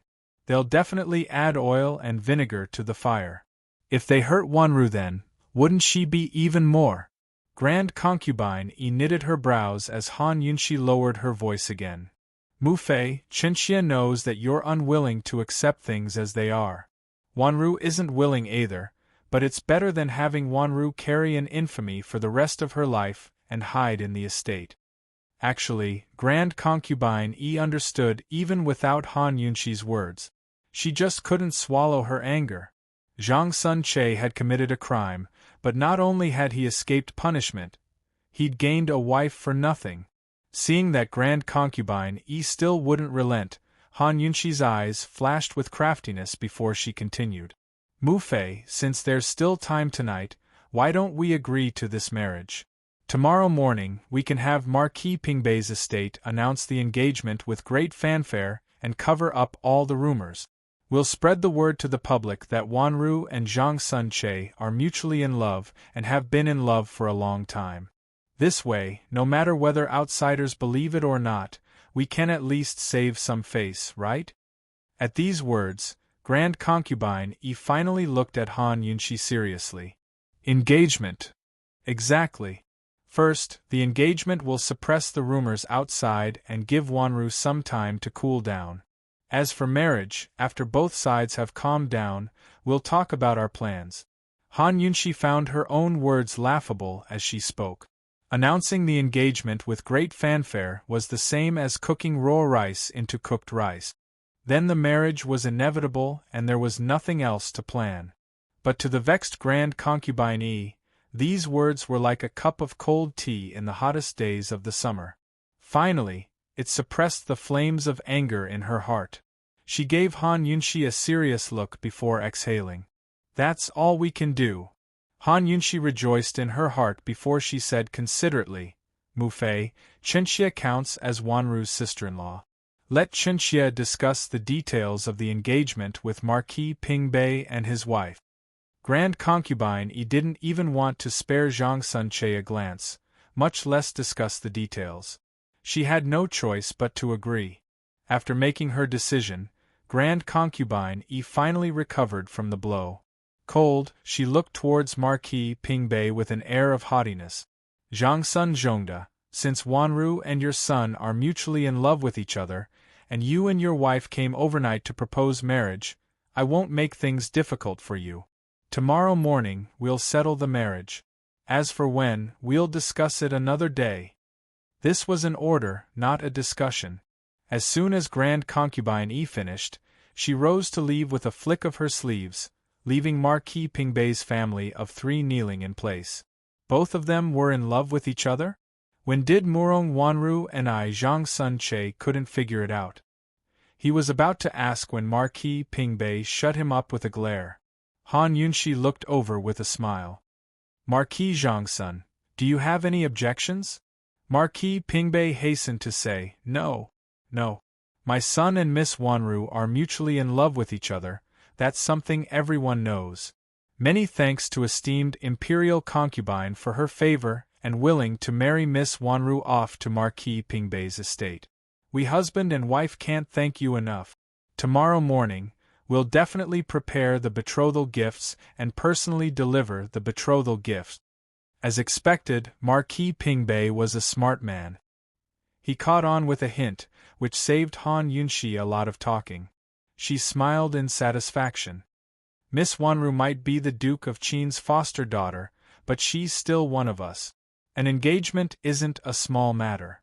Marquis Zhangsun shouldn't be too shabby, lest you make esteemed Imperial Concubine unhappy. Han Yunshi didn't finish her sentence, but Marquis Pingbei was already nodding his head. Many thanks to esteemed Wang Fei for the reminder. Everything, this official knows what to do. I know. Very good. Han Yunshi liked to talk to smart people. She was certain that tomorrow's engagement ceremony would be a grand affair that wouldn't lose out to the wedding procession.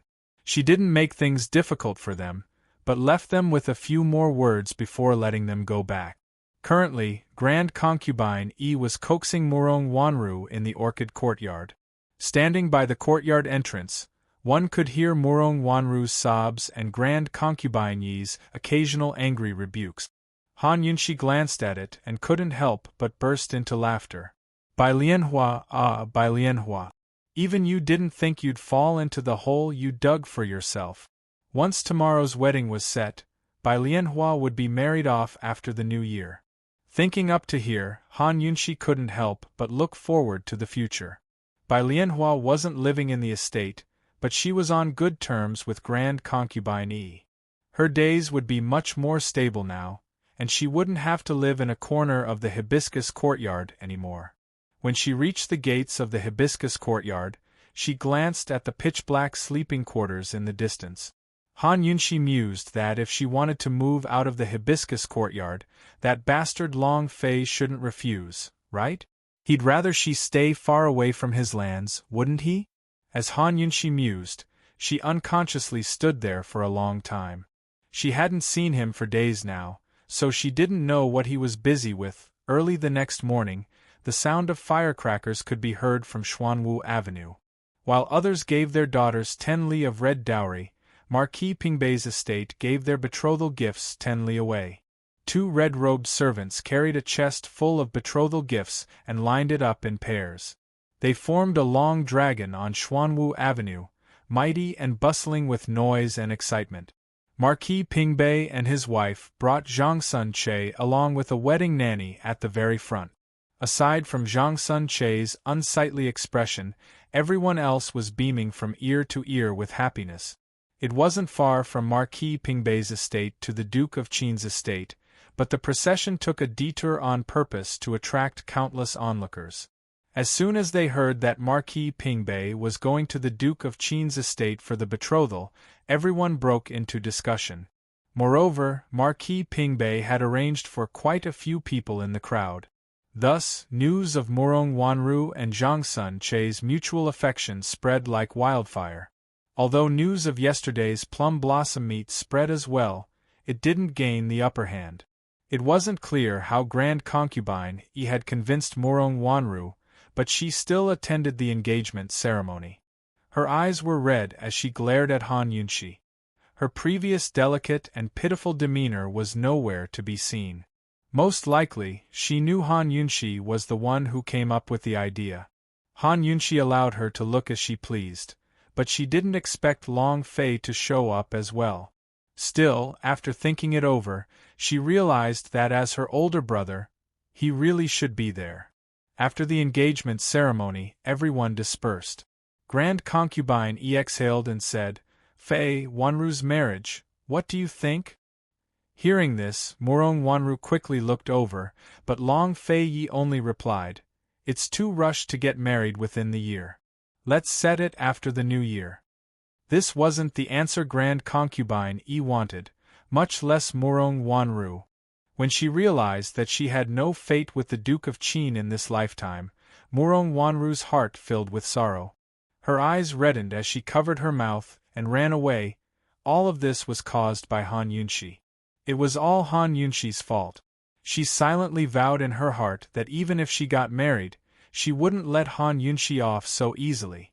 Seeing Murong Wanru like this and her son's cold demeanor, Grand Concubine couldn't help but knit her brows.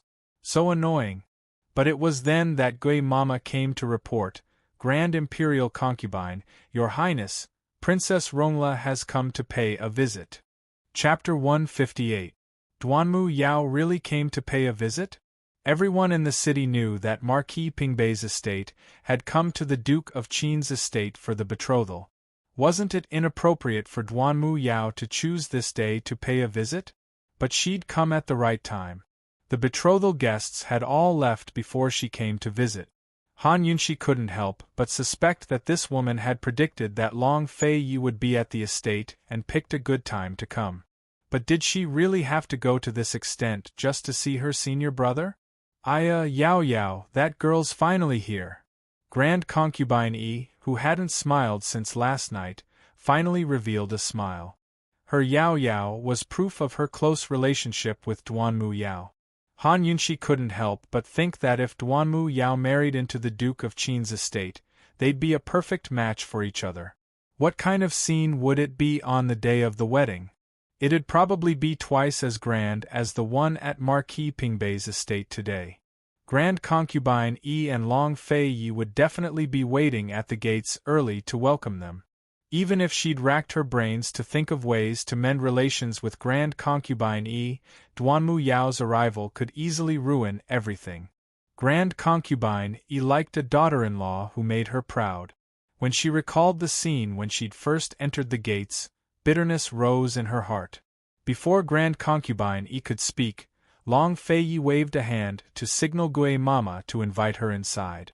Han Yunshi glanced at him before silently turning to leave. You could call her a coward, but she didn't like places like this. She only wanted a place, not anything to fight for.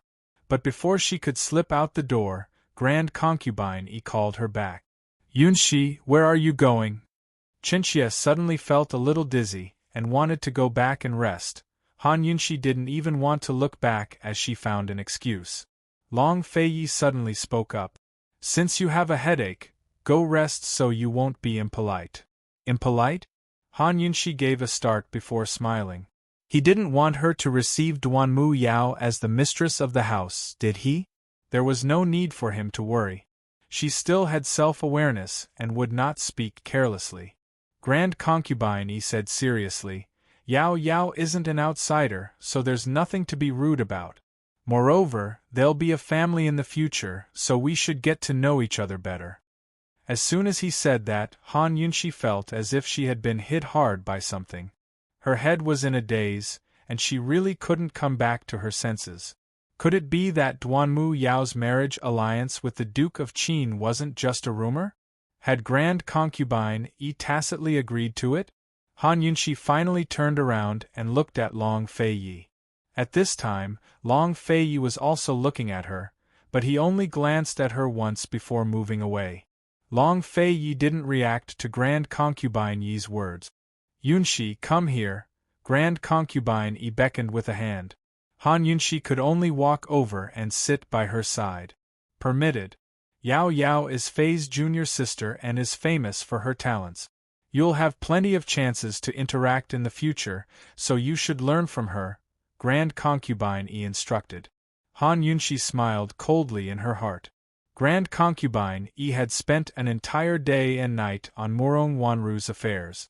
She probably didn't know anything else about the plum blossom meat yet, but she wanted her to learn from a defeated opponent? She laughed in her heart without explaining a thing. She knew that Grand Concubine Yi liked Duanmu Yao not because of her talents, but because of her illustrious birth. Western Zhou's princess of the first wife and Tianshan Kenzo's genius female disciple, a daughter-in-law like this would bring her a lot of glory. From now on, no one would say that the Duke of Qin had married a commoner or a good-for-nothing. After finally settling that White Lotus Murong Wanru, she never expected Duanmu Yao to show up right after. She didn't fight for it, but would others allow her to have a place in the estate? Would they allow her to claim half of the title of Duke of Qin's official consort? Very soon, Duanmu Yao arrived by herself. Gui Mama respectfully followed behind her, carrying 3 heavy gifts. Those who didn't know better might even think that Gui Mama was one of Duanmu Yao's servants. Today, Duanmu Yao was dressed in a snow-white robe, the edges of which were dotted with red flowers. She was already pure and untainted, looking like a celestial immortal. The addition of her white robes made her seem even more ethereal. She strode in and immediately curtsied to Grand Concubine Yi with a slight smile. 10,000 blessings to esteemed imperial concubine. Dispense with the formalities, dispense with the formalities. Come, let me take a good look. It's been years since we've seen each other.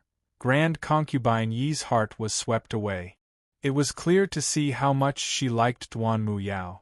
Duanmu Yao walked over without sparing Han Yunshi a glance as she squeezed herself between her and Grand Concubine Yi. The main seat could fit 2 people at most, so Han Yunshi was about to move aside when Grand Concubine Yi said, "Yunshi, you sit on the side." Han Yunshi silently rolled her eyes. She wanted to leave, all right? Han Yunshi's eyes flashed with a smug smile as she asked, "Senior brother, last time I told you to send my greetings to esteemed imperial concubine. You haven't forgotten, have you?" "I forgot," Long Feiyi replied simply.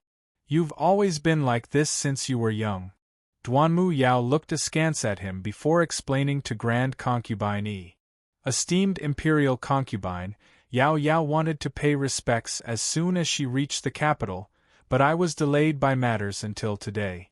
Yao Yao came back this time, especially to give you something good. As she spoke, Nanny Gui presented the big gift to her. This is the biggest Chinese knotweed that Celestial Mountain picked this year. It's black and soothes the nerve. As long as you eat a little every day, I guarantee that you'll still have a head of black hair in 10 years. Grand Concubine Yi loved it. "You're such a thoughtful girl. You know how good I am, don't you?" Duanmu Yao said coquettishly. Those who didn't know better might even think she was Grand Concubine Yi's daughter. "And also, this is for Wanru. Her matters." Duanmu Yao trailed off, hesitating before continuing. She only went to the side rooms because she was worried about her sister-in-law." "It's a pity." At these words Han Yunshi looked up. "What a Duanmu Yao. She hasn't even married into the family yet, but she's already trying to drive a wedge between us. What will happen in the future?" Grand Concubine Yi knitted her brows at Han Yunshi before sighing softly. She didn't say a word. Now that things have come to this, esteemed imperial concubine should set her mind at ease. Don't harm your body. Fortunately, Marquis Pingbei's estate is a rich and influential family. Little sister Wanru won't lose her status even if she marries over. With you and His Highness backing her up, she won't suffer any losses. Duanmu Yao really knew how to coax people. Every word untangled the knot in Grand Concubine Yi's heart. All right, let's not talk about these things. I'm already relieved that you came." Grand Concubine Yi smiled faintly. "Then how about Yao Yao spend the new year with you?" Duanmu Yao seized the chance to ask. Grand Concubine Yi rejoiced. "Don't try to make me happy. That'll depend on whether senior brother agrees or not, Duanmu Yao said coyly, pouting as she looked towards Long Fei Yi. Grand concubine Yi looked over as well, but Han Yunshi had her head bowed as she stared at the teacup in her hands. Long Fei glanced at Han Yunshi and saw her indifferent expression. For some reason, he grew angry and replied coldly, "It's fine as long as Mu Fei decides." Grand concubine Yi was puzzled. She never expected her son to be so easy to discuss. Years ago, when she found out that her son had this little junior sister, she had been looking forward to their marriage. But Yao Yao's status was special, so she didn't dare mention it lightly. She never expected Western Zhou to have intentions of making peace through marriage. Emperor Tianhui had been pressured into following Western Zhou's wishes in the matter. In this way, everything went smoothly. Unfortunately, when it came to his son, it was not easy to pass the final hurdle. She'd tested him multiple times, but he'd always refused. A while ago, she'd even heard that he'd accompanied Yao Yao for an entire day. There were plenty of rumors in the palace as well. Now it looked like there was a chance. Grand concubine Yi rejoiced as she grabbed Duanmu Yao's hand. Then it's settled. This year, you will stay at the estate to celebrate the new year.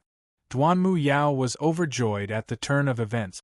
She never expected her senior brother to be so easy to negotiate with. Long Fei Yi didn't object, while Han Yunshi kept her head bowed. Both of them were silent. At this moment, Duanmu Yao walked down to sit by Long Fei Yi's side with a mysterious smile. "Senior brother, the last present is for you. Guess what it is?" "I don't know." Long Fei Yi's tone was mild, but he still replied. Duanmu Yao was overwhelmed by favor from superior. After all, she'd always found excuses to give senior brother things over the years, but he'd always replied with 2 words: "No need." Now that senior brother had answered her like this, could it be that he'd finally come to terms with her and was willing to accept her? After all, she hadn't been able to find him after that day. If not for the joyous occasion at the Duke of Qin's estate today, she probably wouldn't have seen him again. "Senior brother, take a guess. This is something from our celestial mountain as well. Master's seen it before and said you'd definitely like it," Duanmu Yao said happily. "I can't guess." Long Fei Yi's reply was as mild as ever. Duanmu Yao scooted closer and whined, "Senior brother, just guess once. Just once is enough." At this moment, Han Yunshi finally raised her head to look at them. One was silent while the other was acting spoiled. One was as handsome as a god while the other was as beautiful as a celestial fairy. She truly felt that the two of them were a perfect match made in heaven and earth. Han Yunshi was staring blankly when Long Fei Yi guessed correctly. "Snow wine." Duanmu Yao shrieked in delight at his words and grabbed his arm. "Senior brother, you actually remember. It's been 10 years, I didn't expect you to still remember." She let go of his arm and personally took out the pot of snow wine. 10 years ago, I specially buried this for you. I thought you'd forget." 10 years, so they'd known each other for so long. Han Yunshi couldn't help but think of a saying. "You only live once. 1 second less to meet you is 1 second less to have you in my life. In my next life, we may not meet again." Knowing each other from 10 years ago, and being willing to remember each other from 10 years ago, how nice, Han Yunshi sighed inwardly and picked up her tea to take a sip. Long Fei Yi had only said it casually and hadn't expected it to be so coincidental. He glanced at Han Yunshi and saw that Han Yunshi was drinking her tea with her head lowered, seemingly very relaxed. Finally, his face, which was as cold as ice, suddenly turned a few degrees colder. He didn't understand what Han Yunshi was doing. Back then, she'd shamelessly kicked the sedan chair door to marry him, but now she was standing aloof from worldly affairs. What did this woman take him for? She wanted to climb up the social ladder so she could do so, but she didn't want to play anymore. What right did she have? Was the title of Qin Wangfei just for fun? "Senior brother, do you want to unseal it and taste it? It's been 10 years. Duanmu Yao was drowning in happiness. "I'll unseal it tonight." You stay for dinner. This was the first time Long Fei Yi had asked a guest to stay. All right. Duanmu Yao nodded immediately, afraid that Long Fei Yi would change his mind. Her heart was surging with emotions, while Grand Concubine Yi was thrilled. She immediately ordered Gui Mama to prepare dinner. But Han Yunshi's eyes drooped as she thought to herself, looks like Long Fei Yi won't be going out after the new year. There should be 2 joyous events at the Duke of Qin's estate after the new year. When Duanmu Yao saw that Han Yunshi hadn't said a word, her eyes flashed with disdain. But she wasn't planning to let her off so easily. That's right, esteemed Wang Fei. I came in a hurry and didn't prepare any gifts for you. You won't blame me, right? She asked seriously. Han Yunshi finally raised her head, her expression indifferent. I won't. She didn't care. But Duanmu Yao provoked her again. Esteemed Wang Fei, I forgot to ask you. You won't mind if I spend the new year at your estate, right? Chapter 159.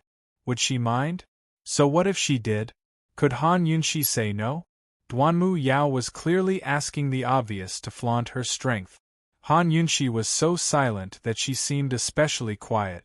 Seeing this, Duanmu Yao's smile grew even more scornful. Today, she had to make this woman say, I don't mind. She'd let her know that even though she was Qin Wangfei, she had no say in this household.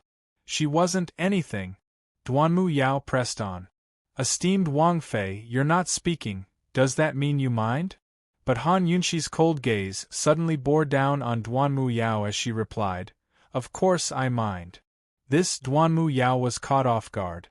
She was left speechless, while Grand Concubine Yi and Long Fei Yi both looked towards Han Yunshi in surprise.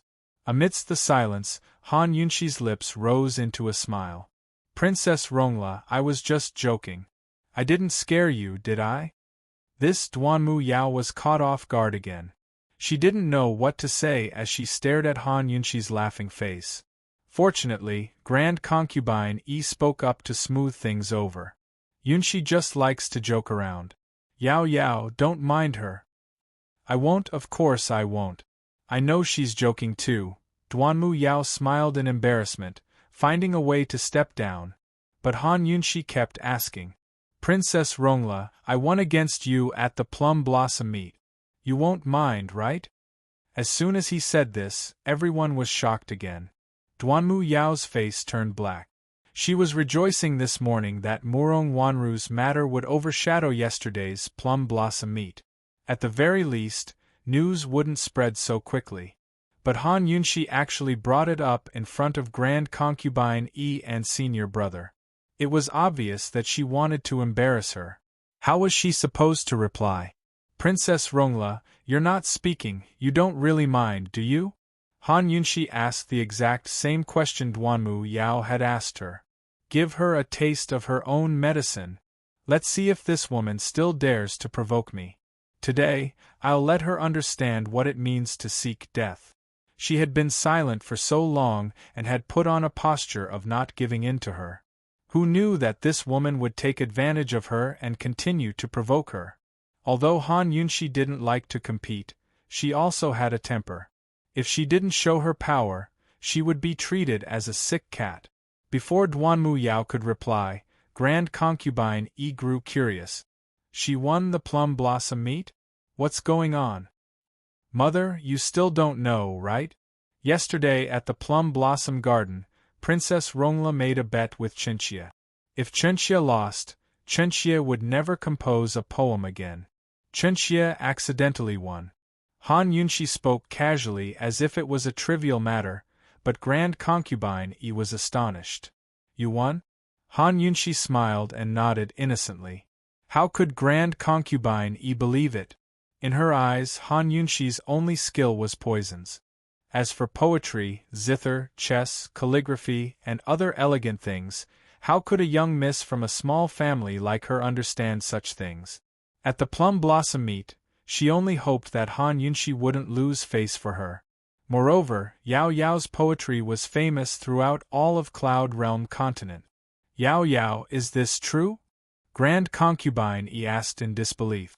Duanmu Yao felt even more humiliated at this question, but she had no choice but to feign generosity with a smile. "Mhm, Qin Wangfei has such talent and learning. Yao Yao willingly admits defeat, so why would I mind?" Grand Concubine Yi finally believed the truth and couldn't help but shoot a strange look towards Han Yunshi. Duanmu Yao couldn't accept this. She wanted to change the topic, but never expected Han Yunshi to keep asking questions. "Princess Rongla, last time at Medicine Ghost Valley, I accidentally won against you too. You won't mind, right?" This Duanmu Yao almost choked on her words. What did Han Yunshi mean by this? Was she bringing up old scores again and again?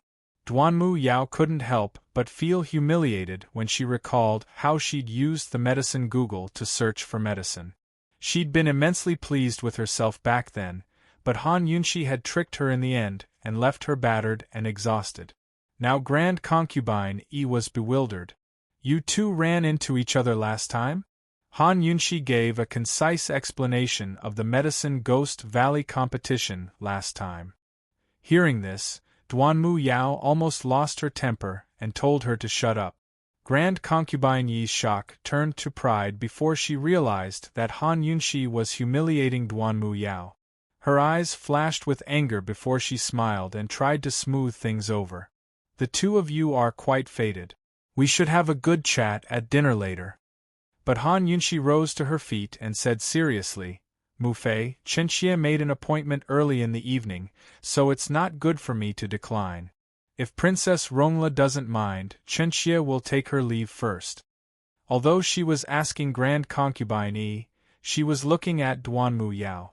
The provocation in her eyes was no less than Duanmu Yao's scorn from before. This noble princess wanted to trample her beneath her feet before she even stepped through the doors? No way. It was fine if she didn't speak, but as soon as she did, she'd show her who was boss. Of course, Grand Concubine Yi could sense the tension between the two of them. She glanced towards Long Fei, only to see him drinking tea with his head bowed, looking as if he had nothing to do with the matter. Her son's attitude towards Princess Rongla was still unclear, so Grand Concubine Yi didn't dare to act on her own. She glared unhappily at Han Yunshi, but Han Yunshi's indifference made it hard for her to lose face. She could only give Duanmu Yao a way out. "Yao Yao, since Yunshi has an appointment, you two can chat another day. You don't mind, right?" Duanmu Yao was about to go crazy at the word mind, but Grand Concubine Yi had asked so nicely that she had to put on a generous front even if she didn't like it. Smiling, she said, "Of course. I don't mind." Han Yunshi was very satisfied. She smiled and said, "Then Yunshi will take her leave first." So speaking, she gracefully turned to leave. Her steps and posture were indescribably confident and at ease. Nobody noticed that the silent Long Fei Yi had long raised his head to stare at her retreating form, his lips drawn up in a satisfied smile. Han Yunshi didn't have an appointment at all. When she returned to the leisurely cloud pavilion, Zhao Mama had already prepared a table full of delicious dishes. She was clearly hungry, but when she picked up her chopsticks, she suddenly lost her appetite. She didn't know what to eat. "Esteemed Wang Fei, the kitchen's prepared many dishes tonight. This servant secretly gave you a few, so hurry and try them," Zhao Mama coaxed.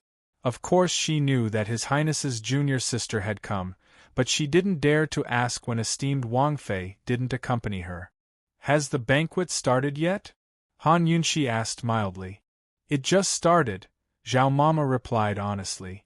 Han Yunshi mused that the bottle of snow wine that had been sealed away for 10 years should have been opened by now. Long Fei Yi must really like that wine to remember it so clearly. She picked up her chopsticks and poked at a few pieces of vegetables. She wanted to make do with it, but in the end she lost her appetite and decided not to eat. Instead, she changed her clothes and prepared to go out for some fresh air. Unexpectedly, she'd hardly stepped out the door when she saw Long Fei Yi sitting in her courtyard, facing the door. Han Yunshi's feet paused as she subconsciously took a step back. When did this guy come? What was he doing here instead of accompanying the honored guests? Was he here to settle accounts with her on behalf of Duanmu Yao? Seeing her retreat, Long Fei Ye's playful smile deepened. He asked, "Who did you have an appointment with?" Han Yunshi didn't move forward, but looked at him and replied honestly, "Chinxia didn't have an appetite, so I found an excuse to leave." "Where are you planning to go?" Long Fei Yi asked again. "What does it have to do with you?" Han Yunshi grumbled in her heart. However, under normal circumstances, she would still be a little afraid of this guy. She obediently replied, "I just wanted to go out for some fresh air." "Are you in a bad mood?" Long Fei Yi asked again. Han Yunshi avoided his question and asked back, "Isn't it inappropriate for your highness to not accompany the honored guests at this time?" Unexpectedly, Long Fei Yi said, "This prince also doesn't have an appetite. I was just thinking of going out for some fresh air. Let's go." As he spoke, he stood up and walked out of the courtyard. Han Yunshi was stunned. What did this guy mean? Was he going to abandon little junior sister? Wasn't he going to open the bottle of snow wine? Was this all right? Long Fei Yi had already walked to the entrance of the courtyard, but Han Yunshi was still standing in the same spot. Looking at his proud and lofty back, she felt that it was unreal. Long Fei Yi turned back and asked coldly, "Han Yunshi, you're still not leaving?" Han Yunshi was still hesitating when Zhao Mama gave her a hard shove from behind and pushed her out the door. Long Fei's lips curved into a smile when he saw her come out. Without another word, he turned to leave. Seeing this, Han Yunshi turned back to glare at Zhao Mama, but she'd long vanished from sight. She looked at Long Fei Ye's retreating form again and hesitated for a moment before chasing after him. Long Fei Yi walked in front with Han Yunshi 3 paces behind him. The two of them were silent the entire way. When they passed by the flower gardens, Han Yunshi looked towards Grand Concubine Yi's peony courtyard. Seeing that it was brightly lit, it was hard to imagine how Duanmu Yao would feel after being stood up. But she knew it had to be terrible. Thinking up to here, she couldn't help but secretly rejoice.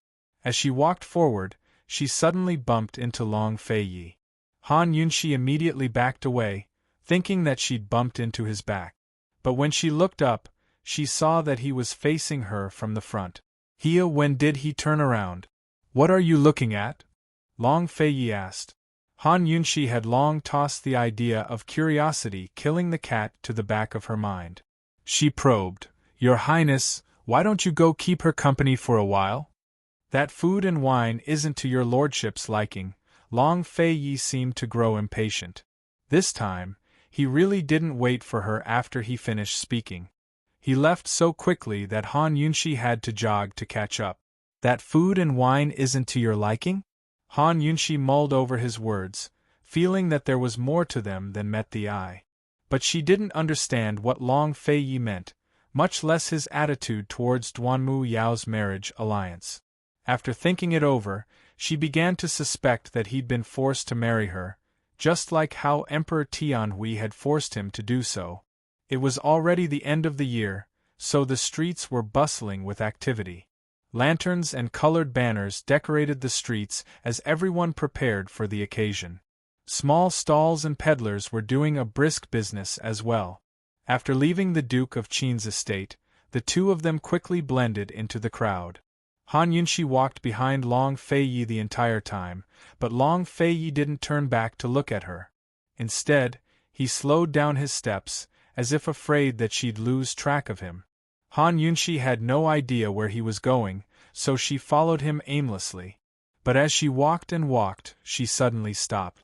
She discovered that the tender fragrance tea house she'd visited not too long ago had been sealed up,